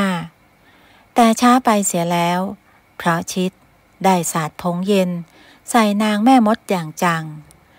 ทำให้แม่มดเฒ่าเอามือกุมตาทั้งสองและร้องด้วยความเจ็บปวดโอ้ยนี่เจ้าทำอะไรกับตาของข้าเจ้าต้องตายนางพยายามคลำทางเหมือนคนตาบอดเพราะตอนนี้ตาของนางได้บอดทั้ง2 ข้าง และลงไปดิ้นกับพื้นอย่างทุรนทุรายด้วยความปวดแสบปวดร้อนนางแม่มดเฒ่าเจ้าจับอาจารย์ของข้าและสุนัขของเขามาที่นี่ทำไมแม่มดขอให้เขานำน้ำมาล้างตาให้ก่อนแล้วนางถึงจะบอกทุกอย่างซึ่งนั่นคือแผนของนางแม่มดที่ชั่วร้ายซึ่งเด็กชายก็ไม่หลงกลเขาโยนผงพริกไทยใส่นางแม่มดร้ายทันทีต่อมาร่างกายของนางก็เริ่มละลายกลายเป็นของเหลวในที่สุดชายชราผู้เป็นอาจารย์และลูกศิษย์ตัวน้อยอย่างชิดก็สวมกอดกันด้วยความดีใจจากนั้นทั้งสองก็ได้เข้าไปช่วยลูกหมาลูกแมวที่นางแม่มดจับมาขังไว้นับ10 ตัวพวกมันต่างร้องระงมด้วยความหิวโหยทั้งครูเฒ่าและลูกศิษย์น้อยก็ช่วยกันนำพวกมันออกมาจนหมดและนำมันออกมาจากถ้ำแห่งนั้นและทันทีที่ออกมาพ้นถ้ำแห่งนั้นก็ถล่มลงไปในธรณีทางนี้ก็เพราะว่านางแม่มดร้ายมักจับหมาแมวไปขังไว้เพื่อกรีดกินเลือดของมันซึ่งนางก็มีความเชื่อว่าจะเพิ่มพลังให้กับนางบัดนี้นางได้ถูกสวรรค์ลงโทษแล้วนับแต่นั้นก็ไม่มีเหตุร้ายใดๆอีกพวกหมาแมวจรจัดก็ถูกนำไปเลี้ยงเป็นที่เป็นทางโดยอาจารย์เฒ่าและลูกศิษย์ของพวกเขาที่ร่วมลงขันสร้างบ้านให้กับพวกมันและมีอาหารให้มันกินอย่างเพียงพอชาวบ้านที่เคยรังเกียจอาจารย์เฒ่าคนนี้ก็เริ่มมองเขาในแง่ดีและยังได้ช่วยนำอาหารมาเลี้ยงหมาแมวจรจัดเหล่านั้นอีกด้วยอาจารย์เฒ่าเห็นพวกมันอ้วนท้วนสมบูรณ์แกก็ยิ้มอย่างมีความสุขและหลังจากเลิกสอนเด็กๆแล้วแกก็หันมาดูแลพวกมันอย่างจริงจัง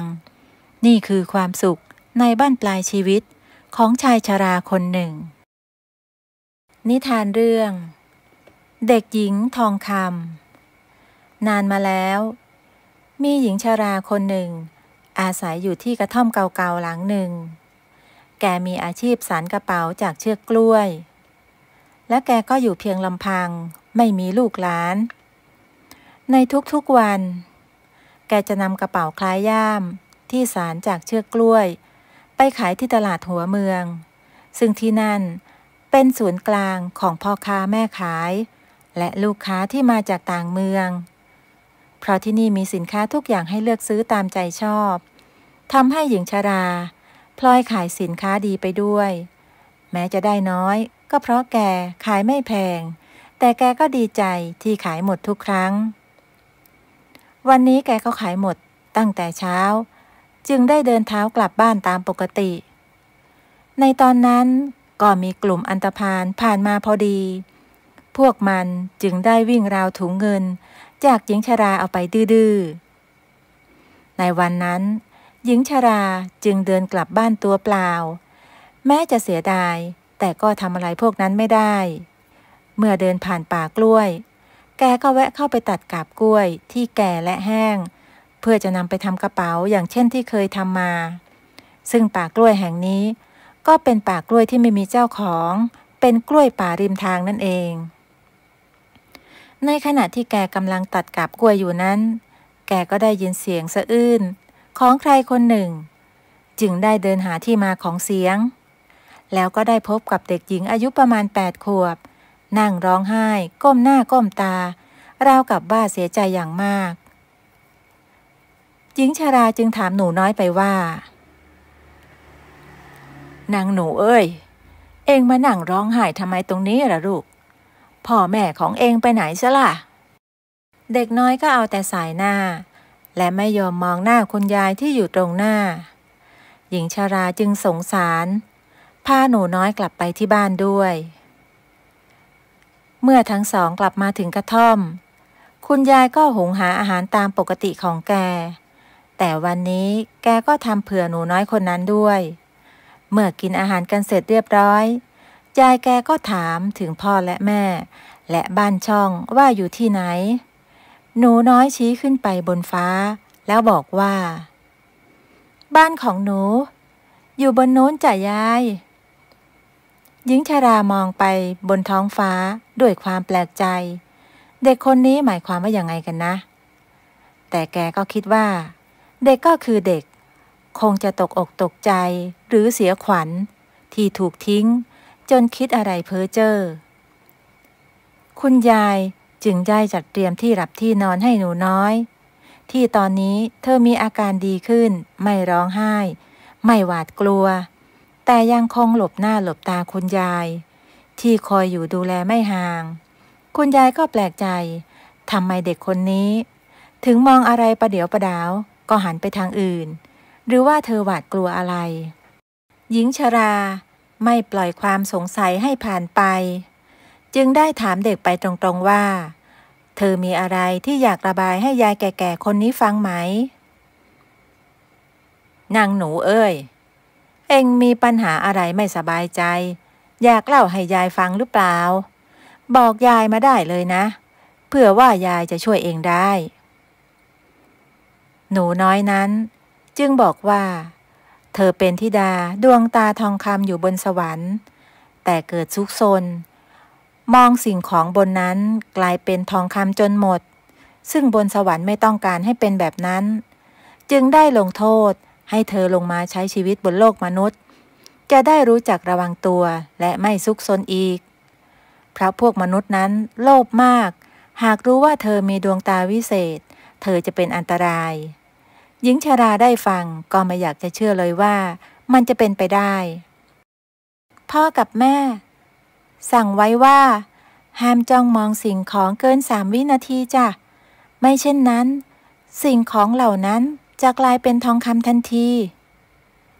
หญิงชราคนนั้นก็ไม่อยากจะเชื่ออีกจึงได้นำไม้กวาดมาให้เธอจ้องมองปรากฏว่าไม้กวาดอันนั้นก็กลายเป็นทองคำจริง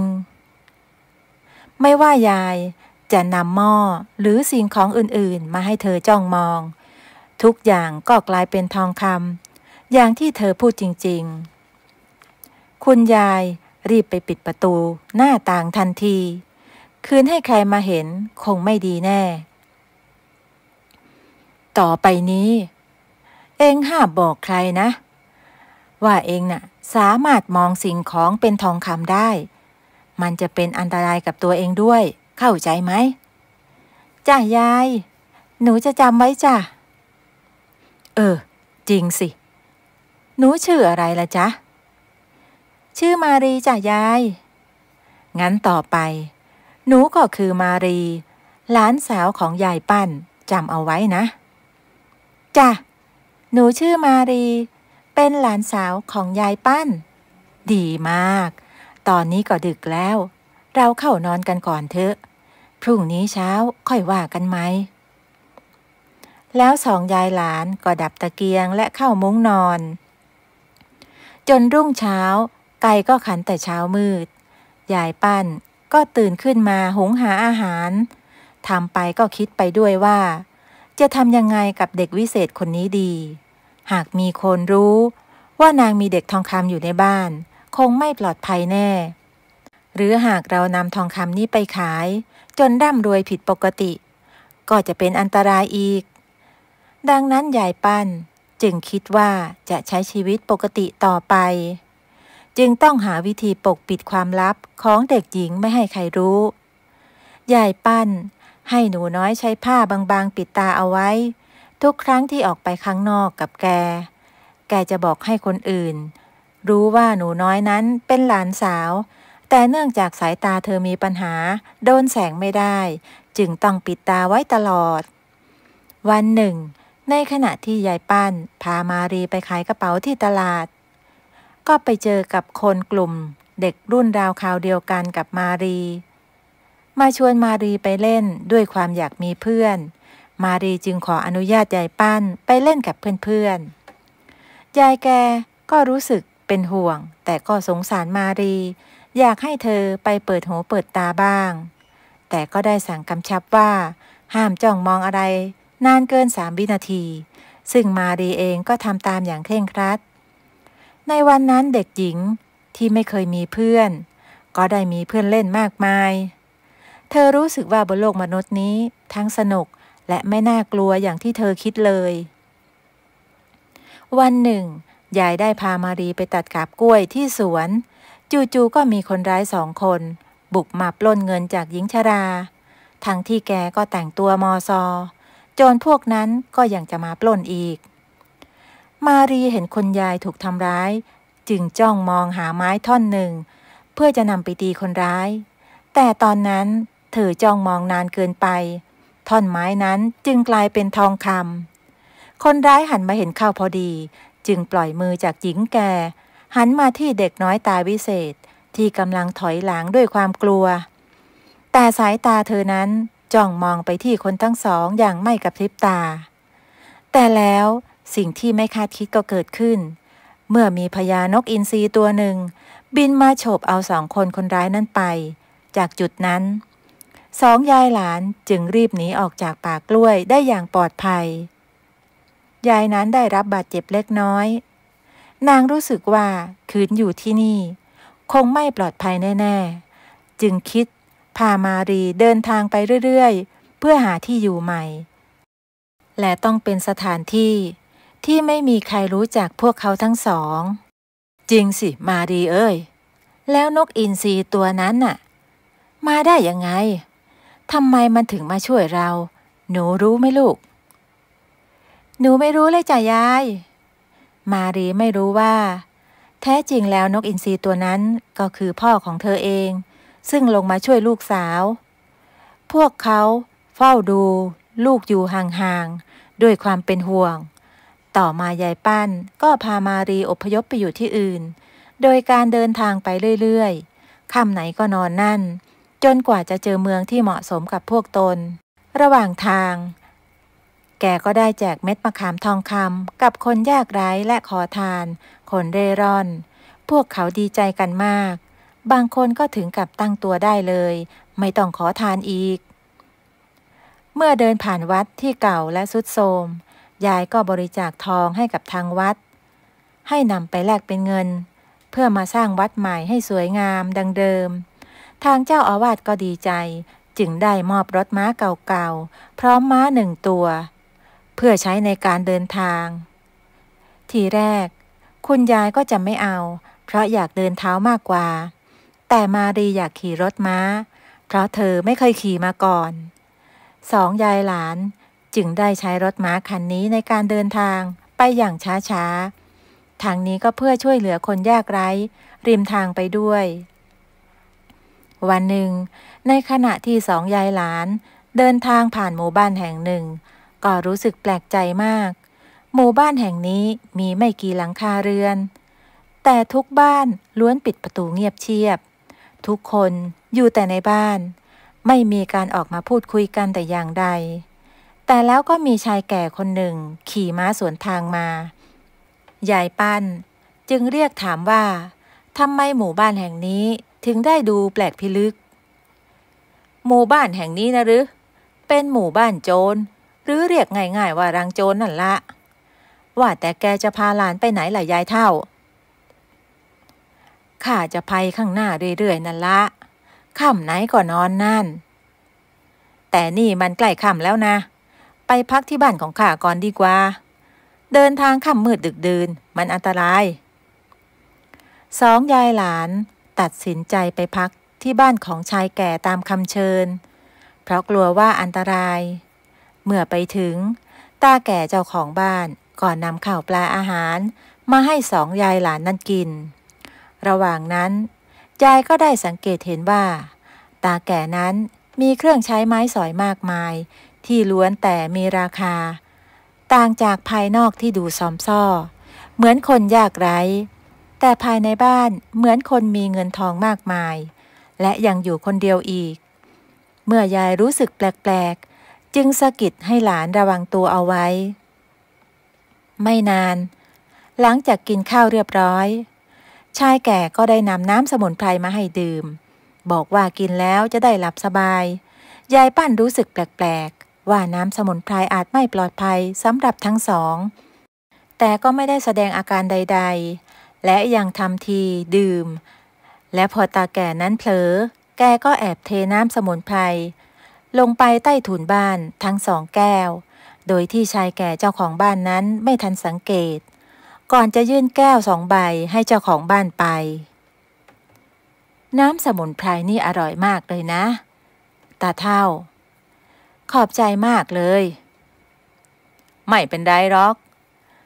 ท่านกับหลานนอนพักผ่อนเถอะข้าไปนอนก่อนละหลังจากตาเฒ่าออกไปจากห้องแล้วยายก็ได้บอกกับหลานว่าตาแก่คนนี้ไม่น่าไว้ใจให้ระวังตัวดีๆแล้วทั้งสองก็ทำทีนอนหลับฝ่ายตาแก่เห็นว่าทั้งสองหลับก็คิดว่าสมุนไพรซึ่งเป็นเหมือนยานอนหลับชนิดหนึ่งคงออกฤทธิ์แล้วจึงได้ย่องเข้าไปในห้องของสองยายหลานเพราะความจริงแล้วตาเฒ่าคนนี้ก็เป็นโจรกลุ่มเดียวกันกับคนในหมู่บ้านก่อนหน้านั้นแต่เขามาปลูกกระต๊อบอยู่รอบนอกเพื่อหลอกคนที่เดินทางผ่านไปมาซึ่งวันนี้ก็มีเหยื่ออย่างสองยายหลานมาติดกับในตอนนั้นเขาได้เข้าไปในห้องนอน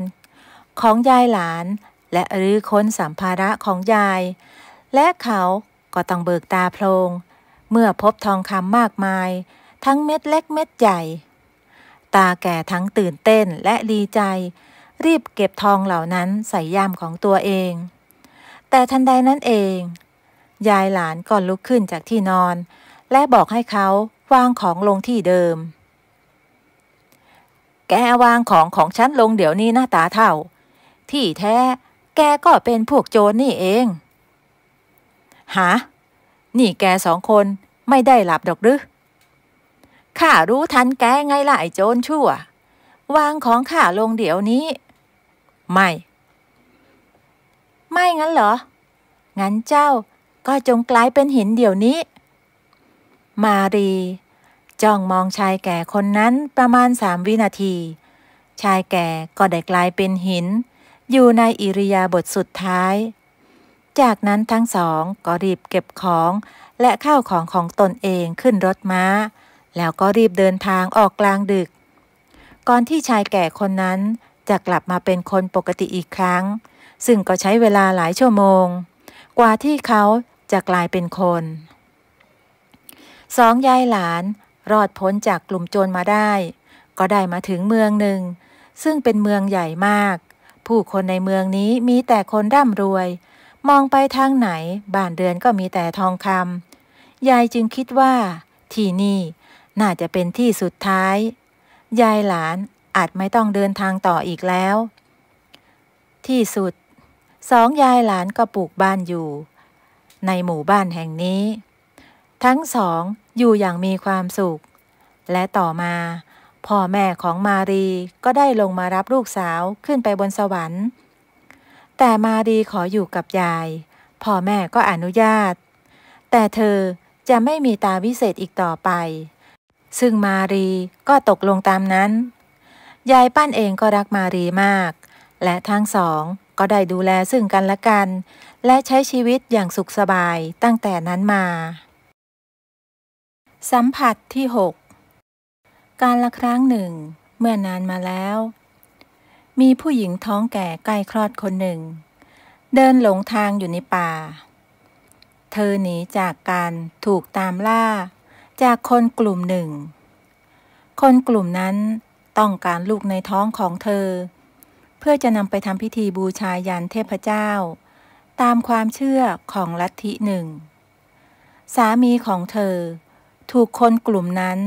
ยิงตายขณะที่กำลังพาเธอหนีเอาตัวรอดมาได้แล้วเดินหลงเข้ามาในป่าแห่งนี้เป็นป่าที่เต็มไปด้วยต้นไม้ใหญ่ทุกอย่างดูเงียบสงบเธอพยายามเดินหาทางออกจากป่าแห่งนี้เพื่อขอความช่วยเหลือแต่ไม่ว่าจะเดินไปทางไหนก็ยังไม่พบทางออกไร้วี่แววของผู้คนและสัตว์ดุร้ายหันมองไปรอบๆมีแต่ต้นไม้ใหญ่เธอจึงนั่งพักที่ใต้ต้นไม้ใหญ่ต้นหนึ่งเธอรู้สึกอ่อนล้ารู้สึกหวาดกลัวและร้องไห้ออกมาด้วยความเสียใจที่ต้องสูญเสียสามีและกลัวที่จะสูญเสียลูกในท้องไปอีกเธอยังคงรู้สึกสับสนว่าเกิดอะไรขึ้นทำไมคนกลุ่มนั้น ถึงมีความเชื่อแปลกๆเรื่องการบูชายันเด็กทารกทำไมต้องเป็นลูกของเธอทั้งที่เธอก็ใช้ชีวิตอย่างคนทั่วไปสำหรับเธอในตอนนี้ทุกอย่างมีแต่ปริศนาเต็มไปหมดตอนนี้เธอได้แต่สวดมนต์ภาวนาขอให้สิ่งศักดิ์สิทธิ์เจ้าป่าเจ้าเขาช่วยให้ลูกในท้องของเธอนั้นปลอดภัยสิ่งศักดิ์สิทธิ์เจ้าขาเจ้าป่าเจ้าเขาเทวดานางฟ้าทั้งหลายสิ่งที่สิงสถิตอยู่ที่ป่าแห่งนี้ได้โปรดช่วยเหลืออีฉันและลูกในท้องให้ปลอดภัยด้วยเถิดเจ้าค่ะอีฉันไม่รู้จะไปพึ่งพาใครแล้วจริงๆถ้าอีฉันไม่รอดก็ขอให้ลูกในท้องของอีฉันนั้นรอดปลอดภัยด้วยเถิดนะเจ้าค่ะช่วยคุ้มครองลูกของอีฉันด้วยนะเจ้าค่ะเธอร้องไห้เสียใจจนหมดแรงแล้วก็หลับไปสักพักรุกขเทวดาที่สิงสถิตอยู่ในต้นไม้ที่เธอนอนหลับอยู่ก็ได้ปรากฏตัวขึ้นท่านรู้สึกเมตตาสงสารผู้หญิงคนนี้และท่านก็รู้สึกได้ว่าเด็กที่อยู่ในท้องนั้นมีพลังพิเศษบางอย่างติดตัวมาท่านจึงคิดหาทางที่จะช่วยเหลือผู้หญิงท้องแก่คนนี้รุกขเทวดาท่านนี้จึงตัดสินใจแปลงกายเป็นชายชราแล้วเดินออกไปในขณะเดียวกันอีกฝั่งของป่าแห่งนี้ก็มีชาวบ้านสองสามีภรรยาเข้ามาหาสมุนไพรในป่าพวกเขาหันไปเห็นชายชราคนหนึ่งยืนอยู่ไม่ไกลนัก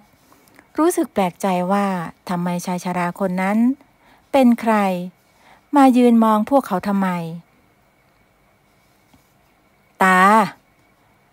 ามาทำอะไรกลางป่าคนเดียวแบบนี้แล้วทำไมมายืนอยู่คนเดียวตรงนั้นล่ะ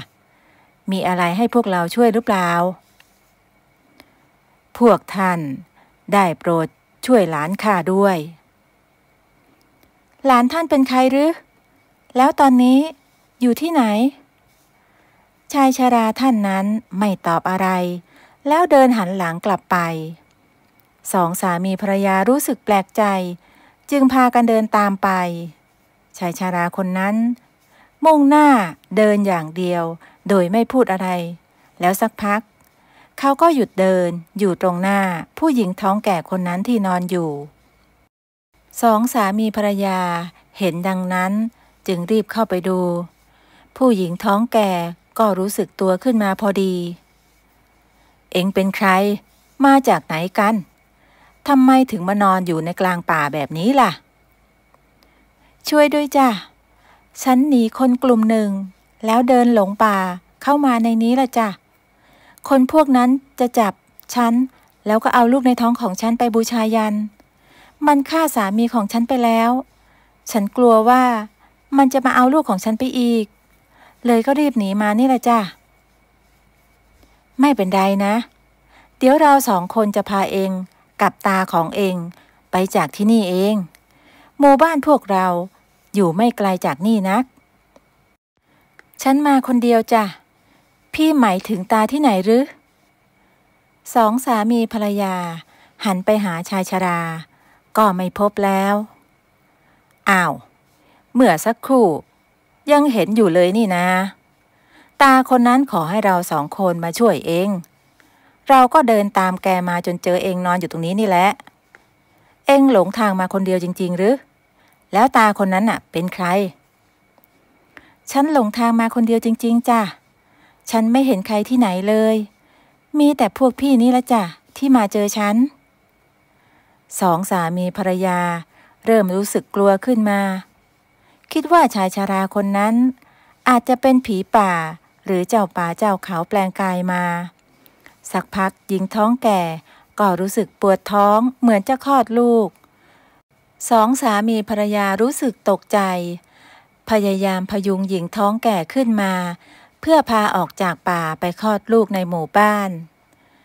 แต่เธอลุกไม่ไหวปวดท้องมากขึ้นเรื่อย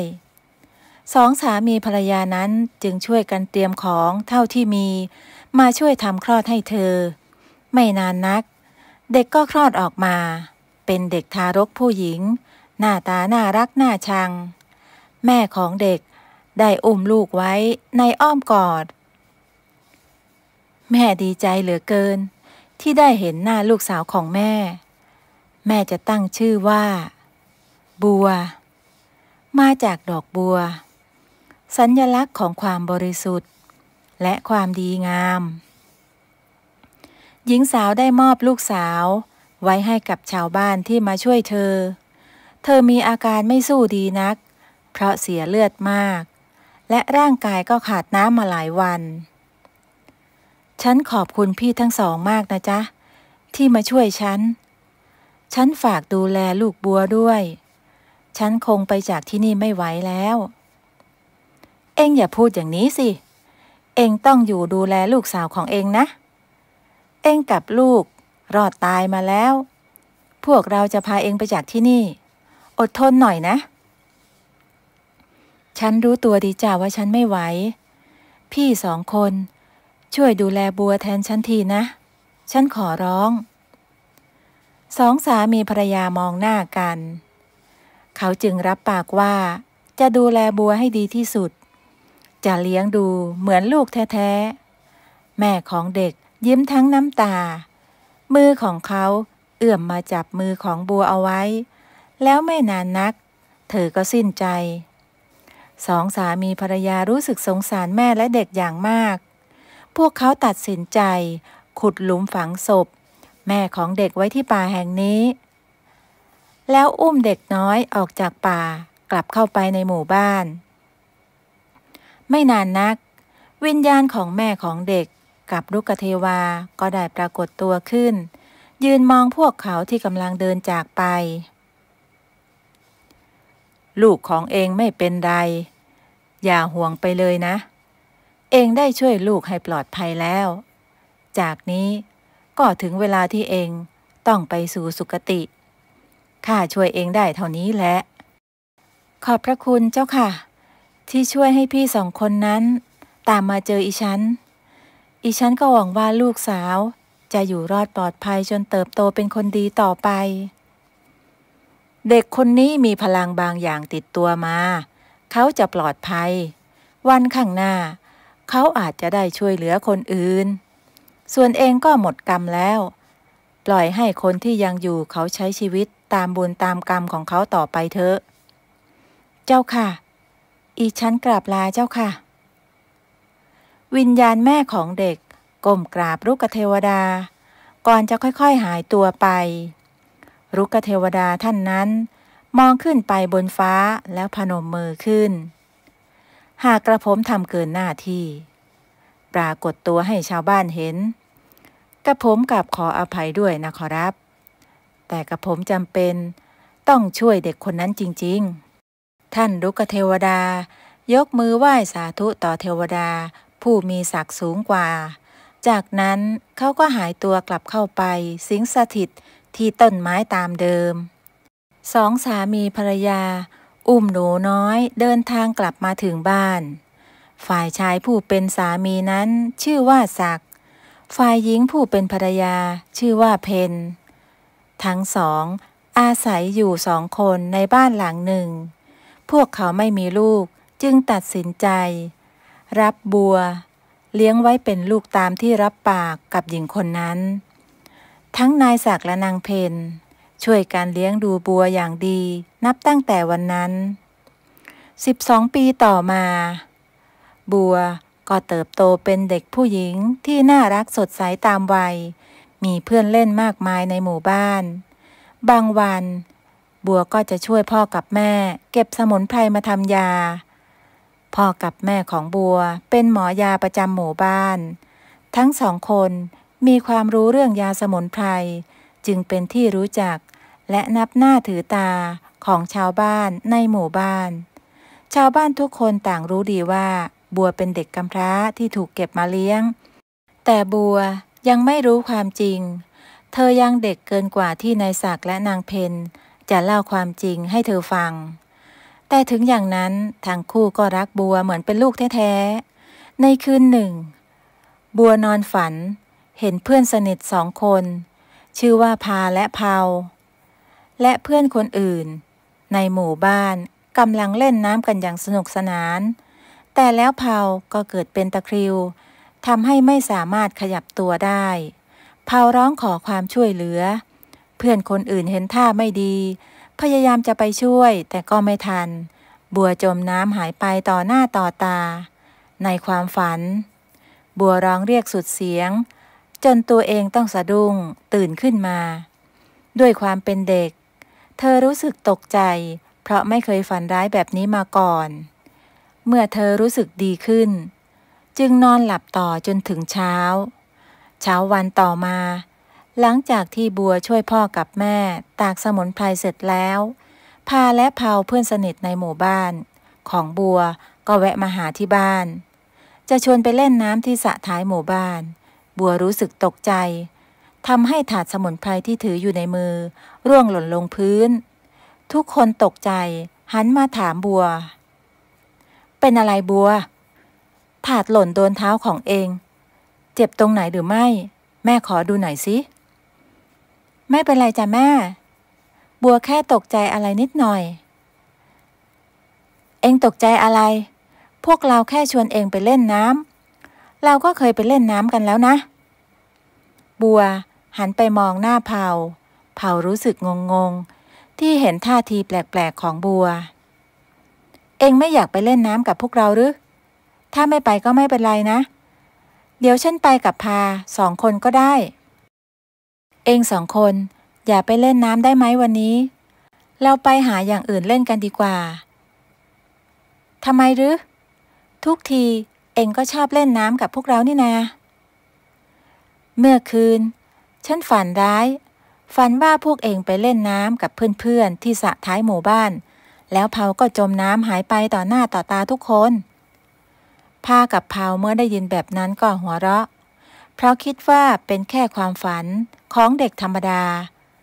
พากับเผาไม่เชื่อว่าความฝันนั้นจะเป็นจริงบัวพยายามห้ามไม่ให้2 คนไปเล่นน้ำแต่2 คนนั้นไม่ฟังพากับเผาเดินออกไปแล้วชวนเพื่อนคนอื่นๆไปเล่นน้ำที่สระท้ายหมู่บ้านบัวรู้สึกใจคอไม่ดีพ่อกับแม่ของบัวพยายามปลอบใจเธอว่าคงไม่มีเรื่องอะไรเกิดขึ้นหรอกในเมื่อเราเตือนเขาแล้วแต่เขาไม่ฟังก็คงต้องปล่อยไปบัวจึงยอมปล่อย2 คนนั้นไปแล้วมาช่วยพ่อกับแม่ทำงานต่อแต่หลังจากนั้นไม่กี่ชั่วโมงเพื่อนบ้านของนายศักดิ์และนางเพนก็วิ่งหน้าตาตื่นมาหาคนทั้ง2ที่บ้านนางเพนเกิดเรื่องแล้วมีอะไรหรือจ๊ะพี่แย้มวิ่งหน้าตาตื่นมาเชียว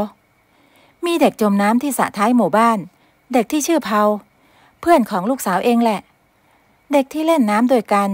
มันวิ่งมาขอให้พ่อแม่ไปช่วยแต่ก็ไม่ทันเผาจมน้ำตายแล้วตอนนี้คนพากันวิ่งไปดูที่ท้ายหมู่บ้านกันใหญ่แล้ว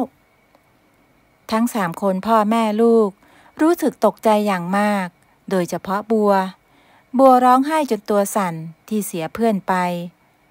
เธอขอให้พ่อกับแม่พาไปที่สระน้ำท้ายหมู่บ้านเพื่อไปหาเผาเมื่อไปถึงเธอก็เห็นพ่อแม่ของเผากอดศพลูกเอาไว้ร้องไห้แทบขาดใจพาที่ยืนร้องไห้อยู่ข้างๆก็หันมาเจอบัวพอดีพาเลยเดินมาหาเธอบัวเอ็งรู้ได้ยังไงว่าเผามันจะจมน้ำตายทำไมความฝันของเอ็งมันเป็นจริงขึ้นมาได้ทุกคนที่อยู่ตรงนั้นรู้สึกแปลกใจกับคำพูดของพารวมถึงพ่อแม่ของเผาพวกเขาถามว่าเกิดอะไรขึ้นพาจึงเล่าให้ฟังว่าเมื่อวานพากับเผาชวนบัวมาเล่นน้ำด้วยกันแต่บัวไม่มาและยังห้ามไม่ให้พากับเผาไปเล่นน้ำเพราะฝันว่าเผาจะจมน้ำตายทุกคนเมื่อได้ยินเช่นนั้นจึงรู้สึกตกใจไม่ต่างกันแม่ของเผาลุกขึ้นมาต่อว่าบัวว่าทำไมไม่รั้งเผาเอาไว้หรือตามมาช่วยเผาไม่ให้เล่นน้ำทำไมจึงยอมปล่อยเผาออกไปแบบนั้นบัวได้แต่ยืนร้องไห้ตัวสั่นจนพ่อและแม่ของบัวต้องมาห้ามเอาไว้เพราะไม่ใช่ความผิดของบัว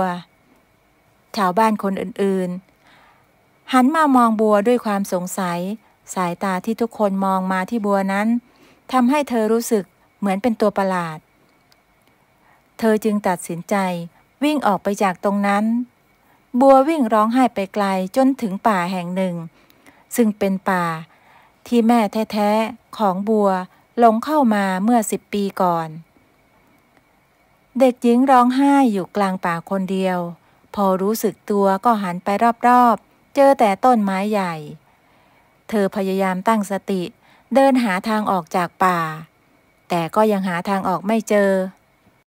บัวเดินมาเรื่อยๆจนถึงตรงใต้ต้นไม้ใหญ่ต้นหนึ่งเป็นบริเวณที่ศพของแม่แท้ๆของบัวถูกฝังเอาไว้มีดอกบัวดินสีชมพูสวยงามอยู่ตรงนั้นราวกับว่ามีคนนำมาปลูกไว้และคอยดูแลจนเติบโตบัวหยุดเดิน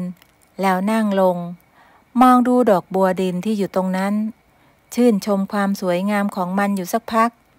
บัวรู้สึกง่วงนอนเพราะความเหนื่อยล้าที่เดินหลงทางมาไกล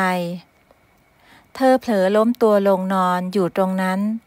ในขณะเดียวกันนายศักดิ์และนางเพ็ญก็ออกตามหาบัวจนทั่วหมู่บ้านแต่ก็ไม่พบทั้งสองคนรู้สึกร้อนใจและเป็นห่วงบัวขึ้นมา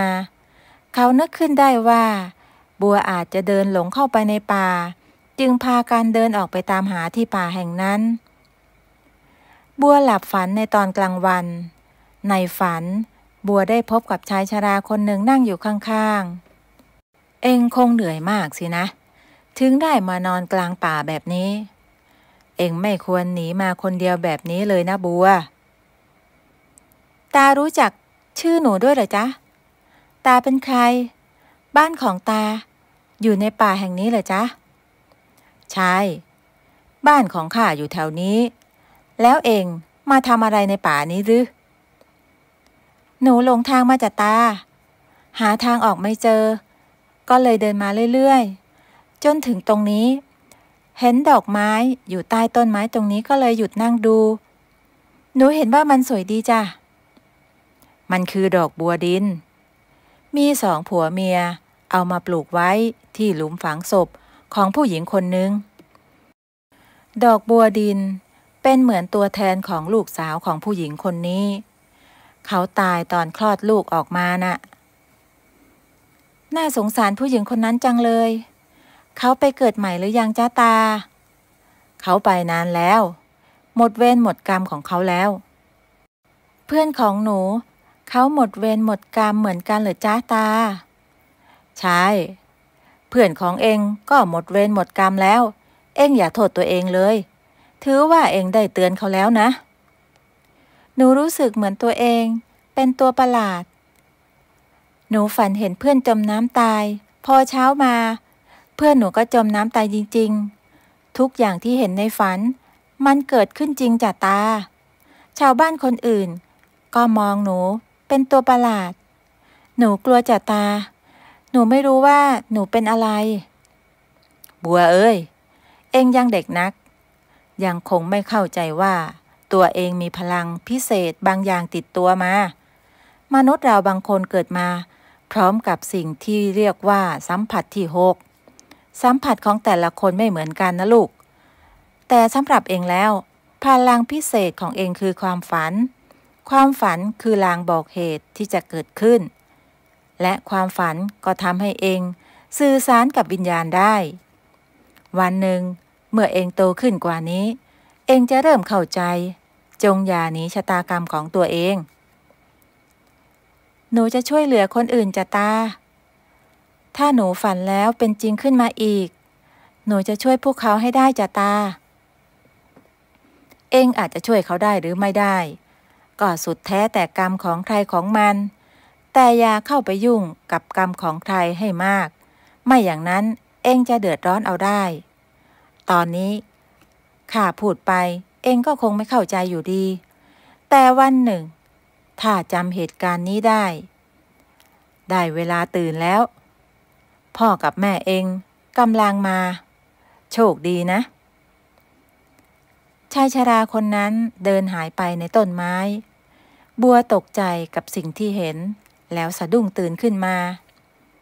เธอหันไปรอบๆทุกอย่าง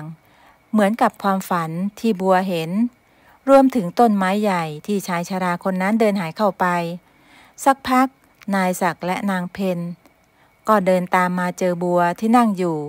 ทั้งคู่รีบเข้ามากอดบัวเอาไว้บัวลูกแม่เอ็งเป็นยังไงบ้างทำไมมาอยู่ในป่าแห่งนี้คนเดียวรู้ไหมว่าพ่อกับแม่น่ะเป็นห่วงเอ็งแค่ไหนบัวขอโทษจ้ะแม่บัวแค่อยากหนีจากตรงนั้นทุกคนมองบัวเหมือนบัวเป็นตัวประหลาดบัวรู้สึกอีกทีก็เดินหลงเข้ามาในป่านี้แล้วไม่เป็นไรนะลูกพ่อกับแม่อยู่ตรงนี้แล้วใครจะมองยังไงก็ช่างเขาเอ็งอย่าวิ่งหนีไปไหนแบบนี้อีกนะบัวขอโทษจ้ะพ่อบัวจะไม่หนีอีกจ้ะตาคนหนึ่งบอกบัวไว้ว่าอย่าหนีชะตากรรมของตัวเองตาที่ไหนล่ะลูกแม่ไม่เห็นมีใครเลยบัวนึกขึ้นได้ว่าเธอหลับฝันไปจึงเล่าเรื่องความฝันให้พ่อกับแม่ฟังทั้งสองคนก็รู้สึกตกใจชายชราคนนั้นทำให้ทั้งสองคนนึกถึงเหตุการณ์เมื่อ12 ปีก่อนและชายชราคนนั้นก็ทำให้ทั้งสองคนมาเจอแม่แท้ๆของบัวและที่น่าตกใจกว่านั้นคือตรงที่บัวนั่งอยู่นั้นก็คือที่ฝังศพของแม่แท้ๆของเธอเองแล้วลูกมานั่งอยู่ตรงนี้ได้ยังไงบัวเดินตามทางมาเรื่อยๆจ้ะแล้วก็มาเจอดอกไม้สวยๆอยู่ตรงนี้บัวเห็นว่ามันสวยแล้วก็แปลกตาดีไม่เคยเห็นดอกไม้ในป่าสวยอะไรแบบนี้มาก่อนเลยจ้ะแล้วบัวก็เผลอหลับไปตาที่อยู่ในความฝันบอกว่าเป็นดอกบัวดินที่มีคนเอามาปลูกไว้ที่หลุมฝังศพตรงนี้จ้ะศักดิ์และเพนหันมามองหน้ากันทั้งสองมั่นใจว่าชายชาราคนนั้นคือรุกขเทวดาที่สิงสถิตอยู่ที่ป่าแห่งนี้และปรากฏตัวให้บัวได้เห็นในความฝันเพราะบัวคงมีจิตสัมผัสถึงวิญญาณได้ดอกบัวดินแม่กับพ่อเป็นคนเอามาปลูกไว้ตรงนี้เองจ้ะเพื่อระลึกถึงแม่แท้ๆของบัวที่จากไปศักดิ์กับเพนตัดสินใจเล่าความจริงทุกอย่างให้บัวได้ฟังเพราะคิดว่าคงถึงเวลาที่เธอต้องรู้ความจริงบัวได้รับรู้เรื่องราวทุกอย่างแม้จะรู้สึกเสียใจที่รู้ว่าแม่แท้ๆได้ตายจากไปแต่เธอก็ยังดีใจที่มีพ่อแม่นายศักดิ์และนางเพนคอยดูแลอย่างดีมาตลอดบัวก้มกราบลงที่หลุมศพของแม่และกราบต้นไม้ใหญ่ใต้หลุมศพเพราะเชื่อว่าชายชราที่เห็นในความฝันนั้นคือรุกขเทวดาที่เคยช่วยแม่ของเธอเอาไว้นับตั้งแต่นั้นมาพ่อและแม่ของบัวก็ได้พาบัวไปหาหลวงพ่อที่วัดเพื่อทำบุญอาบน้ำมนต์อีกทั้งไปหาเครื่องรางของขลังจากครูบาอาจารย์ที่เคารพนับถือมาไว้ที่ห้องนอนของบัวเพื่อไม่ให้บัวนั้นฝันร้ายบัวเริ่มนอนหลับสนิทไม่ฝันถึงเหตุการณ์แปลกๆอีกบัวเริ่มกลับมาเป็นเด็กที่สดใสร่าเริงอีกครั้งชาวบ้านก็เริ่มจะลืมเรื่องที่ความฝันของบัวกลายเป็นจริงทุกคนใช้ชีวิตตามปกติได้ตลอดมาหลายปีนับตั้งแต่นั้นมา8 ปีต่อมาบัวก็โตเป็นสาวอายุ20ยังคงอาศัยอยู่กับพ่อศักดิ์และแม่เพนเช่นเดิมบัวเรียนรู้ที่จะเป็นหมอยาสมุนไพรเหมือนพ่อกับแม่เพื่อหวังจะช่วยรักษาคนอื่นในหมู่บ้านวันหนึ่งบัวมีโอกาสได้เดินทางไปต่างถิ่นเพื่อไปหาสมุนไพรบางชนิดที่หาได้ยากเธอได้ไปพักแรมที่บ้านของญาติฝั่งของแม่เพน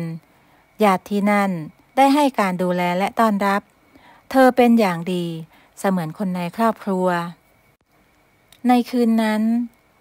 บัวได้นอนหลับฝันเห็นเหตุการณ์บางอย่างมีกลุ่มชายลึกลับ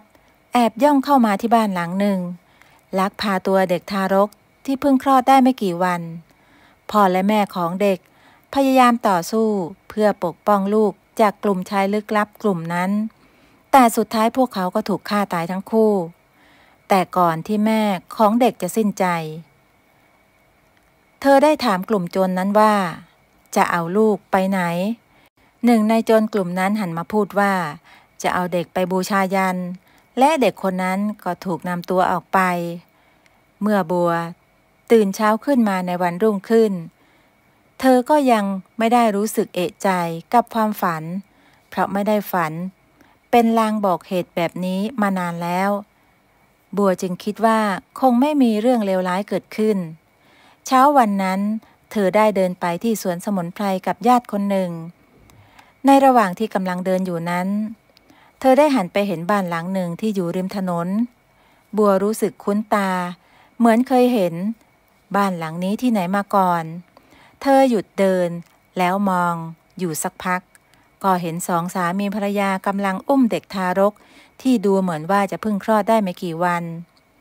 บัวเริ่มนึกถึงความฝันเมื่อคืนพยายามนึกถึงความฝันและเรียบเรียงเหตุการณ์ที่เกิดขึ้นเธอรู้สึกตกใจขึ้นมาเพราะภาพที่เห็นตรงหน้าทั้งบ้านและคนที่อาศัยอยู่ในบ้านหลังนี้เหมือนกับสิ่งที่เห็นในความฝันทุกอย่างญาติของบัวที่เดินมาด้วยกัน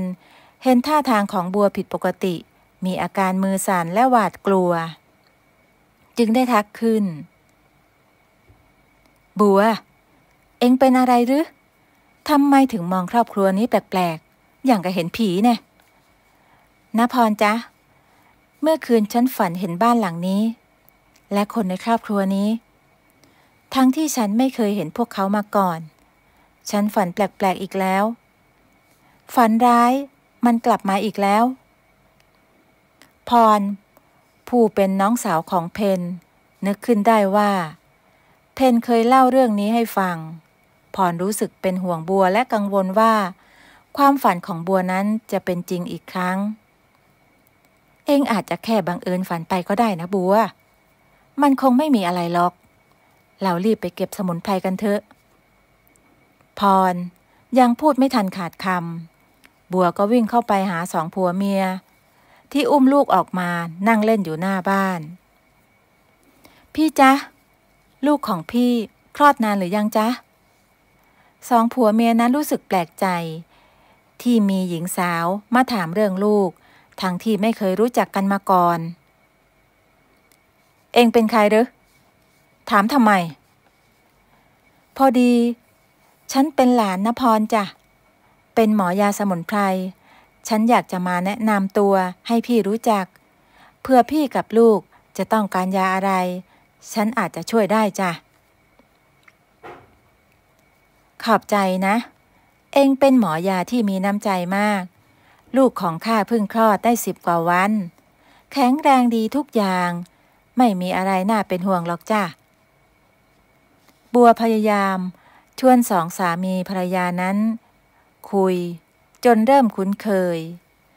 คุยกันถูกคอมากขึ้นบัวคิดหาทางที่จะเตือนสองคนนั้นเรื่องความฝันเมื่อคืนเธอจึงโกหกไปว่าวันก่อนเห็นกลุ่มผู้ชายท่าทีไม่น่าไว้วางใจมาแอบส่องดูเด็กทารกที่เพิ่งคลอดในหมู่บ้านใกล้เคียงแล้วแอบได้ยินคนพวกนั้นคุยกันว่าจะวางแผนลักพาตัวเด็กไปแล้วฆ่าพ่อกับแม่ทิ้งเสียเลยอยากมาเตือนสองสามีภรรยาให้ระวังตัวเพราะกลุ่มชายลึกลับอยู่ไม่ไกลจากที่นี่อาจจะเข้ามาลักพาตัวเด็กในหมู่บ้านแห่งนี้บัวพยายามพูดโน้มน้าวให้สองสามีภรรยาเชื่อสองสามีภรรยาก็เชื่อในสิ่งที่บัวบอกทุกอย่างเพราะเคยได้ยินว่าในอดีตเคยมีเหตุการณ์เกิดขึ้นที่บ้านหลังหนึ่งเมื่อ20 ปีก่อนครอบครัวนั้นหายสาบสูญไม่มีใครได้ข่าวอีกเลยบัวได้เตือนสองสามีภรรยาย้ายไปอยู่กับญาติที่อื่นชั่วคราวเพราะเกรงว่าคืนนี้อาจจะไม่ปลอดภัยสองสามีภรรยาก็เชื่อคำพูดของบัวจึงติดต่อญาติให้มาช่วยเก็บของไปอยู่ที่อื่นก่อนหญิงสาวรู้สึกโล่งใจที่ทั้งสองคนยอมทำตามคำแนะนำของเธอพรจึงได้พาบัวเดินออกมาจากบ้านหลังนั้นจากที่คุยกันเสร็จเอ็งต้องทำขนาดนี้เลยหรือนางบัวถ้าฉันบอกพวกเขาว่าฉันฝันพวกเขาก็คงไม่เชื่อฉันหรอกจ้ะณพรฉันจำเป็นต้องสร้างเรื่องขึ้นเพื่อให้พวกเขาปลอดภัยณพรจ๊ะช่วยฉันอีกอย่างได้ไหมจ๊ะ คืนนี้เราพาลุงผู้ใหญ่กับญาติคนอื่นๆมาแอบดูบ้านหลังนี้กันฉันรู้สึกได้ว่าความฝันที่ฉันฝันเห็นนั้นมันจะเกิดขึ้นจริงถ้ากลุ่มชายลึกลับนั้นมันมาที่บ้านหลังนี้เราจะได้จับตัวมันส่งตำรวจถ้าปล่อยพวกมันไปอาจจะมีครอบครัวอื่นเดือดร้อนเองจะบ้าหรือนางบัวทุกคนจะได้หาว่าเองบ้าจริงๆนะสิไม่มีใครเชื่อเรื่องความฝันของเองหรอกมีแต่ข้านี่แหละที่เชื่อเพราะพ่อแม่เองเล่าให้ฟังฉันก็จะสร้างเรื่องโกหกเพื่อให้ทุกคนมาช่วยกันจับพวกมันเหมือนที่สร้างเรื่องโกหกให้พี่สองคนนั้นพาลูกหนีไปไงจ๊ะ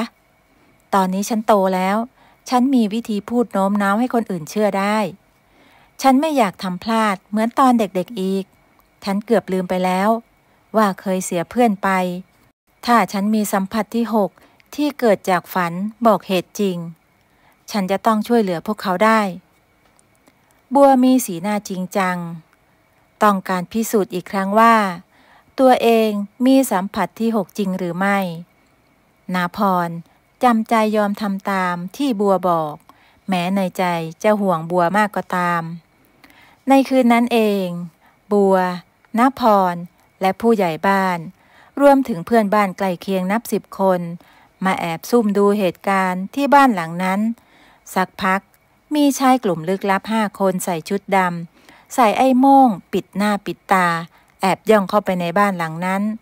ซึ่งตรงกับเหตุการณ์ที่บัวเห็นในความฝันทุกคนแปลกใจที่บัวรู้ว่าเหตุการณ์นั้นเกิดขึ้นจริงผู้ใหญ่บ้านไม่ปล่อยให้ชายกลุ่มนั้นหนีไปง่ายๆพวกเขาจึงบุกเข้าไปจับตัวชายกลุ่มนั้นตามที่วางแผนเอาไว้เมื่อกลุ่มชายลึกลับรู้สึกตัวจึงรีบพากันหนีแต่หนีไม่ทันชาวบ้านช่วยกันจับตัวเอาไว้และยึดอาวุธทุกคนเอาไว้กลุ่มชายลึกลับถูกพาตัวไปที่บ้านผู้ใหญ่บ้านซักถามถึงเรื่องราวที่เกิดขึ้นชายกลุ่มนั้นไม่ปิปากบอกใครจนบัวทนไม่ไหวเดินเข้ามาถามชายลึกลับว่าพวกเองจะเอาเด็กไปบูชายันใช่หรือไม่ทุกคนตกใจในคำพูดของบัวรวมทั้งโจรกลุ่มนั้นผู้ใหญ่บ้านถามบัวว่าทำไมถึงคิดแบบนั้นคนในหมู่บ้านไม่เคยได้ยินเรื่องการบูชายันเด็กทารกมาก่อนบัวไม่ตอบอะไรยังคงถามคำถามเดิมกับโจรกลุ่มนั้นซ้ำๆแล้วเข้าไปกระชากคอเสื้อโจรคนหนึ่งด้วยความโมโห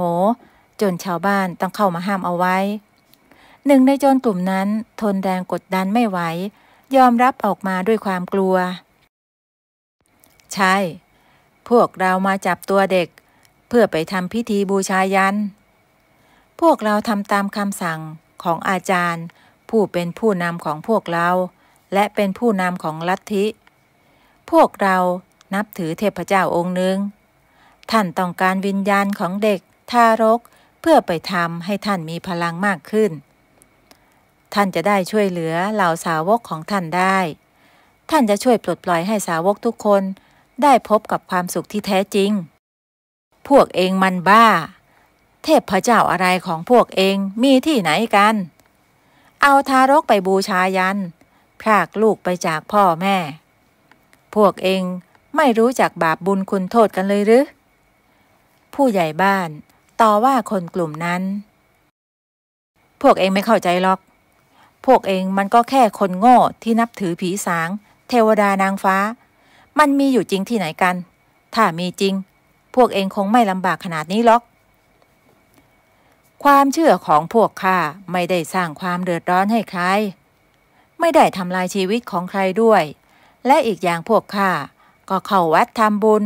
รู้จักผิดชอบทั่วดีไม่เหมือนสัตว์นรกอย่างพวกเอง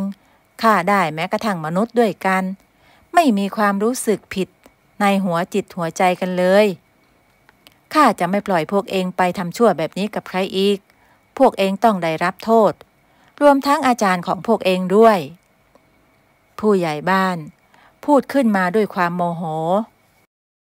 ก่อนที่ลุงผู้ใหญ่